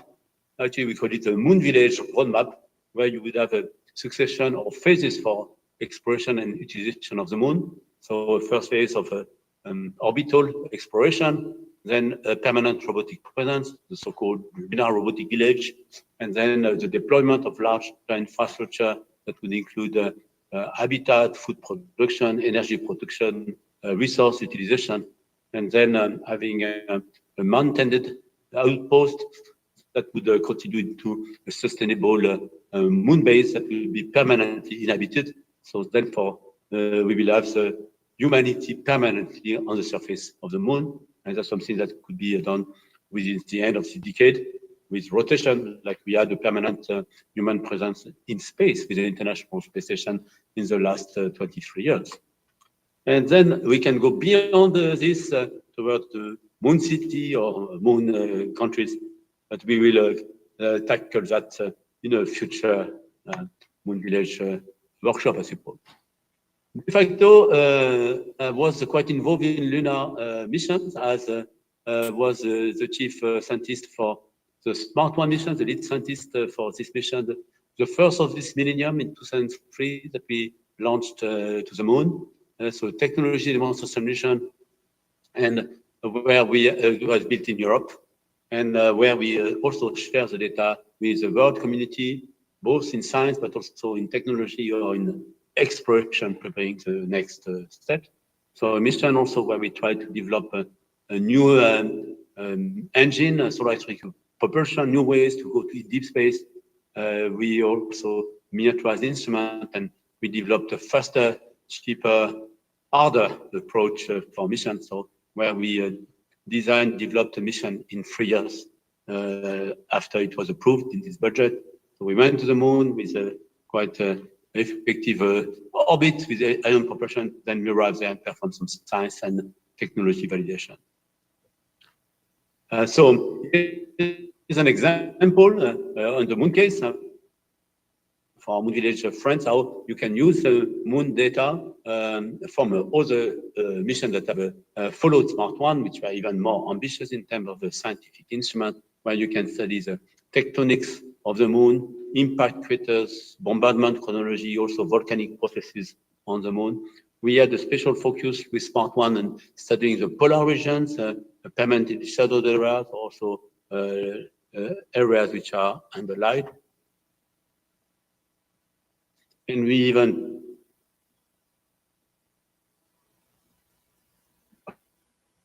formed our own impact experiment of its life, and we could even observe the flame. Actually, we had a special focus on the imaging of the South Pole in particular, where we produced a mosaic. Actually, this was the work which was achieved with a camera team, but also some master students that worked on this. You can see, we had a number of young professionals that were involved in this small mission, and we could map areas of permanent shadows where later were discovered the presence of water ice and also other volatiles and organics, which could be resources for future exploration and utilization. And here are the travel map where we could go in the future near the South Pole, the Washington crater is. There are also very interesting areas beyond the far side where you have very interesting geological features, like the Amundsen crater, where they are also depositorized. Even with a smart one, as we were able to observe during the whole year, we could monitor seasons on the South Pole, and we could characterize that close to the South Pole there is a peak which is in almost permanent eternal sunlight. So it is 80% of sunlight even in winter, and that would be, we call it the smart one peak of light. We discovered that in 2006, could consolidate that, and this could be an area where the next phase of robotic exploration and also human exploration could make use of solar power.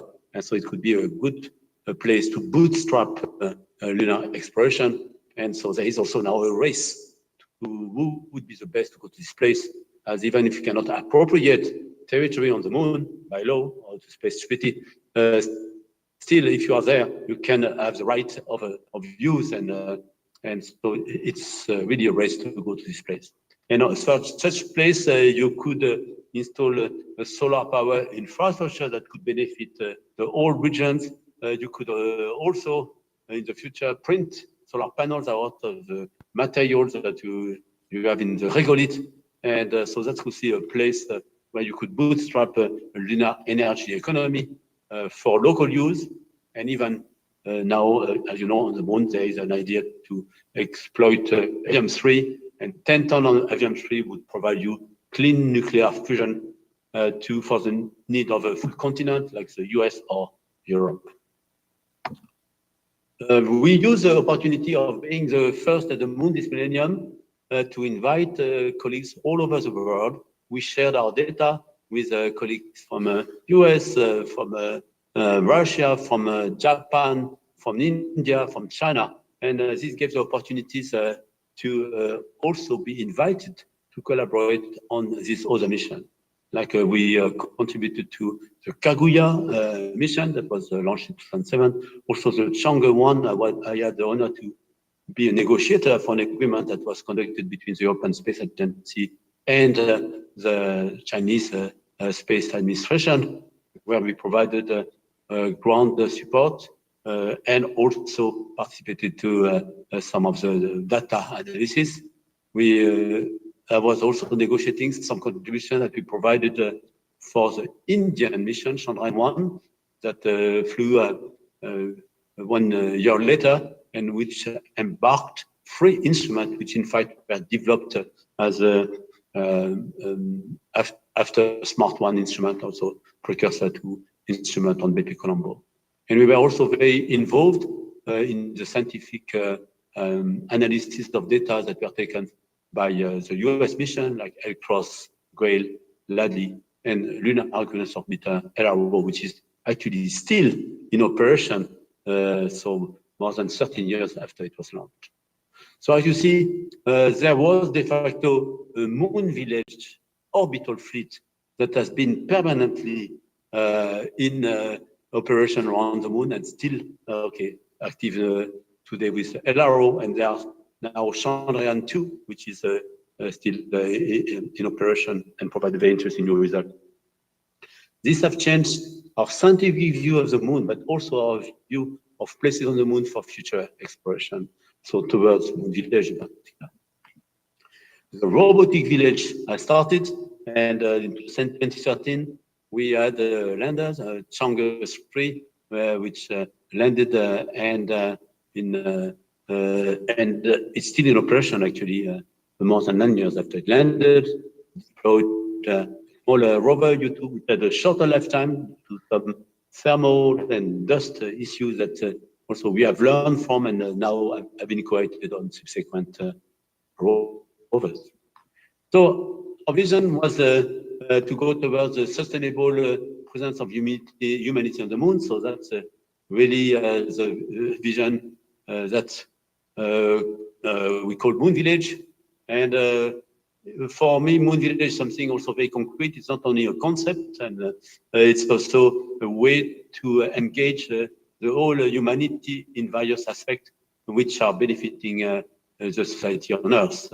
Developing knowledge like science, technologies, opportunities for economy, sustainable activities that are going to benefit all of us.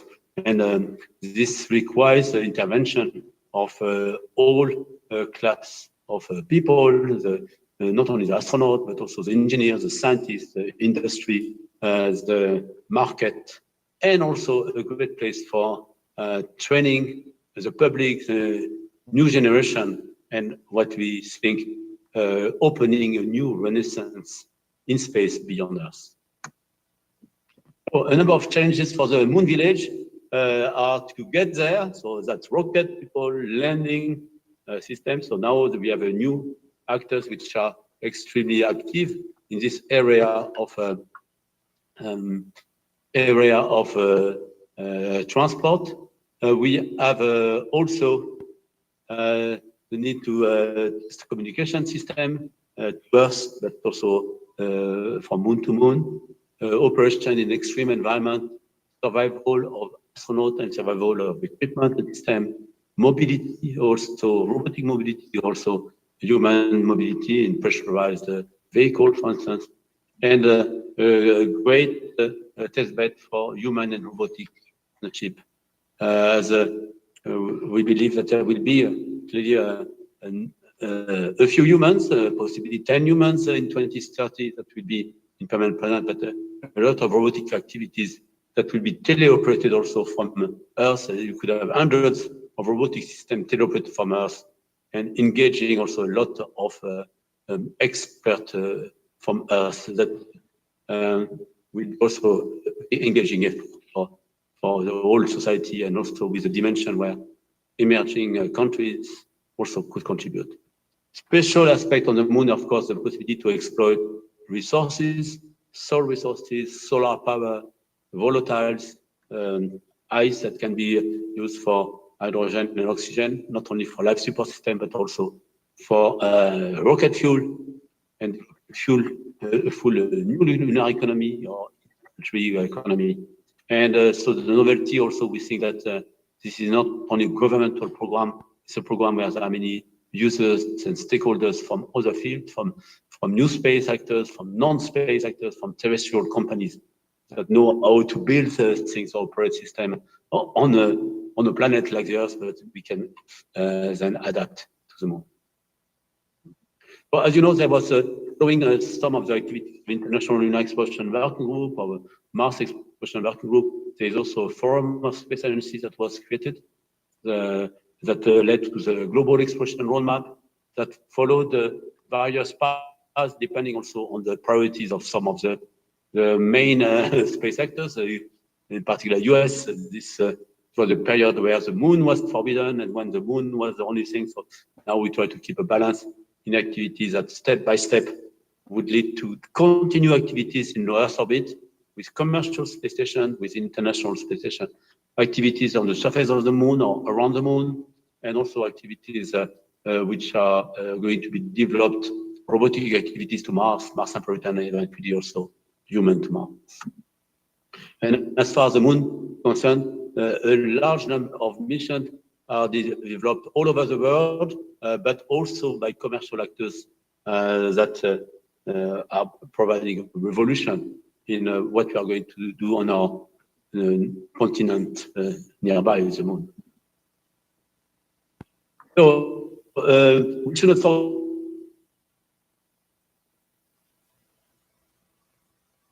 kinetics, but we are working very much hand in hand also with the Mars and the era of technology. So we shouldn't forget that also some of the skills we develop in our scientific community, we can as well develop them by analyzing data that exist. Like for instance, this Mars Express mission that has provided some revolutionary data about Mars with top images, history of ice, methane, volcanism.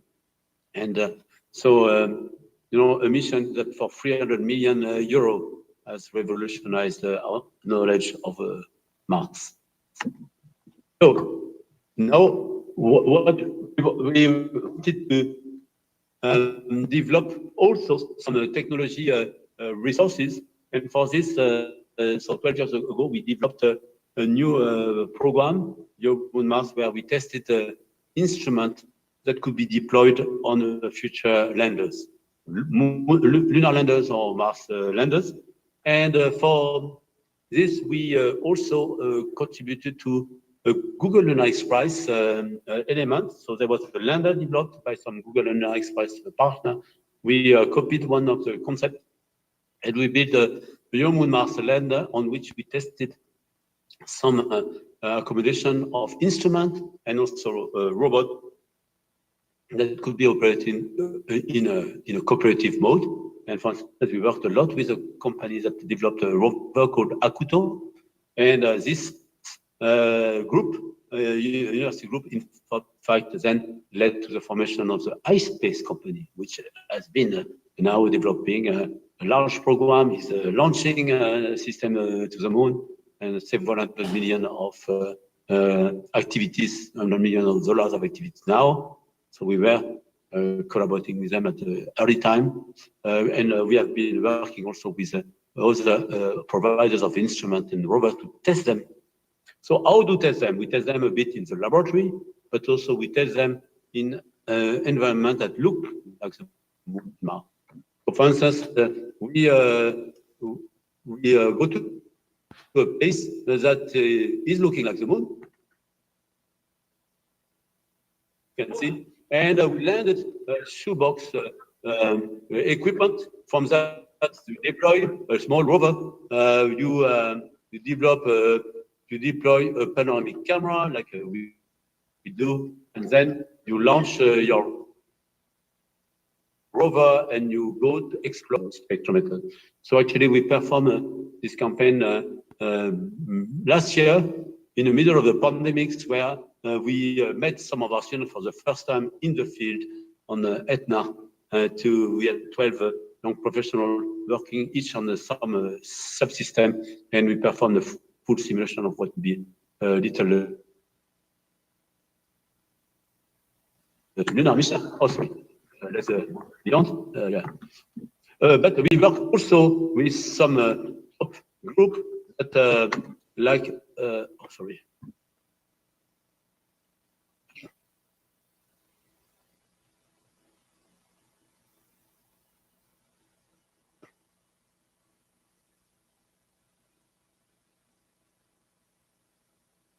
An autonomous rovers, 2017, called ROBEX,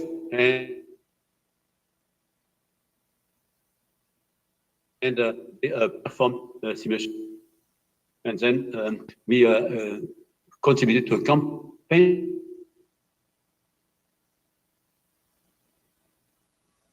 that the DLR and ESA together, 50 engineers from the DLR,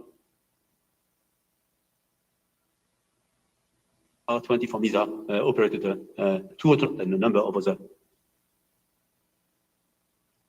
equipment, and we deployed experiment like seismometry.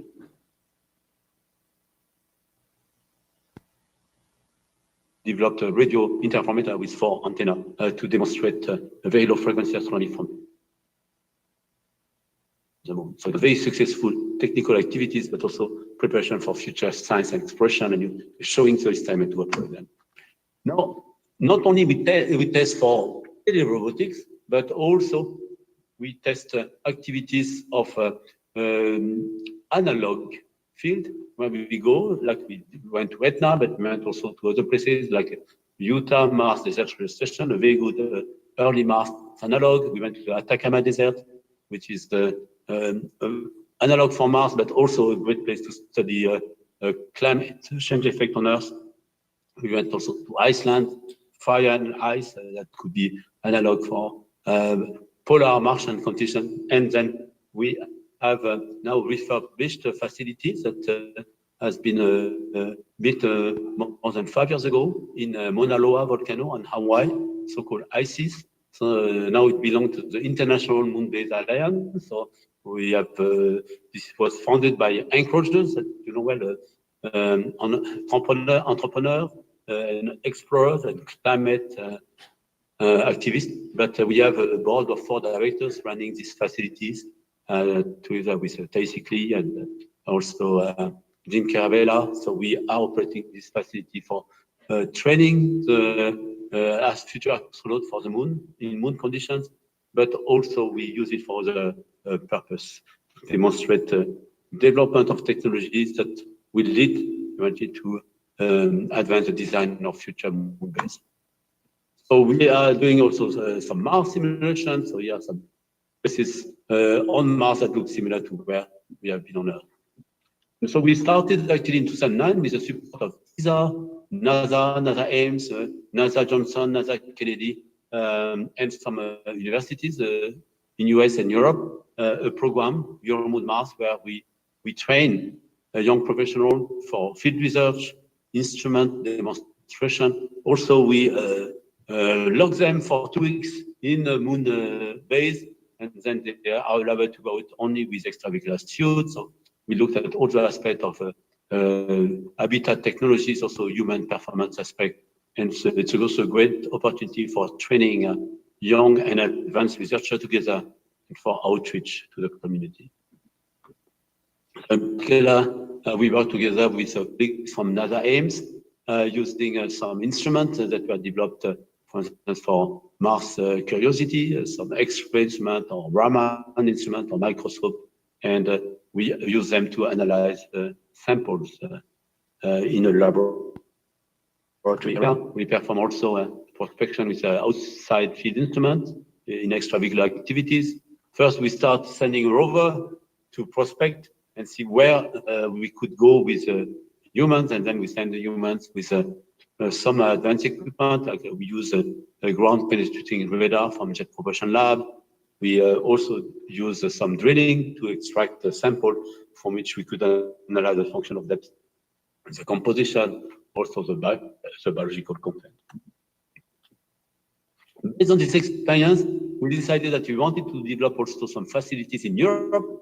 So we created a small lab modules, actually inside ESTEC, so we call it ExoHabitat, where we trained to teleoperate rovers, or we had also some equipment to analyze samples, and also even the 3D printer that would prefigure some mini activities you could have in a moon module, and we have also a living habitat there.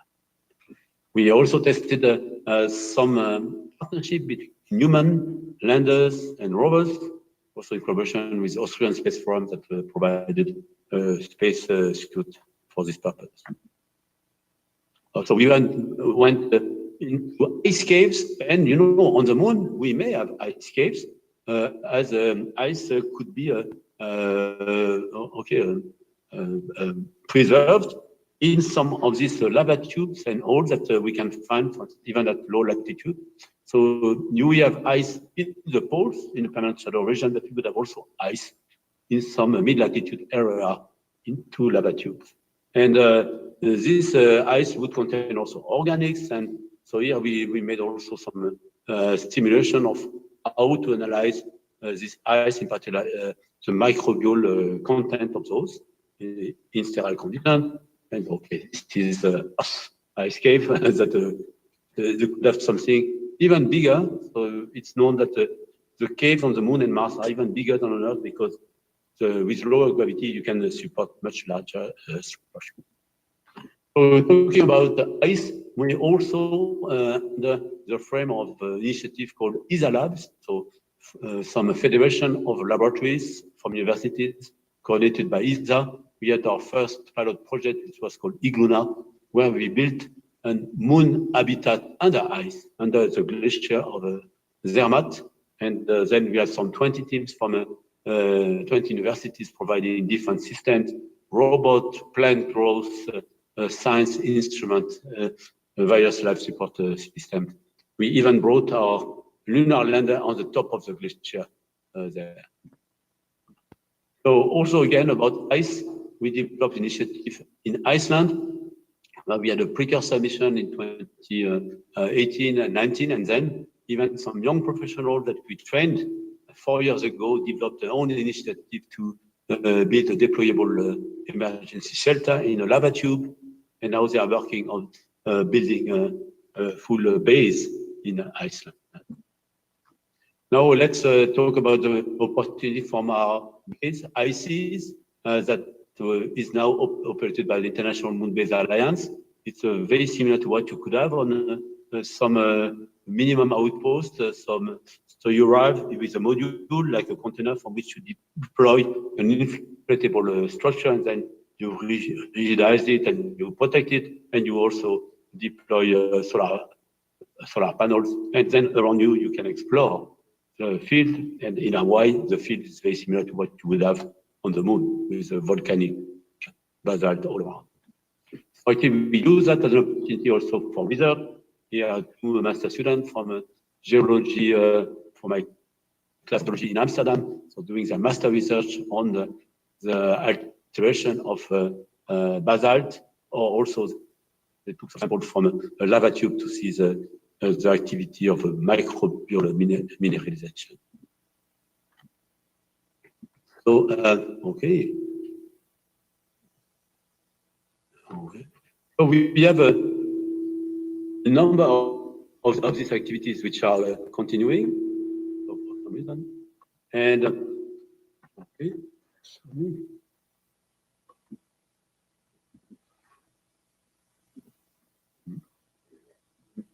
And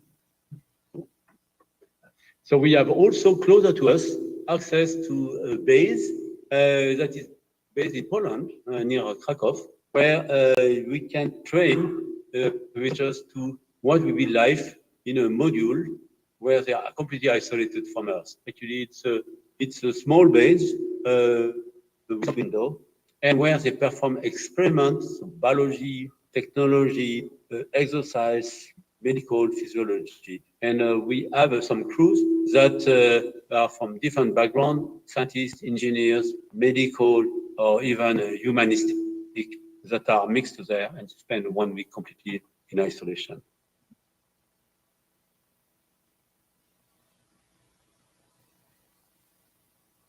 So we have from the 13 rotation of this type of simulation.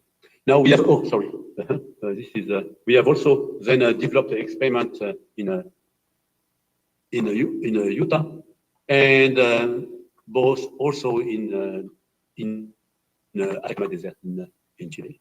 Now we are also making use of these various training capabilities to incorporate them in an overall program that is now received the funding from the European Commission, and it's called Eurospace Hub. It's a platform to train space researchers, but also astronauts and entrepreneurs. So we have 4 pillars for the formation. So the pillar of physical and mental training of astronauts.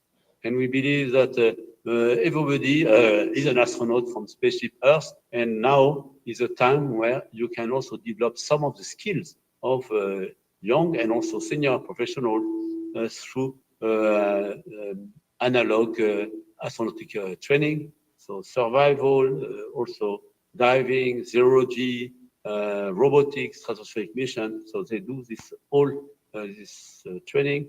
In parallel, we are developing, from our own experience in various universities, a proper space science and space technology training. So we have modules that can be offered a la carte to in this academy.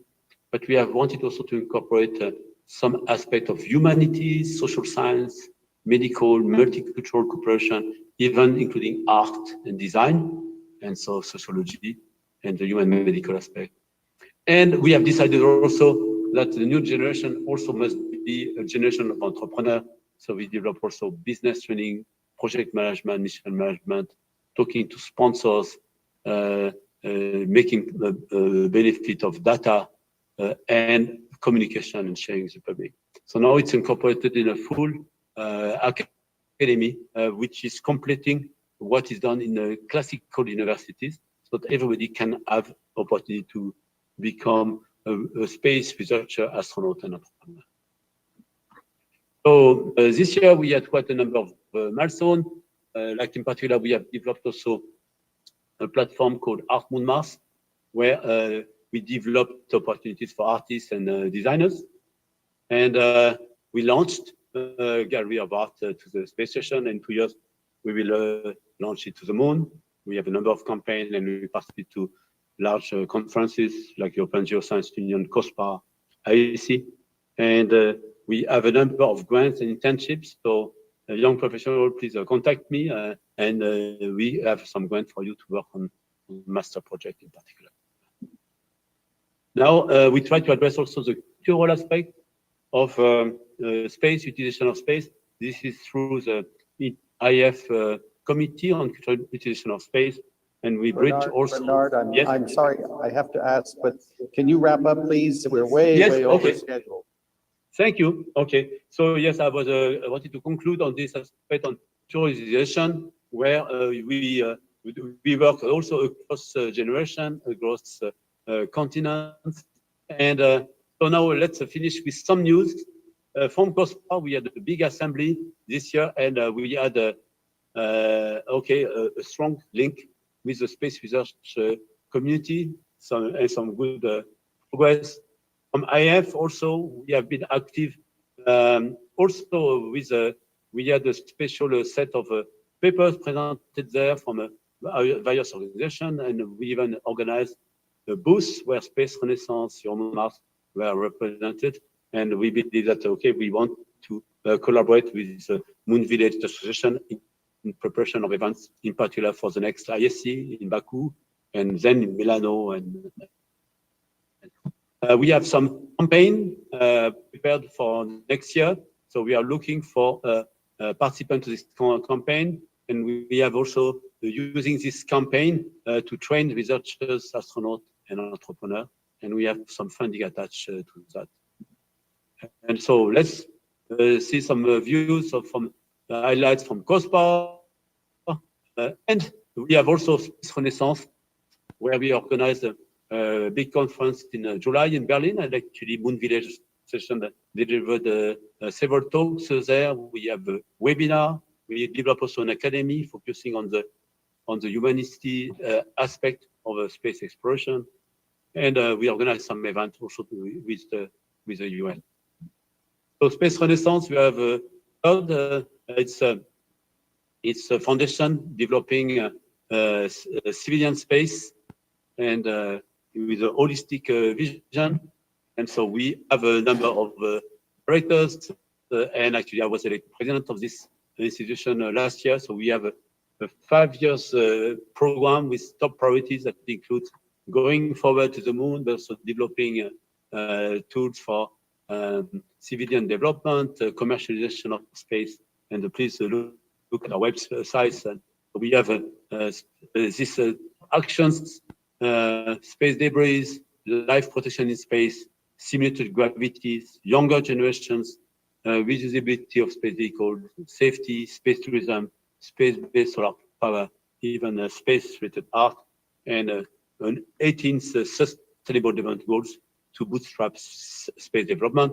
So these are action plan, and we have targeted also an academy, laboratory structures. You can see that on our website. We are celebrating. Also, we had a big congress, and so this was our July event. And so now I would like to say, we, as a conclusion, the things that I have discussed, and the news is that we have also developed some EuroMoonMars activities with artists contributing to some of our efforts in order way also to engage society at large. Building on some experiment, we've launched the space station. We now this gallery that has been launched to the space station, and will be launched also to the moon. And so we bring this gallery all around the world, and so bring you also extreme analog sites. And so okay, let's with Space Renaissance, we try to develop networking, business, advocacy, and social analysis, education, and outreach. And I want to end on the group of today is that Okay, we have a number of activities we are planning for next year, but we have just signed a memorandum of understanding between Space Renaissance International and the Moon Village Association. And so we are looking at the specific activities that we are going to conduct in the next years. And we should take all the glass and to celebrate this also renewed collaboration that we have between the two organizations.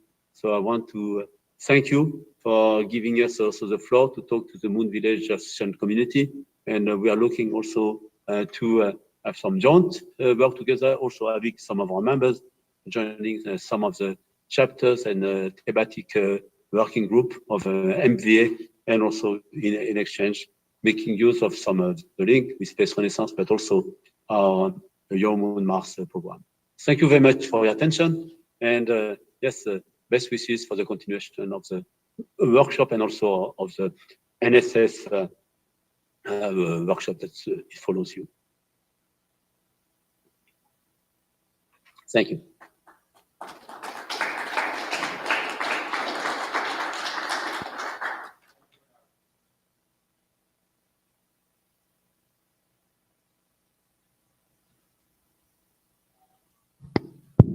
I don't think we have time for any question and answer via the Zoom. And I know it's gotten way past our scheduled time. Pete, I would ask you to give a 20-minute talk in 2.5 minutes. No, I'm kidding. I would say more like 30 or 40. Oh, no. Well, I could do negotiate. If you'd be so kind. If you don't know Peter Swan, you should. Let's see if I can figure this out. Yeah, or you can just read the book. Thanks, Pete. Does this work? Okay, that works. And then the question is, does this work? Oh, it does. Okay, my name's Pete Swan. I've done 54 years of launching satellites, breaking satellites, tracking satellites, observing satellites, all that kind of stuff. So I've been there, done that on everything.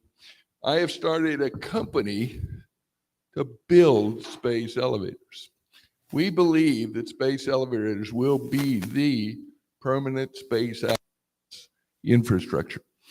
We also believe it'll be a partner in the road to space. There's the rockets, advanced rockets, they're doing superbly. There are all kinds of great ideas about rockets, mission, moving people through radiation rapidly, doing LEO, all that kind of stuff. But space elevators should do what they do best. Get out of the gravity well. Use electricity to raise your stuff up. So we've named our road the Green Lane to Space.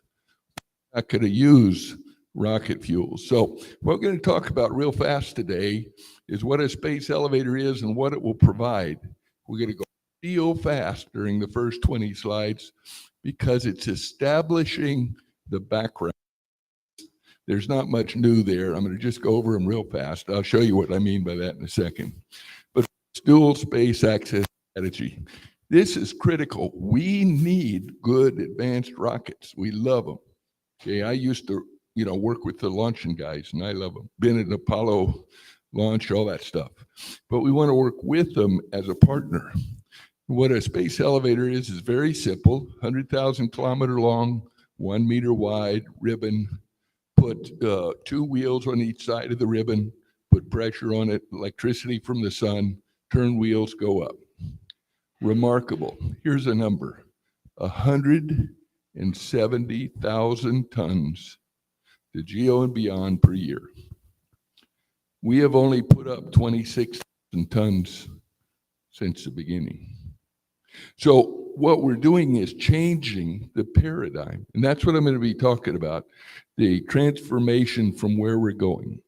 We called our company Galactic Harbor Associates because we believe what we're going to build is galactic harbors, 2 space elevators up. What happens there is a very nice down, up, all that kind of stuff. So we're going to build 2 of them, and then we're going to have 3 of them around 3 galactic harbors around the world, built in commercial competition. These are commercial ventures. So it'll be, Galactic Harbor Associates, there'll be an Indian one, a Chinese one, European one, whatever. And you can see on the lower right, it goes up to 170,000 tons per year. We've got some background. These are the charts we're going to go very fast on. The International Academy of Astronautics did 2 studies, 4 years apart, or 4 years to do them, 40 rocket scientists doing it. Conclusion, seems feasible. The second one said, here's the road to space elevators. Then my organization, the International Space Elevator Consortium, has done 14 studies. They didn't have 40 rocket scientists, more like 5. But we did 2-year studies and came up with the answer in so many areas. And we really are proud of the technological work we did there. The one that just came out was the green road to space. How we go with electricity versus rocket fuel. We don't leave any debris and stuff like that. The other one was a joint study with Arizona State University. And we did the study, how do you get to Mars? First thing, we release every day to Mars. Wait a minute. Is there any 26-month wait? Nope. You release every day. Some trips take 400 days, but the other ones can be as fast as 61 days. So we can get there in 61 days, 2 months instead of 7. And we do it release every day. By the way, massive amount of cargo. Hey, anybody thought of a bus schedule going to space?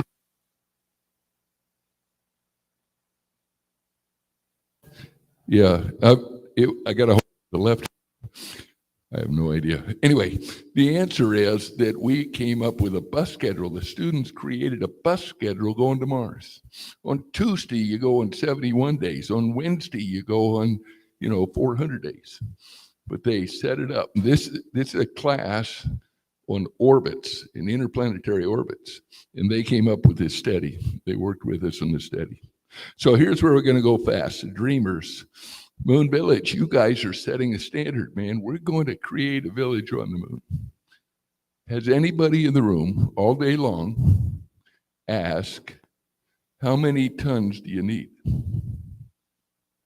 You never ask that question. Okay, till the engineers get there and somebody says, go do it. Then you start asking that, but nobody asks that. How about the L5 Society? The NSS. It took me 3 stinking months to find a number. 20 or 10 million tons to the altitude of the stinking moon. Oh, that's a bummer. Oh, let's look at NASA. How many tons to the moon and Mars? Yeah, they're good. Well, here's a whole bunch of other ideas, right? Blue moon. Oh, Mr. Bezos had his Blue Moon lander in the IAC in Washington, D.C., and it was roped off. And I went like this one and touched it. Reached over the rope. Didn't let anybody catch me, though. But we're all dreaming. Everybody in this room is dreaming about going someplace. But have you ever asked how much stinking weight it is? No, you haven't. So here's some numbers just to let you know. It's a bummer. It really is a bummer. And I'm a dreamer way back. And if you do Mr. Musk's numbers, 1 million tons to Mars, extraordinary number of launches. 1,000 launches a year. Wait a minute, 1,000 launches. Holy Toledo, 35 years, bummer. Okay, why is that? It's that stinking rocket equation. I hate the rocket equation. But we put 0.5% on the surface of the moon. Wait a minute. Hey, where's Mr. Amazon? Would Amazon accept a contract to deliver 0.5% to any place? Well, I keep thinking I'm going to talk to Mr. Bezos and ask him if I have Prime membership, do I get free delivery to the moon? I mean, that's what we're after, right? Free delivery. But we'd like than 0.5%. And then you can look at the numbers, for all the different trips we've taken and all the different vehicles. Pick a number, any one you want, but 2% to Geo, 4% to Leo, something like that. And then there's, let's go to Mars. This is 2 of the guys that went recently. Less than 1% of the mass on the pad got to Mars. Now, I love that. I worked at JPL for a while. This is fantastic. We have achieved great things. Less than 1%? Come on, guys, get serious. Okay, so the conundrum of rockets. The delivery system sucks. You want me to do it in technical terms? Delivery system is really poopy. That's the technical term. But anyway, we are really down there. To Leo, it's 4%, Geo 2%, and the surface of the planet or the moon, or really going into gateway orbit, less than 1%. That's a bummer. But space elevator vision, we want to be dual space access with the rockets. We want to go there rapidly.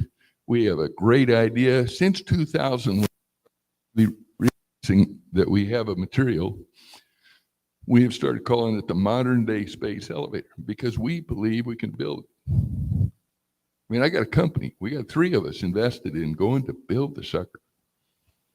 I'm not saying it's happen, but it's sure as heck we're gonna try to make it happen.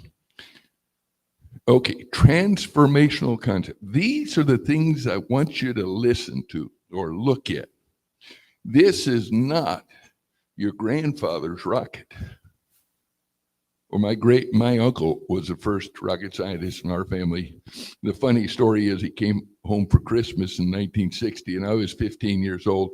So I could pour the bourbon. I couldn't drink it, but I could pour it.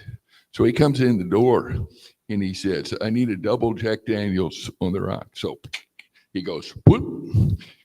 I said, a bad day? And he said, another one. So I poured him another one.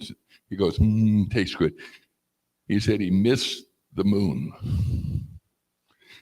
Hughes Research and the team that was working on that, I think it was a Ranger, but boy, that was a long time ago, was hired to go launch and hit the moon, TV recorder to get the data, is it cheese or not? Okay, well, they missed the stinking moon.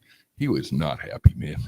Anyway, so we want to have transformational characteristics. We want to have a permanent infrastructure, daily, routine, massive movement. These are characteristics that'll blow your mind. But now here's one.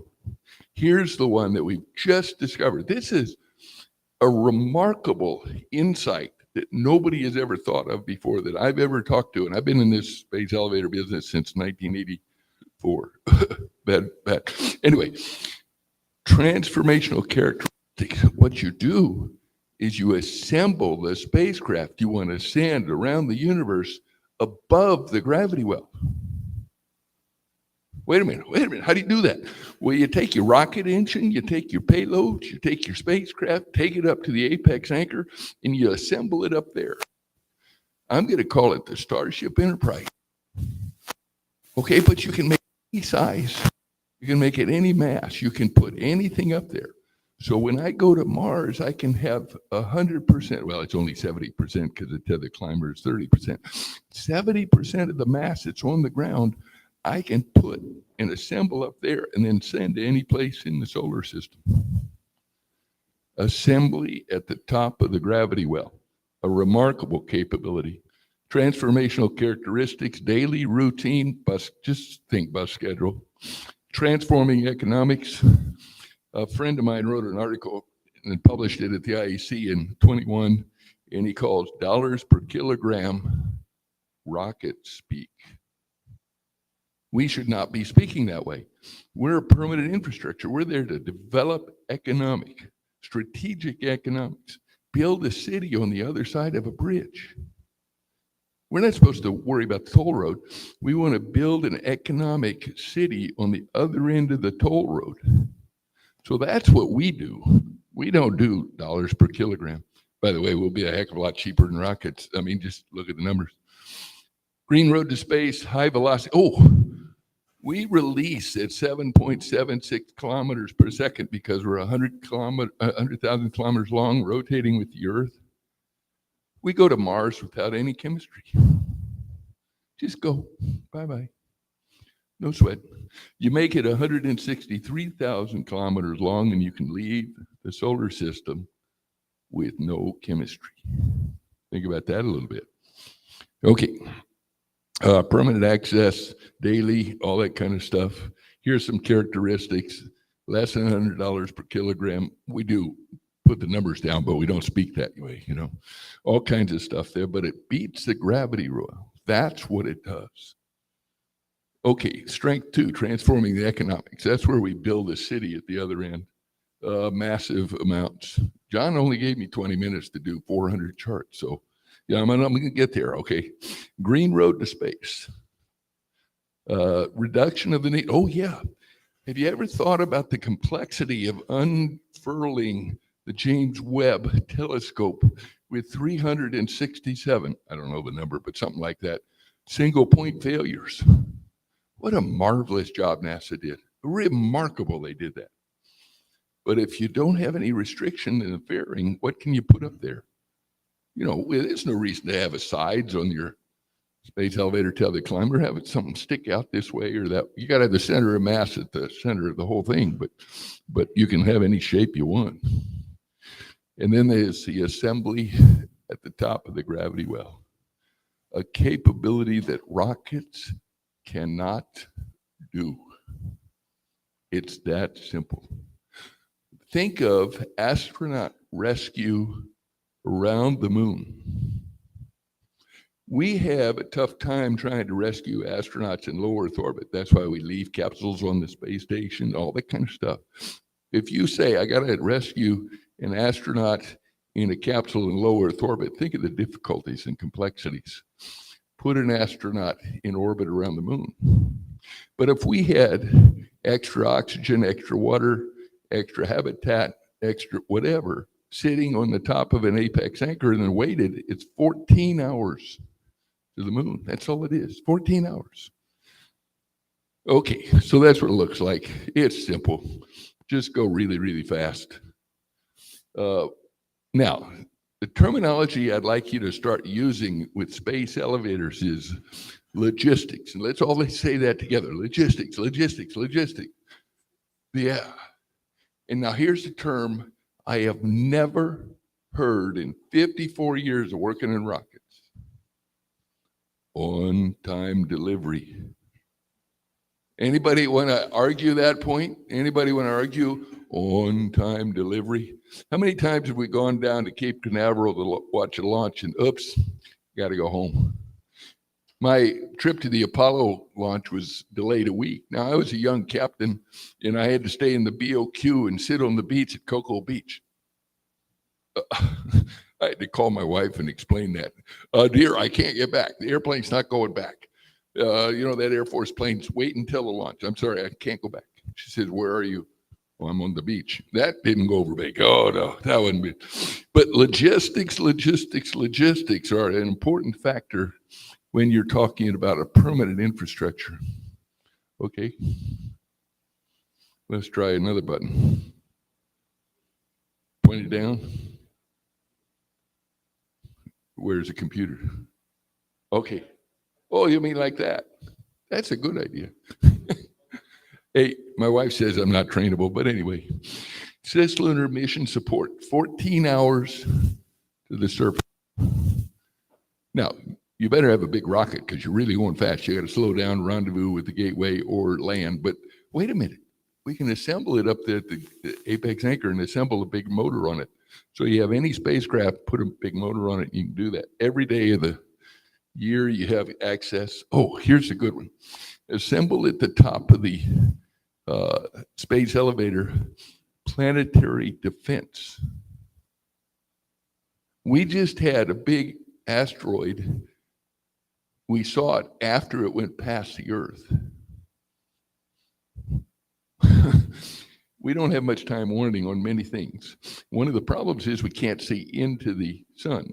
So if we have two base telescopes on two ends separated by 212,000 kilometers, your perspective toward the sun is bifocal, so you could see stuff. So we could do planetary defense. I learned. Okay, dual space access, I talked about that already. But basically logistics, and that's what we're looking for. My answer is the space elevator transformational characteristics are so remarkable that we must do space elevators. So I've started a company, 3 of us have invested, we're going to go do it. Yes, I know there are a lot of skeptics, that's okay. A lot of people, but we're going to go do that. So it's fun. A quick question or two, John? Yes, go ahead. Materials? Or you have an No, material. We got the material. There's a Nobel Prize awarded in 2010 for a new material called two-dimensional material. It was graphene at the time, but they found like 60 different materials that have the same characteristic. The atoms are grown horizontally, one atom thick. So my friend who works at the University of Manchester says, don't worry about it.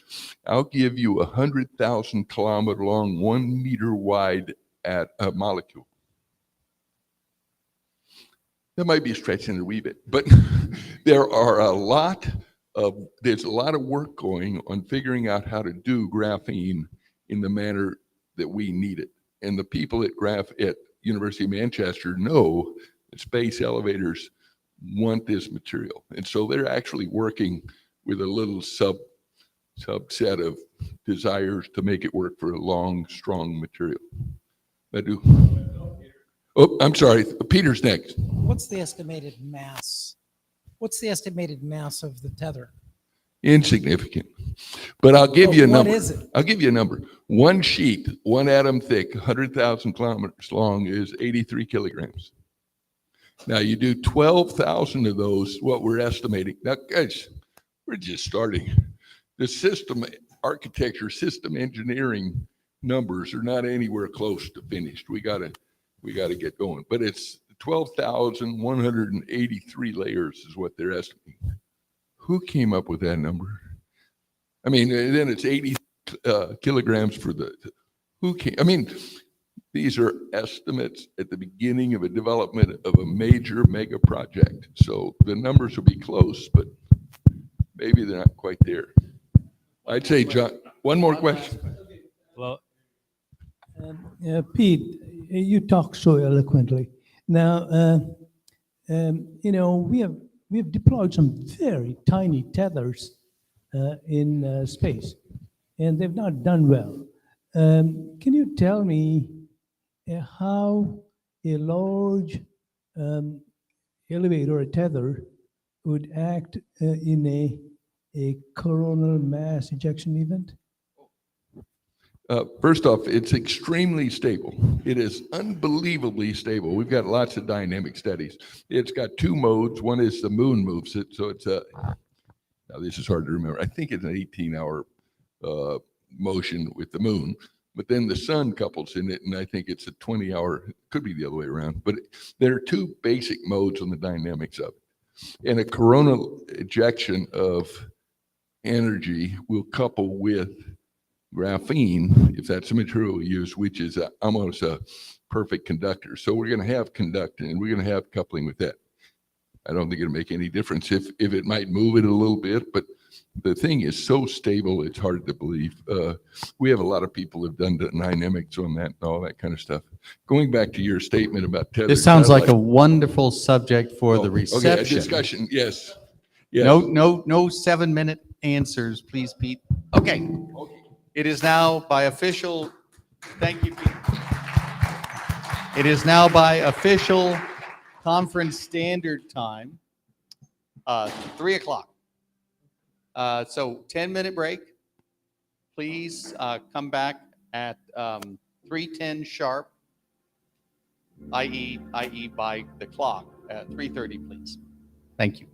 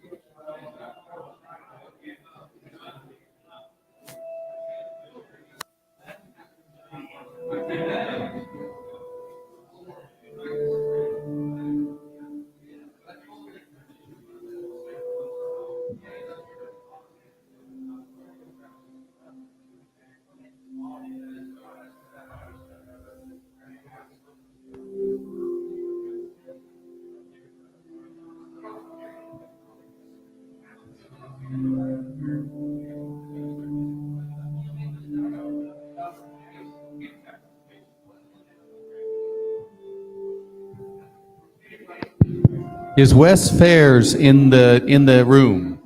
Anybody seen Wes Fairs? Anybody know what Wes Fairs looks like? Yeah.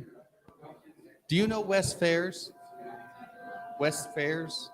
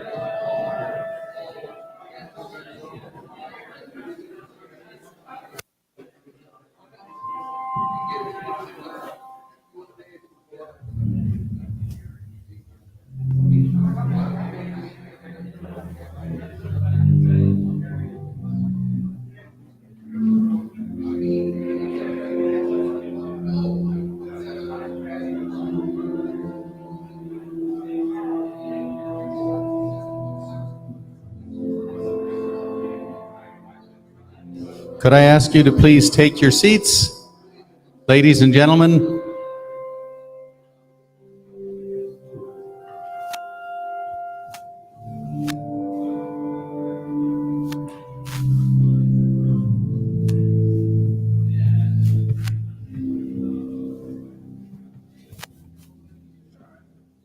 If you would please take your seats.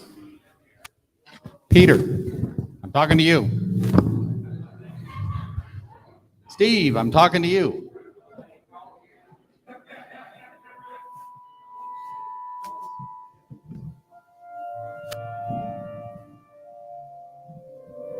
I will just mention that not at this moment, but later, when we're done with this session, that there's a lovely model that Madhu Thangavelu has brought. but we're not going to look at it right now. So this final session for our first day is built loosely around the subjects of governance and security and opportunity, but equality and equity, and basically a whole range of subjects that have to do with the rules of the road for lunar and cis-lunar activities. And we're going to begin with a talk by Delphine Urbah. Pardon me if I've said your first name wrong. Not bad. Excellent. Who is going to talk about the moon as a UNESCO heritage listing. So please, welcome. I'm just going to put a timer so I don't use too much time. Okay. So first of all, who am I? I'm Delphine Urbah. I'm just a student right now. Finishing my thesis on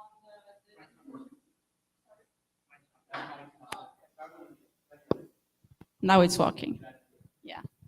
So I'm Delphine Urbah. I'm a student in Paris at the Sorbonne, basically. And I'm finishing a master thesis on the subject of the inclusion of diverse cultural practices of astronauts in space habitats.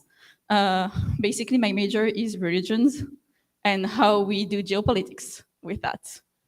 I just finished the ACSL summer course on space law and policy this summer. And so this year, I raised the question of could the moon be considered for the World Heritage listing during this summer course. Yeah.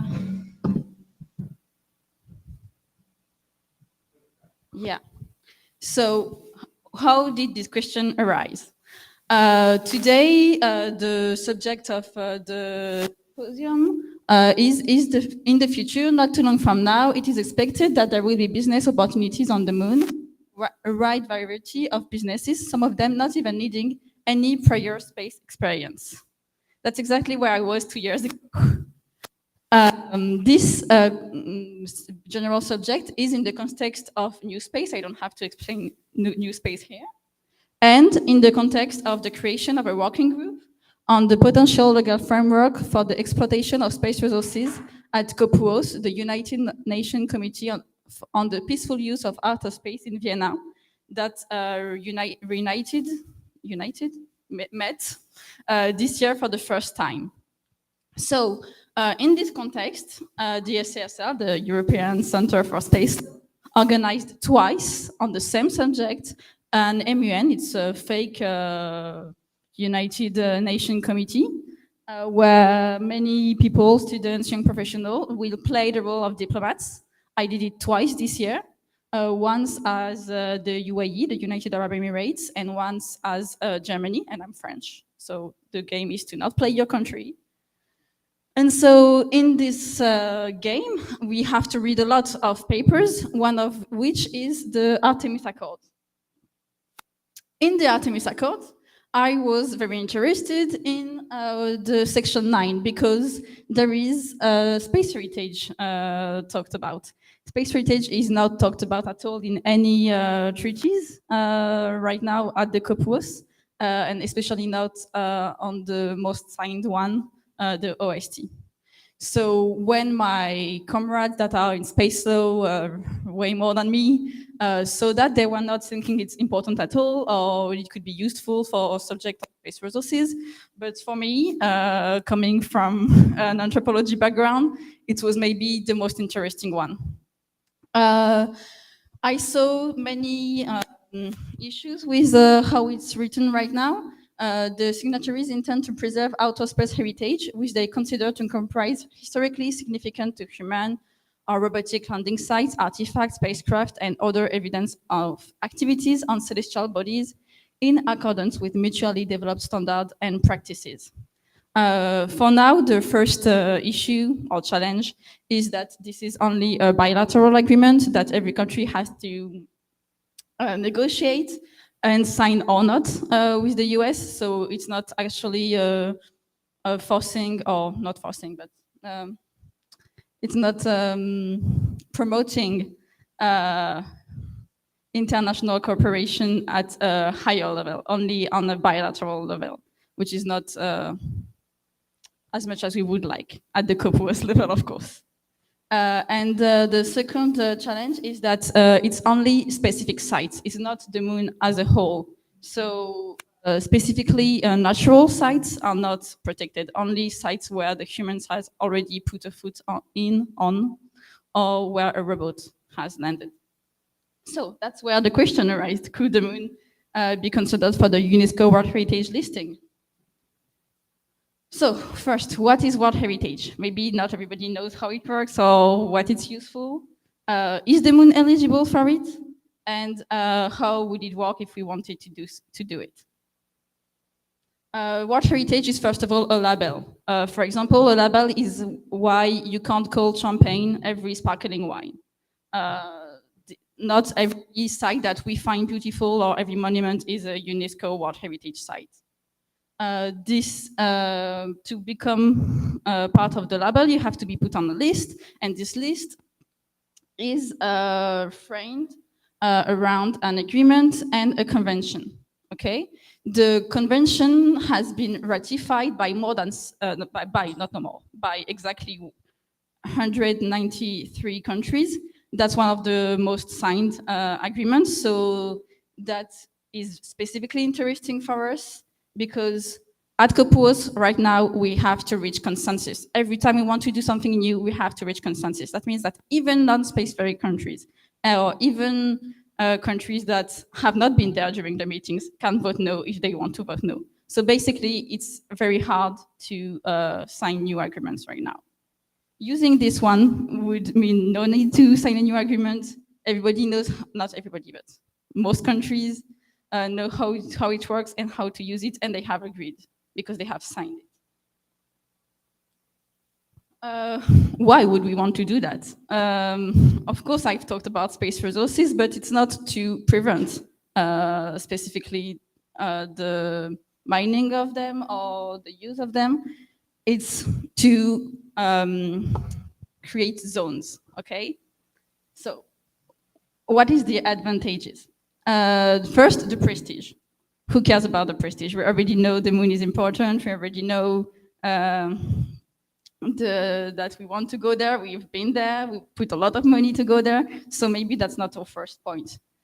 The second one is that this prestige brings awareness. The awareness brings more protection and preservation. That's where we will start to see issues, because who is preserving? Who is protecting? Every time a site is unlisted, it's because a country has asked for it. So the country is in charge of protecting it. If a country unlisted part of the moon, that could be a breach to the OST, Outer Space Treaty, Article 2, which is the one on the non-appropriation of space objects. And then there is financial and technical assistance. That could be a great way for tourism companies that want to go on the moon to have maybe more ways to get money from sponsors, if they are saying that they will protect the habitats. Okay, so that's the advantages. But every time a country enlists a site, there is also a lot of political understandings behind. It's often strategic. I will talk about France because I'm French. When Versailles is enlisted, it's not only the castle that is enlisted, because enlisting the castle as a republic that has fought a king, maybe not the best look if you're under a republic. But if you're enlisting the castle as a museum, and the museum as every painting in the museum being the property of the French people, this is a completely different look. So it's not actually the castle as the house of the king. It's not the argument the French delegation gave. The argument they gave was, okay, so every one of those paintings is important for every French citizen because they're the the owners of them. So yeah. What is protected? Why would we, what are we protecting? And if it becomes, what can we do about it?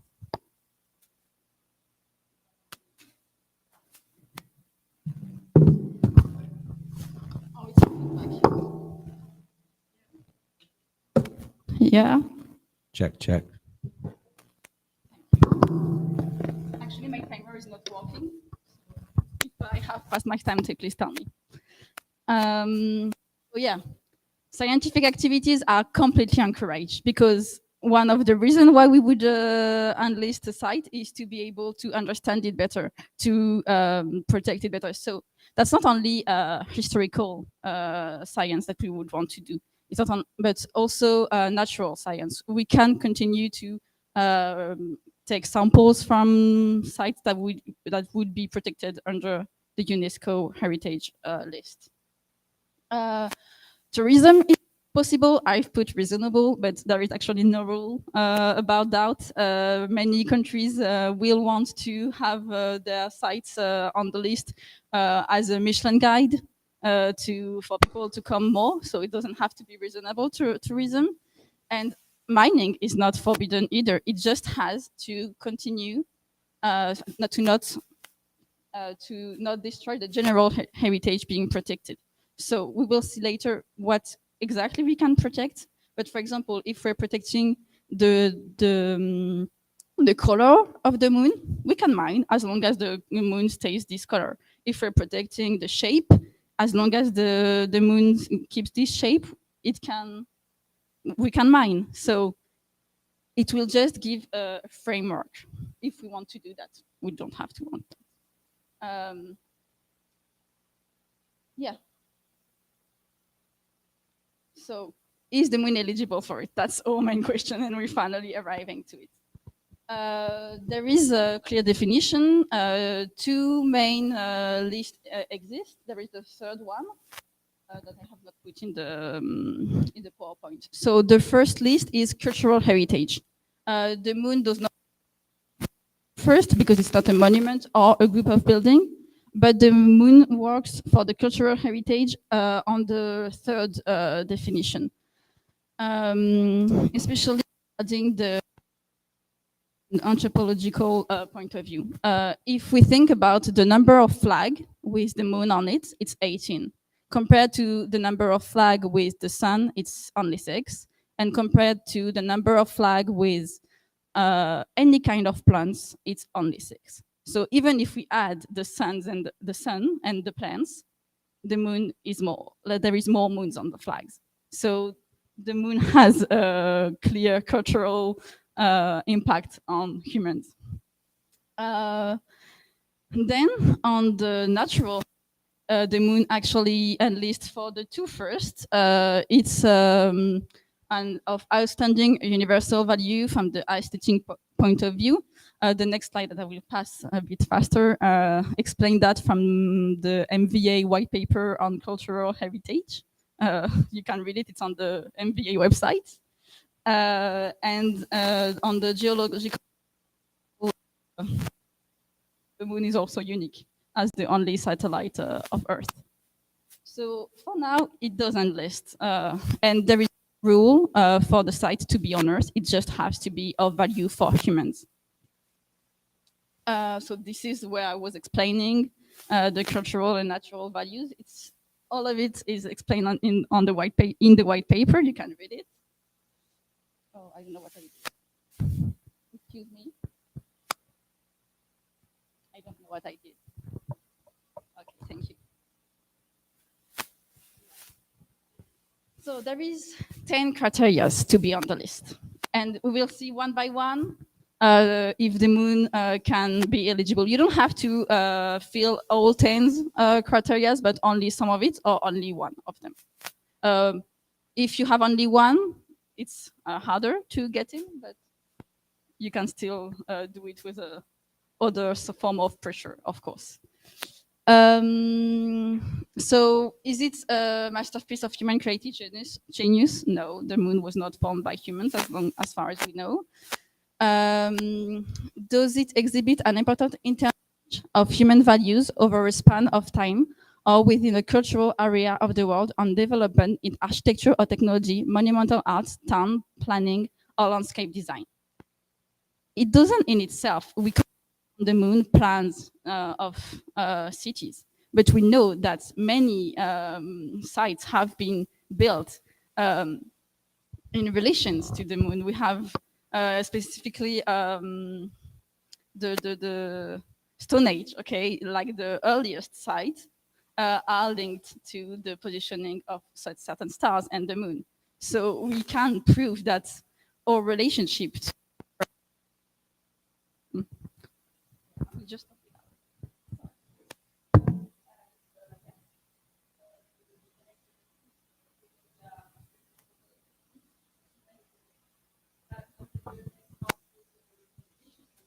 Check. Artemis, yeah, to the moon. Yeah, okay, thank you. So yeah, even in the name of our mission, we're acknowledging the fact that we have first valued the moon for spiritual reasons. Then bear a unique or at least exceptional testimony to a cultural tradition or a civilization which is living or which has disappeared. Yes, I've talked about the flag and I could go for hours on that. Yeah.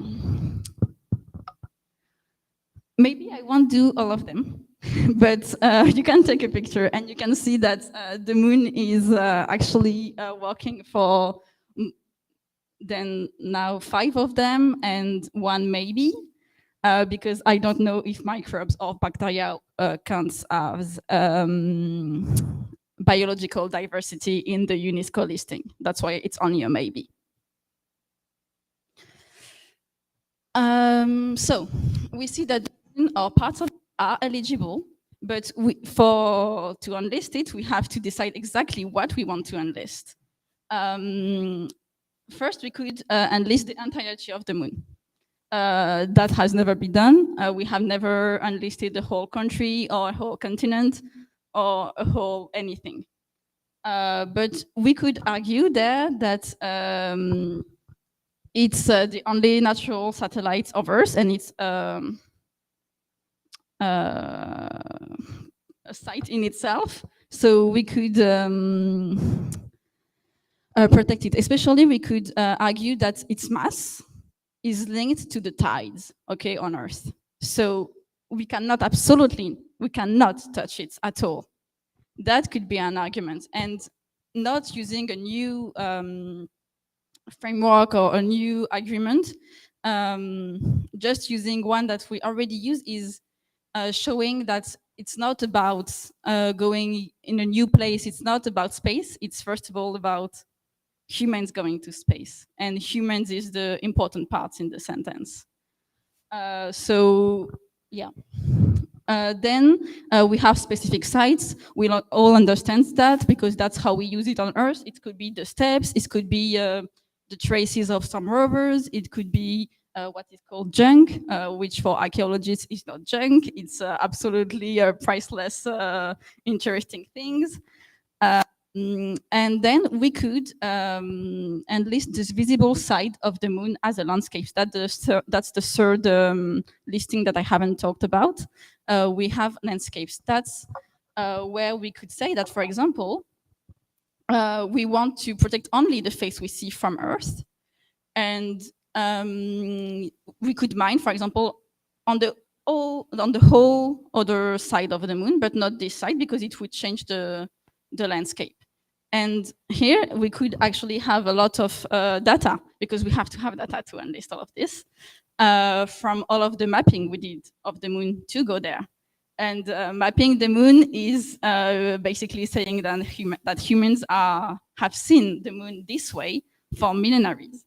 And changing it would be saying that all children will see a different moon than the scientists that made going to the moon possible, which is quite a big statement.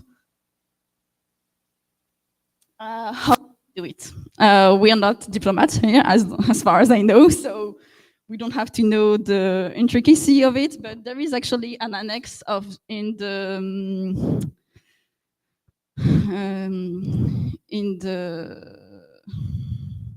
it's not the convention, it's the process paper.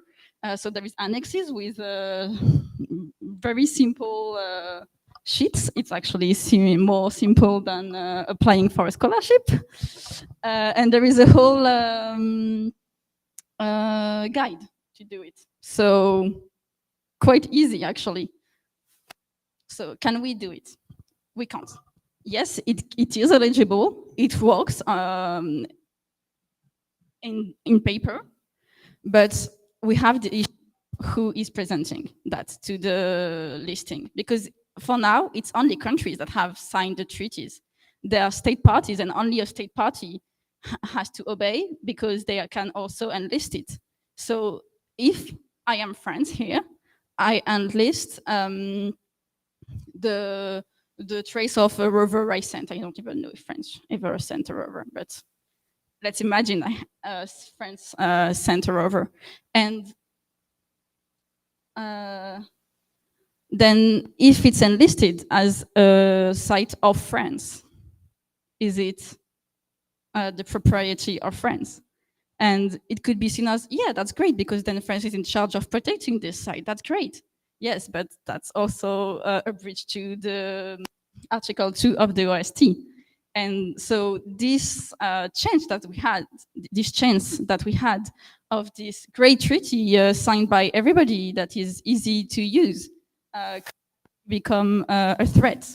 If countries start to just say, oh, this is just cultural, it's okay, don't worry, I'm just saying that it's important to me, then is it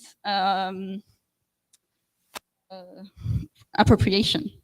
So basically, if a moon village exists one day, they could, and if they're independent, and if they sign the treaty, and if they are recognized in the UN, then they can propose to enlist some.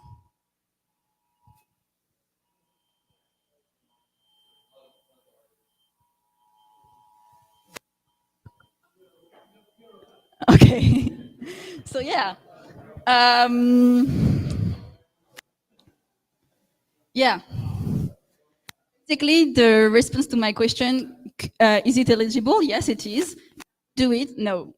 Unless we are a country that is on the moon and that hasn't signed the OST, it will become a circle eating itself. Yeah. So that was the response to my question, and I'm really sorry that we can't do it, because it seems so easy when we were talking about it with the other playing diplomats. Yeah. So thank you for your attention, and if you have any question, I'm very open to.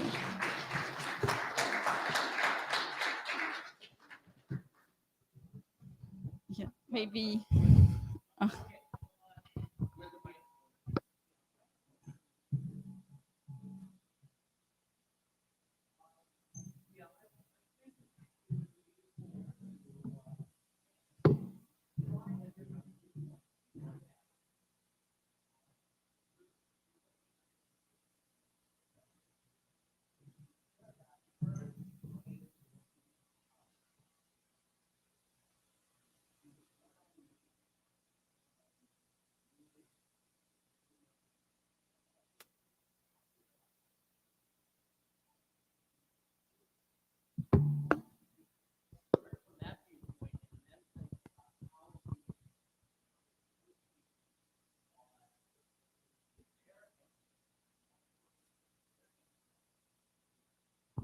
Yeah, absolutely. That's actually why I proposed this paper for this specific place, because it's actually usable only for the exact scenario you're proposing. Somebody that is not Earth-based, or it's appropriation from Earth. Yes? Oh, no. Okay. Sorry.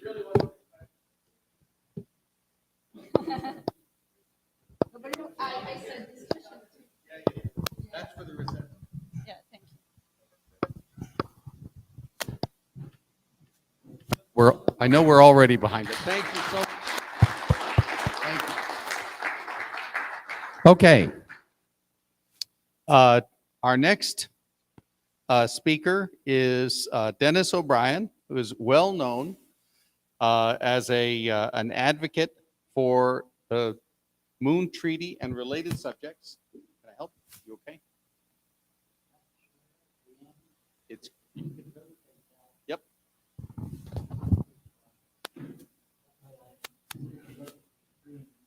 You bet. Which one do you want? This one? Okay, I'll get it. I'll get it. No worries.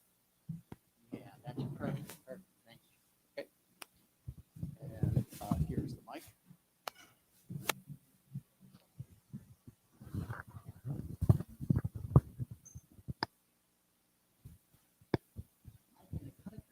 I think this works.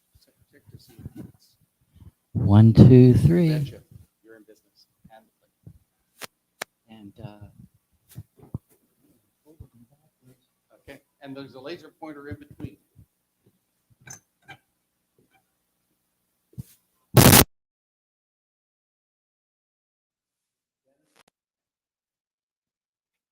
hello there. Thank you all for being here. My name is Dennis O'Brien. I am a space lawyer and founder of the Space Treaty Project, a scientific and educational nonprofit. Today, I'll be talking about the status of outer space settlements and settlers under customary international law. So the first question is, what is customary international law? Anyone who's familiar with international law in general knows that it's difficult to give a definitive answer to that because customary international law is whatever a sovereign state says it is. But there are 3 factors we can look at to evaluate something as customary international law. We will use them to evaluate the 5 space treaties and the Artemis Accords. The 3 factors are widespread acceptance, the length of acceptance, and the formality of acceptance. The Outer Space Treaty leads the way in all 3. The 3 secondary treaties, rescue, liability, and registration, are not as widely accepted, but are still accepted by enough to make a functional international framework for outer space activity. But the final 2, the Moon Treaty and the recent Artemis Accords, have not yet reached that level. Length of time matters not just because the agreements have survived, but because states and people begin to rely on them to make decisions based upon them. The formality of acceptance indicates a sovereign state's long-term commitment to an agreement. Most accepting states have fully ratified the agreements, but some have used signatures by their head of government to do so. The Artemis Accords do not even have that, being an interagency agreement that affects only the participating space agencies and their contractors. I'm not trying to make a value judgment here. I'm just using objective criteria to demonstrate what has already been accepted as customary international law and what's not there yet. The Outer Space Treaty is by far the most widely accepted for the longest time and with the most ratifications. We shall use that and the 3 secondary treaties as the basis of our analysis, though the Moon Treaty and Artemis Accords may offer helpful language. Current status. In order to determine the status of outer space settlements under customary international law, I may say CIL, we must begin with the status of pre-settlement activity.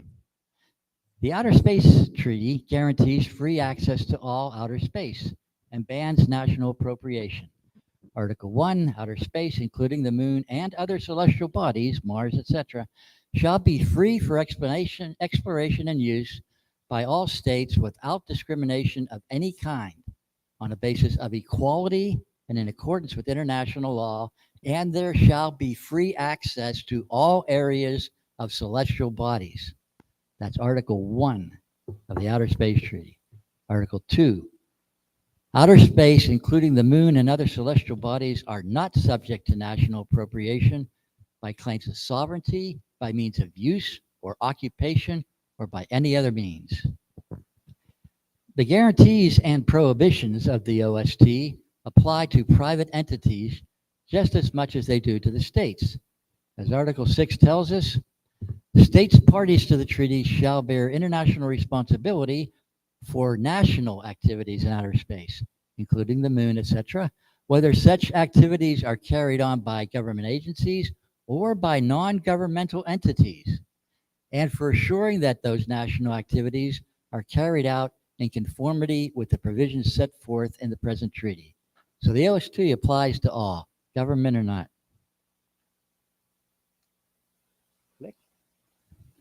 But even though the OST prohibits appropriation, it does allow jurisdiction and control, a limited extension of the sovereignty of the country responsible for the object or activity. Excuse me. Article 8 states that a state party to the treaty on whose registry an object is launched into outer space is carried shall retain jurisdiction and control over such an object and over any personnel thereof while in outer space or on a celestial body. As Dr. Walter Kurnow said upon reaching the USA spaceship Discovery in the movie 2010, welcome to United States territory. Note that the registration state and not the launching state that maintains jurisdiction and control. Here's a map of the countries that currently have a space program and either now or in the near future have the capability of having an object in space on their registry and therefore under their jurisdiction and control. It is no longer accurate to say that there are only a few spacefaring nations. It is far more accurate to say that humanity is a spacefaring species and that most countries, perhaps all countries, are stakeholders in our common future in outer space. Such jurisdiction and control does not just apply to launched objects. It also applies to stations and installations built on the moon and beyond. Now, this one's a little tricky, but you'll see that Article 12 of the Outer Space Treaty says that all stations, installations, equipment, and space vehicles on the moon and other bodies shall be open to representatives of other states' parties on the basis of reciprocity. Article 12 implicitly acknowledges jurisdiction and control for a country's stations, installations, equipment, and vehicles, not just launched objects. Otherwise, this provision would not be necessary to explicitly grant other countries permission to visit. You wouldn't need that, except that it belongs to the other country. The Moon Treaty is even more explicit. Article 12 says, states parties shall retain jurisdiction and control over their personnel, vehicles, equipment, facilities, stations, and installations on the moon. Now, although the Moon Treaty might not itself be considered customary international law, not yet anyway, its language can help give meaning to what is implied by the Outer Space Treaty. We can thus conclude that under customary international law, any stations and installations that are built on the moon or other celestial body are within the jurisdiction and control of whatever sovereign state built them, including those built by their nationals. Although intergovernmental organizations like the European Space Agency are not mentioned in the OST itself, the rescue, liability, registration, and moon treaties all equate such agencies with sovereign states. And this seems to, if you look at what's being registered, by the way, at the UN right now, it includes registrations by the European Space Agency. So that whole concept seems to have been accepted as customary international law. Quick note on outer space resources.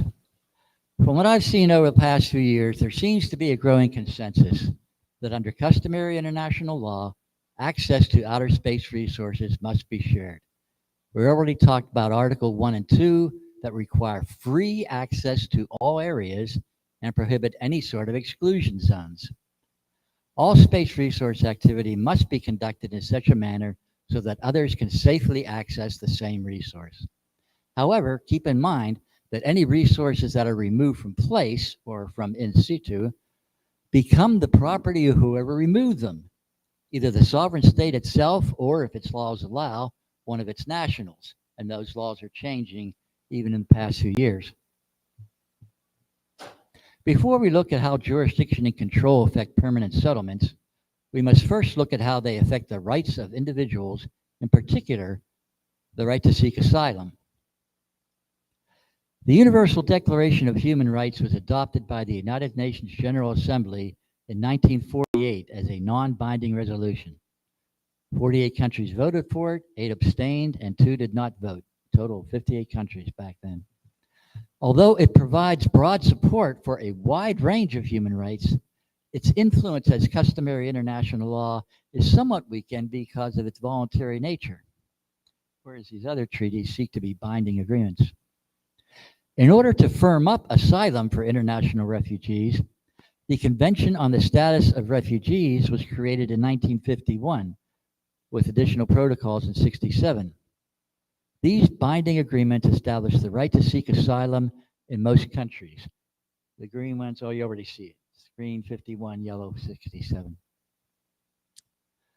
But the right to asylum has not always been enforced. As in the case of the Soviet merchant seaman who jumped from a Soviet fishing boat onto a USA Coast Guard ship when both were in international waters. After a tense standoff, the captain of the Coast Guard vessel decided to return the seaman, which was just wrong. More on that some other time. There was a movie made about the event, The Jump, which was released in 2020. Could this happen again on the moon or elsewhere in outer space? This question was first raised by Keith Henson, the founder and first president of the L5 Society, which merged with the National Space Institute to become the National Space Society.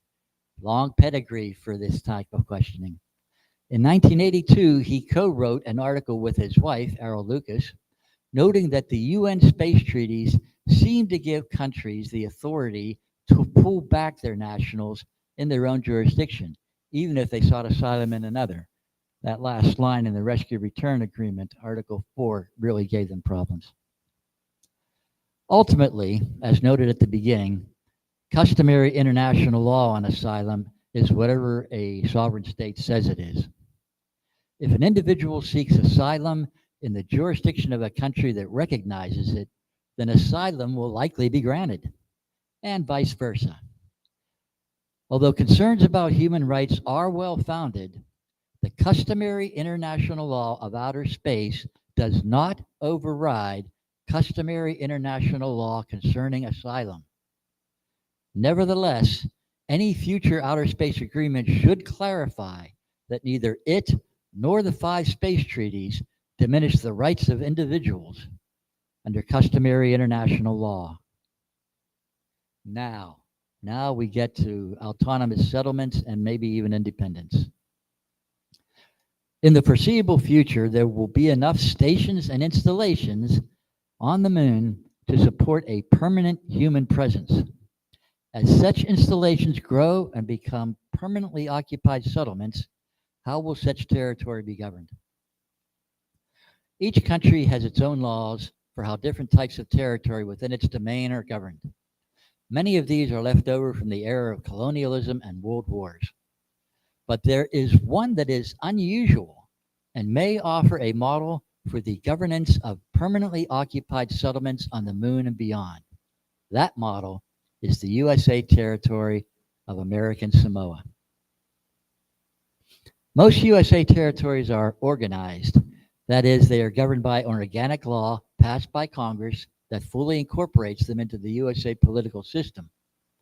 But after World War II, when such a law was being considered for American Samoa, the people there fought against it. Led by their 12 high chiefs, most notably Chief Tuiasosopo Mariota, they formed their own legislature, the Fono, and demanded the ability to govern themselves, and the federal government agreed. Here is how power is now divided in the territory of American Samoa and what may be a model for future off-world governance. The US president, or whoever's the head of the government or head of the state of the country that did this, the US president in Samoa is still the head of state, but the head of government is a locally elected governor. All legislative power is vested in a locally elected legislature. Judges for the village courts and district court are appointed by the governor and confirmed by the legislature. That's all local. The Secretary of the Interior retains the authority to appoint the judges of the High Court, override vetoes by the governor, and approve constitutional amendments. In other words, just to keep everything within the constitutional framework of the home country, so to speak, but still allowing as much independence as possible in making local decisions. For those who are seeking self-government of outer space settlements, this is probably as self-governing as you're going to get, both now and in the foreseeable future. Right now, we must make sure that no national law or international treaty precludes such self-governance. We have to start that work now. For those who would observe that the moon is not yet settled and thus have no stakeholders like American Samoa, I suggest that you look around the room. We are the new Samoans. We speak for those who will soon be the residents of the moon and beyond. They are counting on us right now to do what is needed at this crucial moment in history. So what about independence? Changing from a self-governing settlement into an independent sovereign state will be more difficult. A settlement will at least need to meet the standards established by the Montevideo Convention, which has been widely accepted by other countries as international law, customary international law. A permanent population, a defined territory, a government, and the capacity to enter into relations with other states. Note, however, that as Article 3 states, the political existence of a state is independent as to whether it's recognized by another state. Even though that's the way it's stated, such recognition is still important as a practical matter, and each sovereign state will make its decision. Thus, any outer space settlement that wishes to become a sovereign state will first need to meet those basic objectives, standards of the convention, and then convince other states to recognize it. Finally, and this is a very general statement, but it has been the basis of everything I've done since I started the project 5 years ago. We are living in challenging times. Every day, people wake up to news of disastrous climate change, worsening economic inequality, racial and gender injustice, assaults on democracy, and international conflicts. To that has now been added the threat of war in outer space. The people of Earth are beginning to despair, wondering if there is anything they can really believe in. They are losing hope, and the resulting cynicism is poisoning our politics, our relationships, and even our own thinking. Our mission must be nothing less than to restore that hope, to inspire humanity by giving the people of our planet a future they can believe in, to counter the despair of war and violence and neglect, to build that shining city on a hill that will light the way for all. For more information, including a model resource agreement and a link to a Share the Moon petition, please go to spacetreaty.org or contact me directly at DennisO'Brien@spacetreaty.org. Thank you very much for your time and attention.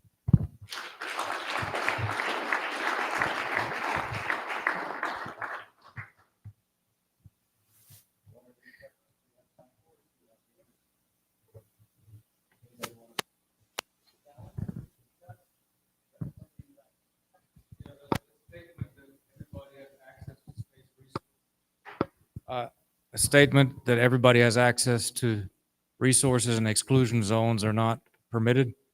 I would like to know the basis of that and why you say that. The basis that everyone has access?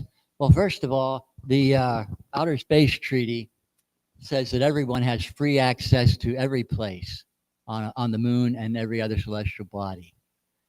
Of course, the Moon Treaty goes further than that. It talks about, maybe even setting up a supranational authority like there is in the Law of the Seas. But I'm not advocating a supranational authority. I'm just advocating an agreement. It's already there in the Outer Space Treaty because of both free access and non-appropriation. But I think that it would be good, and the United Nations is already working on this. They have just mandated a new working group that has a 5-year plan to come up with new governance and perhaps even new governance documents to deal with things like this. Because there is some vagueness. That's the term of art. There's some vagueness in the Outer Space Treaty. So I think it would be good to have an agreement, and I mentioned the Model Resource Agreement, that says specifically that access to resource must be shared. The flip side is that any space resource activity must be conducted in such a manner so that others can safely access the same resource, the same crater of ice. Forgive me, I'd like to jump into this. My first time today taking chairman's prerogative. I apologize, but it's directly related to I your just have a question. comeback, but go ahead. Sorry. I'd like to note, so Dennis, how does the idea of open access at all times in perpetuity jibe with the assignment of orbital slots in GEO? I mean, how can I not I can just go and push somebody out of there because they're in the slot that I want. Orbital spots in GEO are an interesting topic. For one, they are not covered by the Moon Treaty and its extended discussion of access because they're within the orbit of the moon. But they are outer space. But they are in outer space, and the Outer Space Treaty itself talks about free access. The Outer Space Treaty also talks about due regard and not interfering with others. I mean, you're talking about radio communications. Interference has a very definite meaning. And so if you can't get close in order to interfere the others. So in some ways, when it comes to GEO orbit, there's a little bit of whoever's there first. So going to keep it. And that, please, you had another. My follow-up on that though is, but we bind ourselves through the ITU. Yes. And accept the authority of the ITU to make adjudicate these decisions basically in perpetuity. And yes. then we live by it. And that is an international agreement where the sovereign states hand over authority to someone else. And that also is a way to do it. The folks that haven't signed that agreement might have another idea. They're not bound by it, but that is a way to make it work. And if you it can predates the people, UN by half a century. I'm sorry, what? It predates the UN by half a century. And it is a fine ITU. model. A fine model. Thank you for reminding us of that one. So just a quick comment is that provides zero economic incentive for space resource utilization. If you have that. You get to keep whatever you remove from in place, you get to keep. You don't get to make a claim for a big area like has happened on Earth. But if you mine something, you get to keep it and you could sell it for whatever the market bears. If you can't set an exclusion zone, what's to prevent somebody else from walking into your mine and mining the same place? You have to give due regard to an ongoing installation or facility or activity that's going on there. But if you've got a crater full of ice and someone starts mining it on one side, they can't just say, well, this is our crater. We're claiming it. You said, no, you have to do it safely enough so that someone can start mining. But another entity cannot walk into your operation. Is that correct? I'm sorry, what? Another entity cannot walk into your operation? Correct. They cannot walk into your facility, and you're going to have a fun time describing what facility or installation is. But that's where you have to work from. But that would violate due regard. Pardon? That would violate the term of due regard. That would violate due regard if you interfere with the operation of a facility or installation. But you can't just claim the resource like we have on Earth. So I personally think the ITU is a pretty decent model because it works pretty well. I like that. Richard? Thank you. I think most of the discussion right here intersects with what might be maritime law, which predates a lot of the UN stuff. And with respect to if you get in the way of a robot and stuff like that, I mean, that's just bad behavior. We could debate whether it's covered or not, but I mean, you don't get into other ships' ways. Yet people, they do that. What are the avenues of corrective action when somebody does like what was laid out that some? I'd like to reserve that to Peter's talk because Okay. because I think that's going to be germane to what the way Peter will approach it. Is it one last one? Okay. One last one for Dennis, and then we'll move on because we don't want to have this session go on too long. Okay, well, first of all, put up the colors first. I am a pure libertarian, so you know where I'm coming from. And I know Keith Henson, and there's many of us in this room who had to do with blocking the Moon Treaty, and we'd work to block it again. Okay. Yeah. We can work together. Now, the key element is that once there are enough people there to decide they want to be a nation, all the rest of this goes out the window because their new legislature is going to decide the rules for their nation. Yes, they are. Yeah. And what I was trying to describe was kind of a two-step process. Yeah. Where first they get this, okay, we're self-governing, and they kind of convince their own nation, their sponsoring nation, whoever got them up there, yeah, we can take care of ourselves now. And then once they get themselves set up, then they can do, well, you know, I think we should be independent. But I agree with you that it is the people who are there themselves who are going to make that decision. So I'm just trying to build that road for them. Okay, let's say thank you very much. Thank you. Is Wes Fairs here? I think Wes Fairs has sort of vanished. He had committed and. I saw a name tag with the name. Yeah. No, I know the name tag is out there, but I don't think he's here. So that being the case, and the hour being what it is, let's turn now to Peter Gerritsen of the American Foreign Policy Council on the role of the moon in U.S. and space planning for cis-lunar space operations. I've done my best. Excellent. Okay. And Peter, if you wouldn't mind putting the chair back to where it goes, then that'll. Excellent. I have to say I'm normally not happy to have somebody fail to show up, but at this late hour, I'm delighted.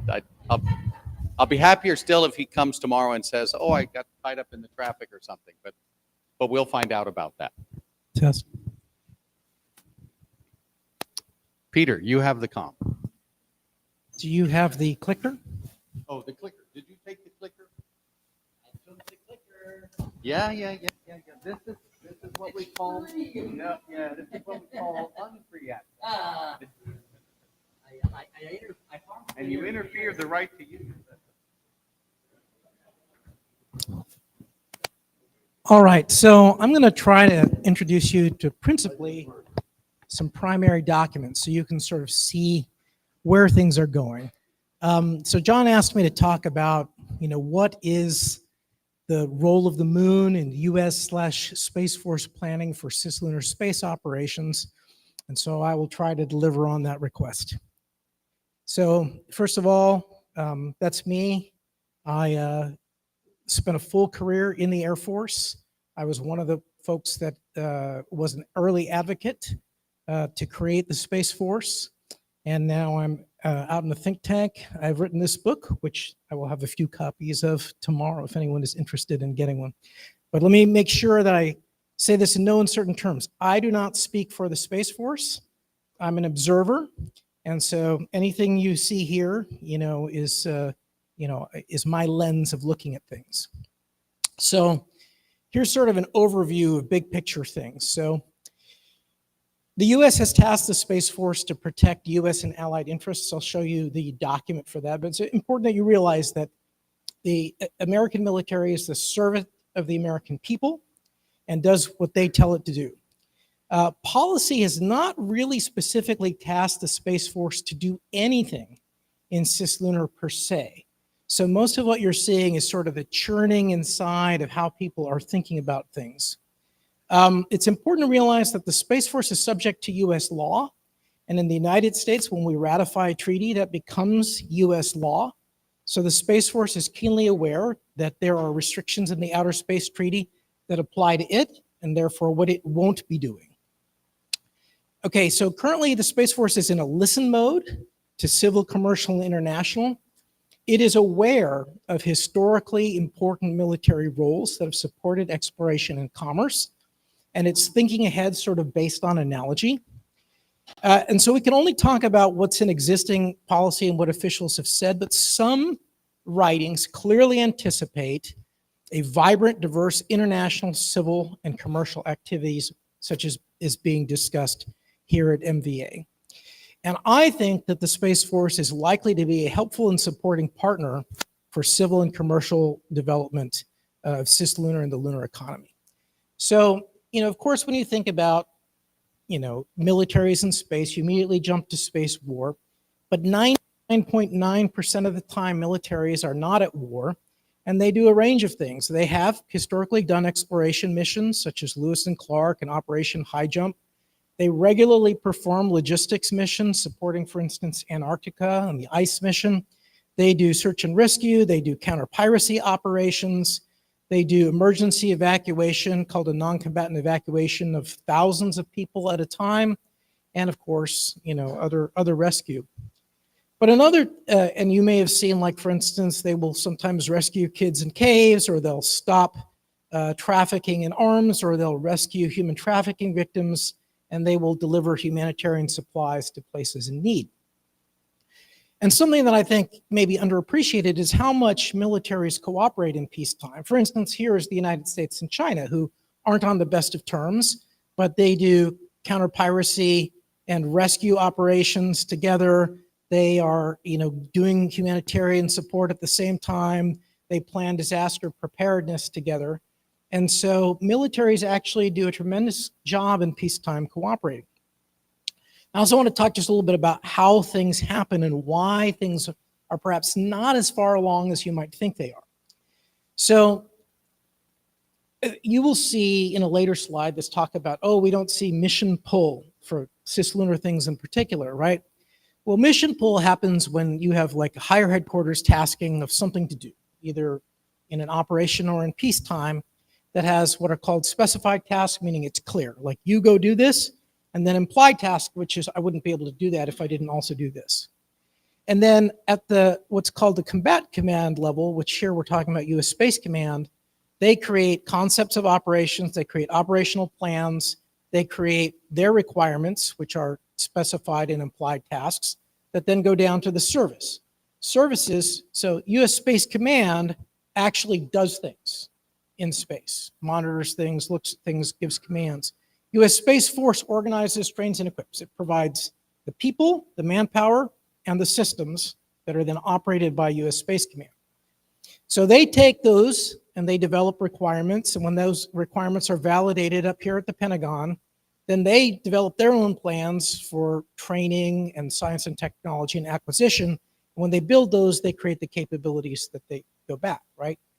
But the Space Force has to listen to what is specified or implied in higher level taskings. And so we'll talk a little bit about what has been said so far. So it's important to talk about background. So even our own former NASA administrator, when he was a congressman, he said constitutionally the government is required to provide for the common defense and commercial assets in space, and we have to be prepared to defend private and corporate rights and obligations in keeping with the Outer Space Treaty to enable freedom of action, and thus we've got to have the ability to go out to cis-lunar. This was before the creation of the Space Force. The actual Space Force was constituted by this law, which tasked the Space Force with the following functions: to organize, train, and equip to provide freedom of operation to the United States in, from, and to space, prompt and sustained operations with the specific duties to protect the interests of the United States in space, deter aggression in, from, and to space. That's super broad. What qualifies as a U.S. interest, right? Does, for instance, a U.S. moon base qualify as an interest? In the National Space Policy, it says that the Secretary of Defense, who will delegate it down to the Space Command and Space Force, shall, which is policy speak for there's no way out of it. You will do this. Not, it's a suggestion. It's like, this is no kidding your job. Secretary of Defense shall defend the use of space for the United States national security purposes, United States economy, allies, and partners. That's a very broad tent. Protect the freedom of navigation and preserve lines of communication, which is a naval term.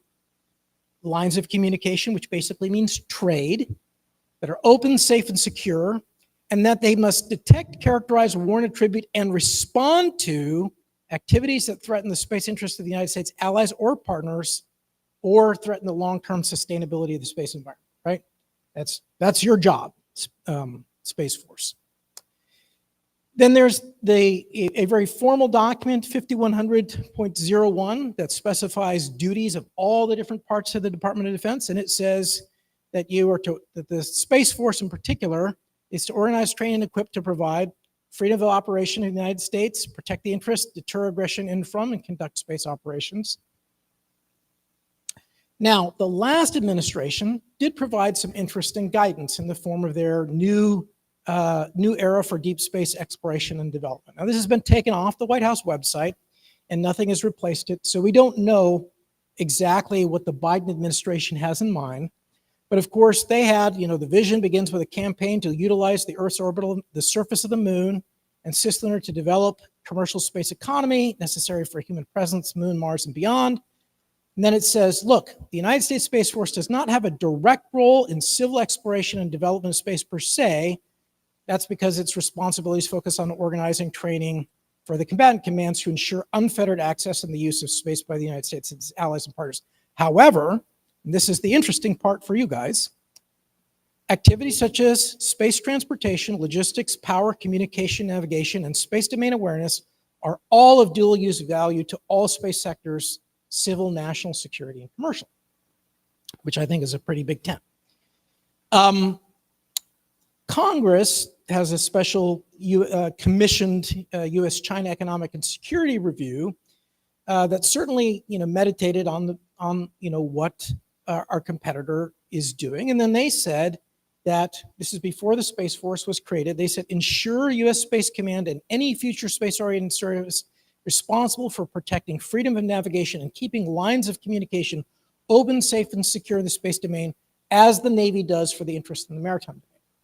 And so that's fairly important, because many people, many people assume that the Space Force, will sort of have heritage of the Air Force, and they don't think about all the naval and Coast Guard-like roles that are involved in a day-to-day presence and support mission.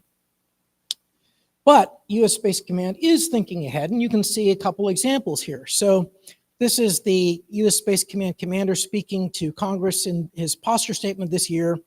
They're talking about NASA's commercial crew. They're talking about this. U.S. Space Command is committed to assuring the safe exploration of space and supporting NASA's planned lunar missions and spacecraft recovery, their upcoming Artemis program. And his deputy, General Shaw, published an article where he point blank talking to you guys. As civil organizations from the international community expand human presence further into the area of responsibility in the name of peaceful exploration, the need to recover astronauts in distress will become more complex and far-reaching. And then he says, currently we're charged with human spaceflight support, but the command will be ready to execute its responsibility for human spaceflight support missions as humankind continues to travel further out into the cosmos. Now, U.S. Space Command is tasked by U.S. policy, presidential policy, the Unified Command Plan, with an area of responsibility that begins at 100 kilometers above the Earth and extends outward from the planet indefinitely. So anything that happens in that entire region that falls within what you saw above is their responsibility. And it also assigns them the responsibility to protect and defend U.S. and as directed allied partner and critical commercial space operational capabilities. So that is something else that falls within U.S. Space Command's hat. And so looking at the Space Force specifically, this is Joel Moser, the chief scientist of the Space Force, and he's got this chart about civilian missions to the moon. He says, I keep this chart handy as a reminder of why we need cis-lunar space domain awareness today, and why the US Space Force needs to keep up with the technology, innovation, standards, policy, and norms. Space Force actually talks a lot about the need for norms that this human expansion to the moon and beyond represents. Now, as soon as the Space Force came out, there was a Space Force capstone doctrine. That's kind of important. Doctrine in the military is like, hey, this is how you should think about things.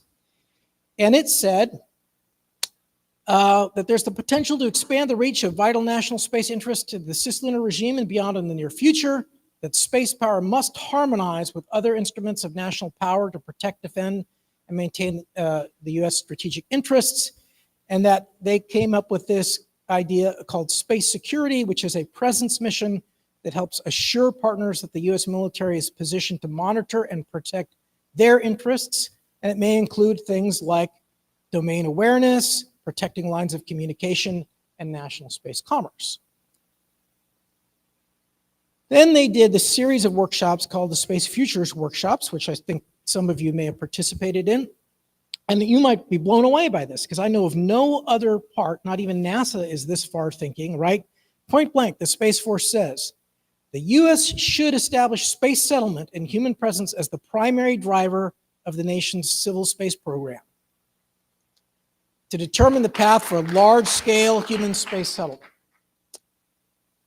And then, let's see, accordingly, it must be assessed on their utility. Civil space program must be assessed on their utility to furthering space settlement goals, and that the US must commit to having military force structure that can defend this international space order, as well as defend American space interests to include space settlements and commerce, and that toward that end, the military must define and execute its role in promoting, exploiting, and defending the expanded commercial civil military activities and presence driven by industry, NASA, and other nation states. So the Space Force, thinking ahead, signed a memorandum of understanding with NASA, where they acknowledged that they now have to think out to cis-lunar, which is much bigger than they've ever thought before, and they came up with these 11 cooperative areas, which include, of interest to you, deep space, SDA, beyond GEO, capabilities and practices enabling safe, sustained cis-lunar operations, including communications, navigation, servicing, assembly, manufacture, rescue, and recovery for human spaceflight, space logistics, supply and support, and standards and best practices for safely operating in space. They also came out with a cis-lunar primer to familiarize folks on it. Colonel Felt, who was head of Air Force Research Lab Space Vehicles and is now head of our acquisition S&T at Space Force, he and David Buehler were part of writing an article called Posturing Space Forces Beyond GEO, where they argued that the United States, to secure those interests beyond geostationary orbit, meaning cis-lunar, as activities expand, there could be threats to economic and security interests, and therefore, we have to begin now because it's not exactly easy, and it's quite different. Colonel Feld also said that as commerce extends to the moon and beyond, it's vital that we understand and solve those unique challenges so we can provide space domain awareness and security, and that the National Space Security commits the Space Force to monitoring what's going on, and if somebody's a bad actor in the international realm, monitor, direct, and respond. This, the State of the Space Industrial Base 2020, said that an expanded cis-lunar economy will require security and stabilizing military presence, and therefore clarifying the role of the Space Force is important, and that defining that mission to enable and protect commerce will project confidence and lower the perception of risk, providing stabilizing presence, surveillance, aids to navigation, and help when required.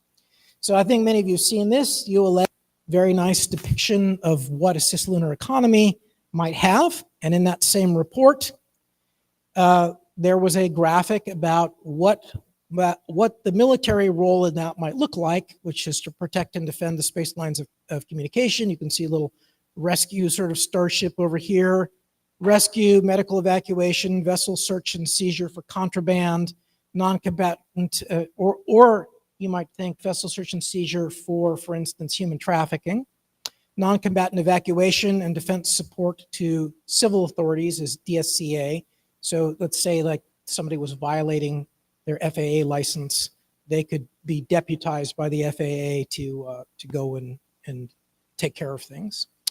So this is the latest version of the State of the Space Industrial Base, which says, hey, look, prosperity must be central, much as the recent Indo-Pacific Framework for Prosperity provides a platform for mutual prosperity.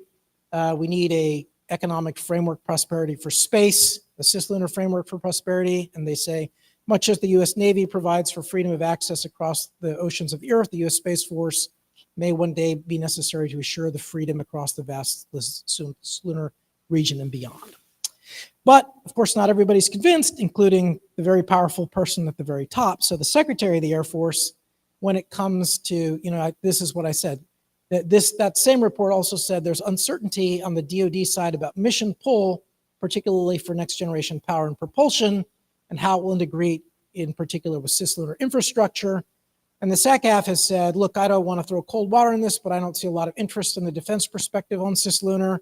I can't see cis-lunar as very high on that right now. So it's on the Space Force's mind, but it's way down. The Space Force also has to plan and think about cis-lunar for a couple of other reasons that are more near-term and less big picture than what we've talked about here. And that is that because once you get to a few times geo, trajectories are no longer circular or elliptical, they're no longer planar, they're no longer easy to describe. And so you've got the influence of the sun, you've got the influence of the moon. In here, you're always two-body dominant, outside you're not. Out here, you're even affected by the sun as much as the moon. So that makes it extremely hard to track things.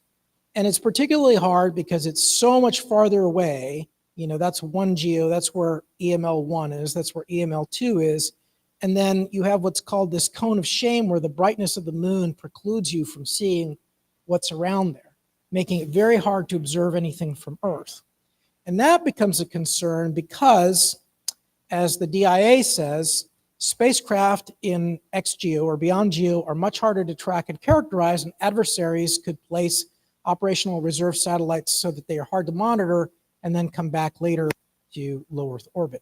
But I should mention that they also mentioned the strategic concern about potential competition over resources.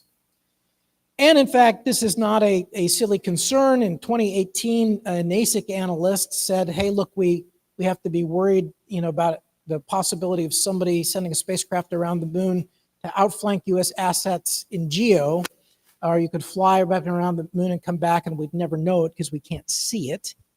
And then turns out just last week that there was a nation that was looking and doing this for reverse geo.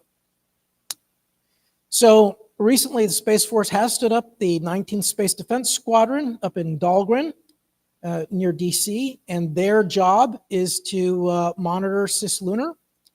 And of course, there was also a proposal by AFRL, originally called Cis-Lunar Highway Patrol. Has a great video, by the way, on YouTube that got them in a lot of trouble.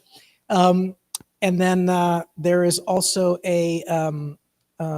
and it's changed its name to Oracle, and it's been awarded. So it does look as if we will have at least one satellite out there helping, monitor things.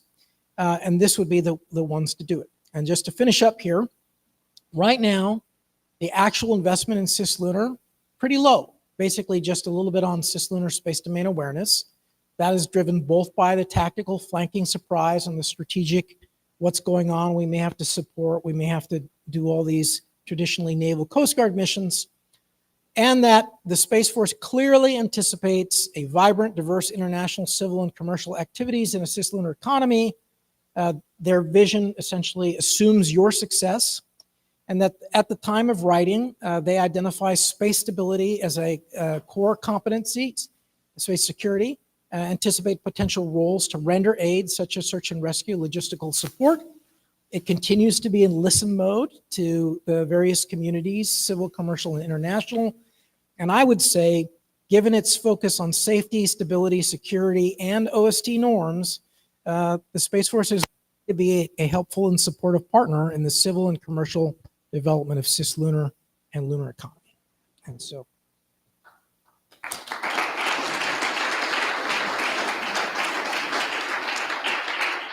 And I don't know, John, if there are time for questions there. I see a couple questions.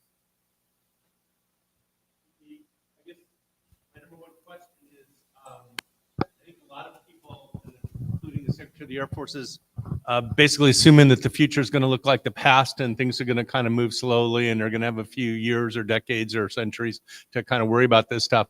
A lot of us have been beating the drum that this could happen very quickly by the end of this decade. It could be vastly different than it is right now. Do you think the mechanisms are in place for people to begin to take what could happen in space into consideration and not just say, oh, that's far in the future, we don't have to worry about that now? So yes, I mean, the Space Futures workshops continue. They're engaging with industry who is telling us that all the time. You know, it is a slow process of cultural change, but the folks coming into the Space Force are kind of already assuming that future, which helps. And the more the past generation retires, and the more they see things happening, you know, but you know, there is essentially a culture war happening in the Space Force of, you know, a group that is like, hey, we need to stay focused on looking down. Our job is to support the warfighter. And the other team that's called the Blue Water team saying, hey, we need to be looking out, helping build and support a cis-lunar economy. Sorry. What has been the reaction of our friends and allies to the Space Force? Mimicry. So, you know, if you look, France has stood up its own space command. Japan has set up its own space command. Germany, India. So for the most part, NATO has declared space an operational domain. We've got, I think, 7 nations now that are integral in our, that's the other thing I should say is the Space Force and Space Command are all very international because there are 7 countries integrated, you know, at the most sensitive levels of the Space Operations Center. So I think the reality is there's been a tremendous desire to cooperate, you know, military to military. You know, everybody hand wrings about the potential of, you know, extending any sort of military presence or armaments to space, and you know, how does that jive with, you know, certain language in the OST? And of course, I can answer that. But by and large, you know, and keep in mind we were second. You know, it was China that first established their space force, the SSF, several years before we, almost 5 years before we established ours. One of the slides that you showed indicated that the Space Force was to be prepared to respond at above 100 kilometers above the Earth. Is that to be taken as a policy that space starts there? Last question. Yeah, I don't think the United States would say that that is a declaration of U.S. policy of where space starts, because I think they would like that ambiguity. But I think that's, at this point, probably where everybody sort of thinks it starts. Okay, thank you so much.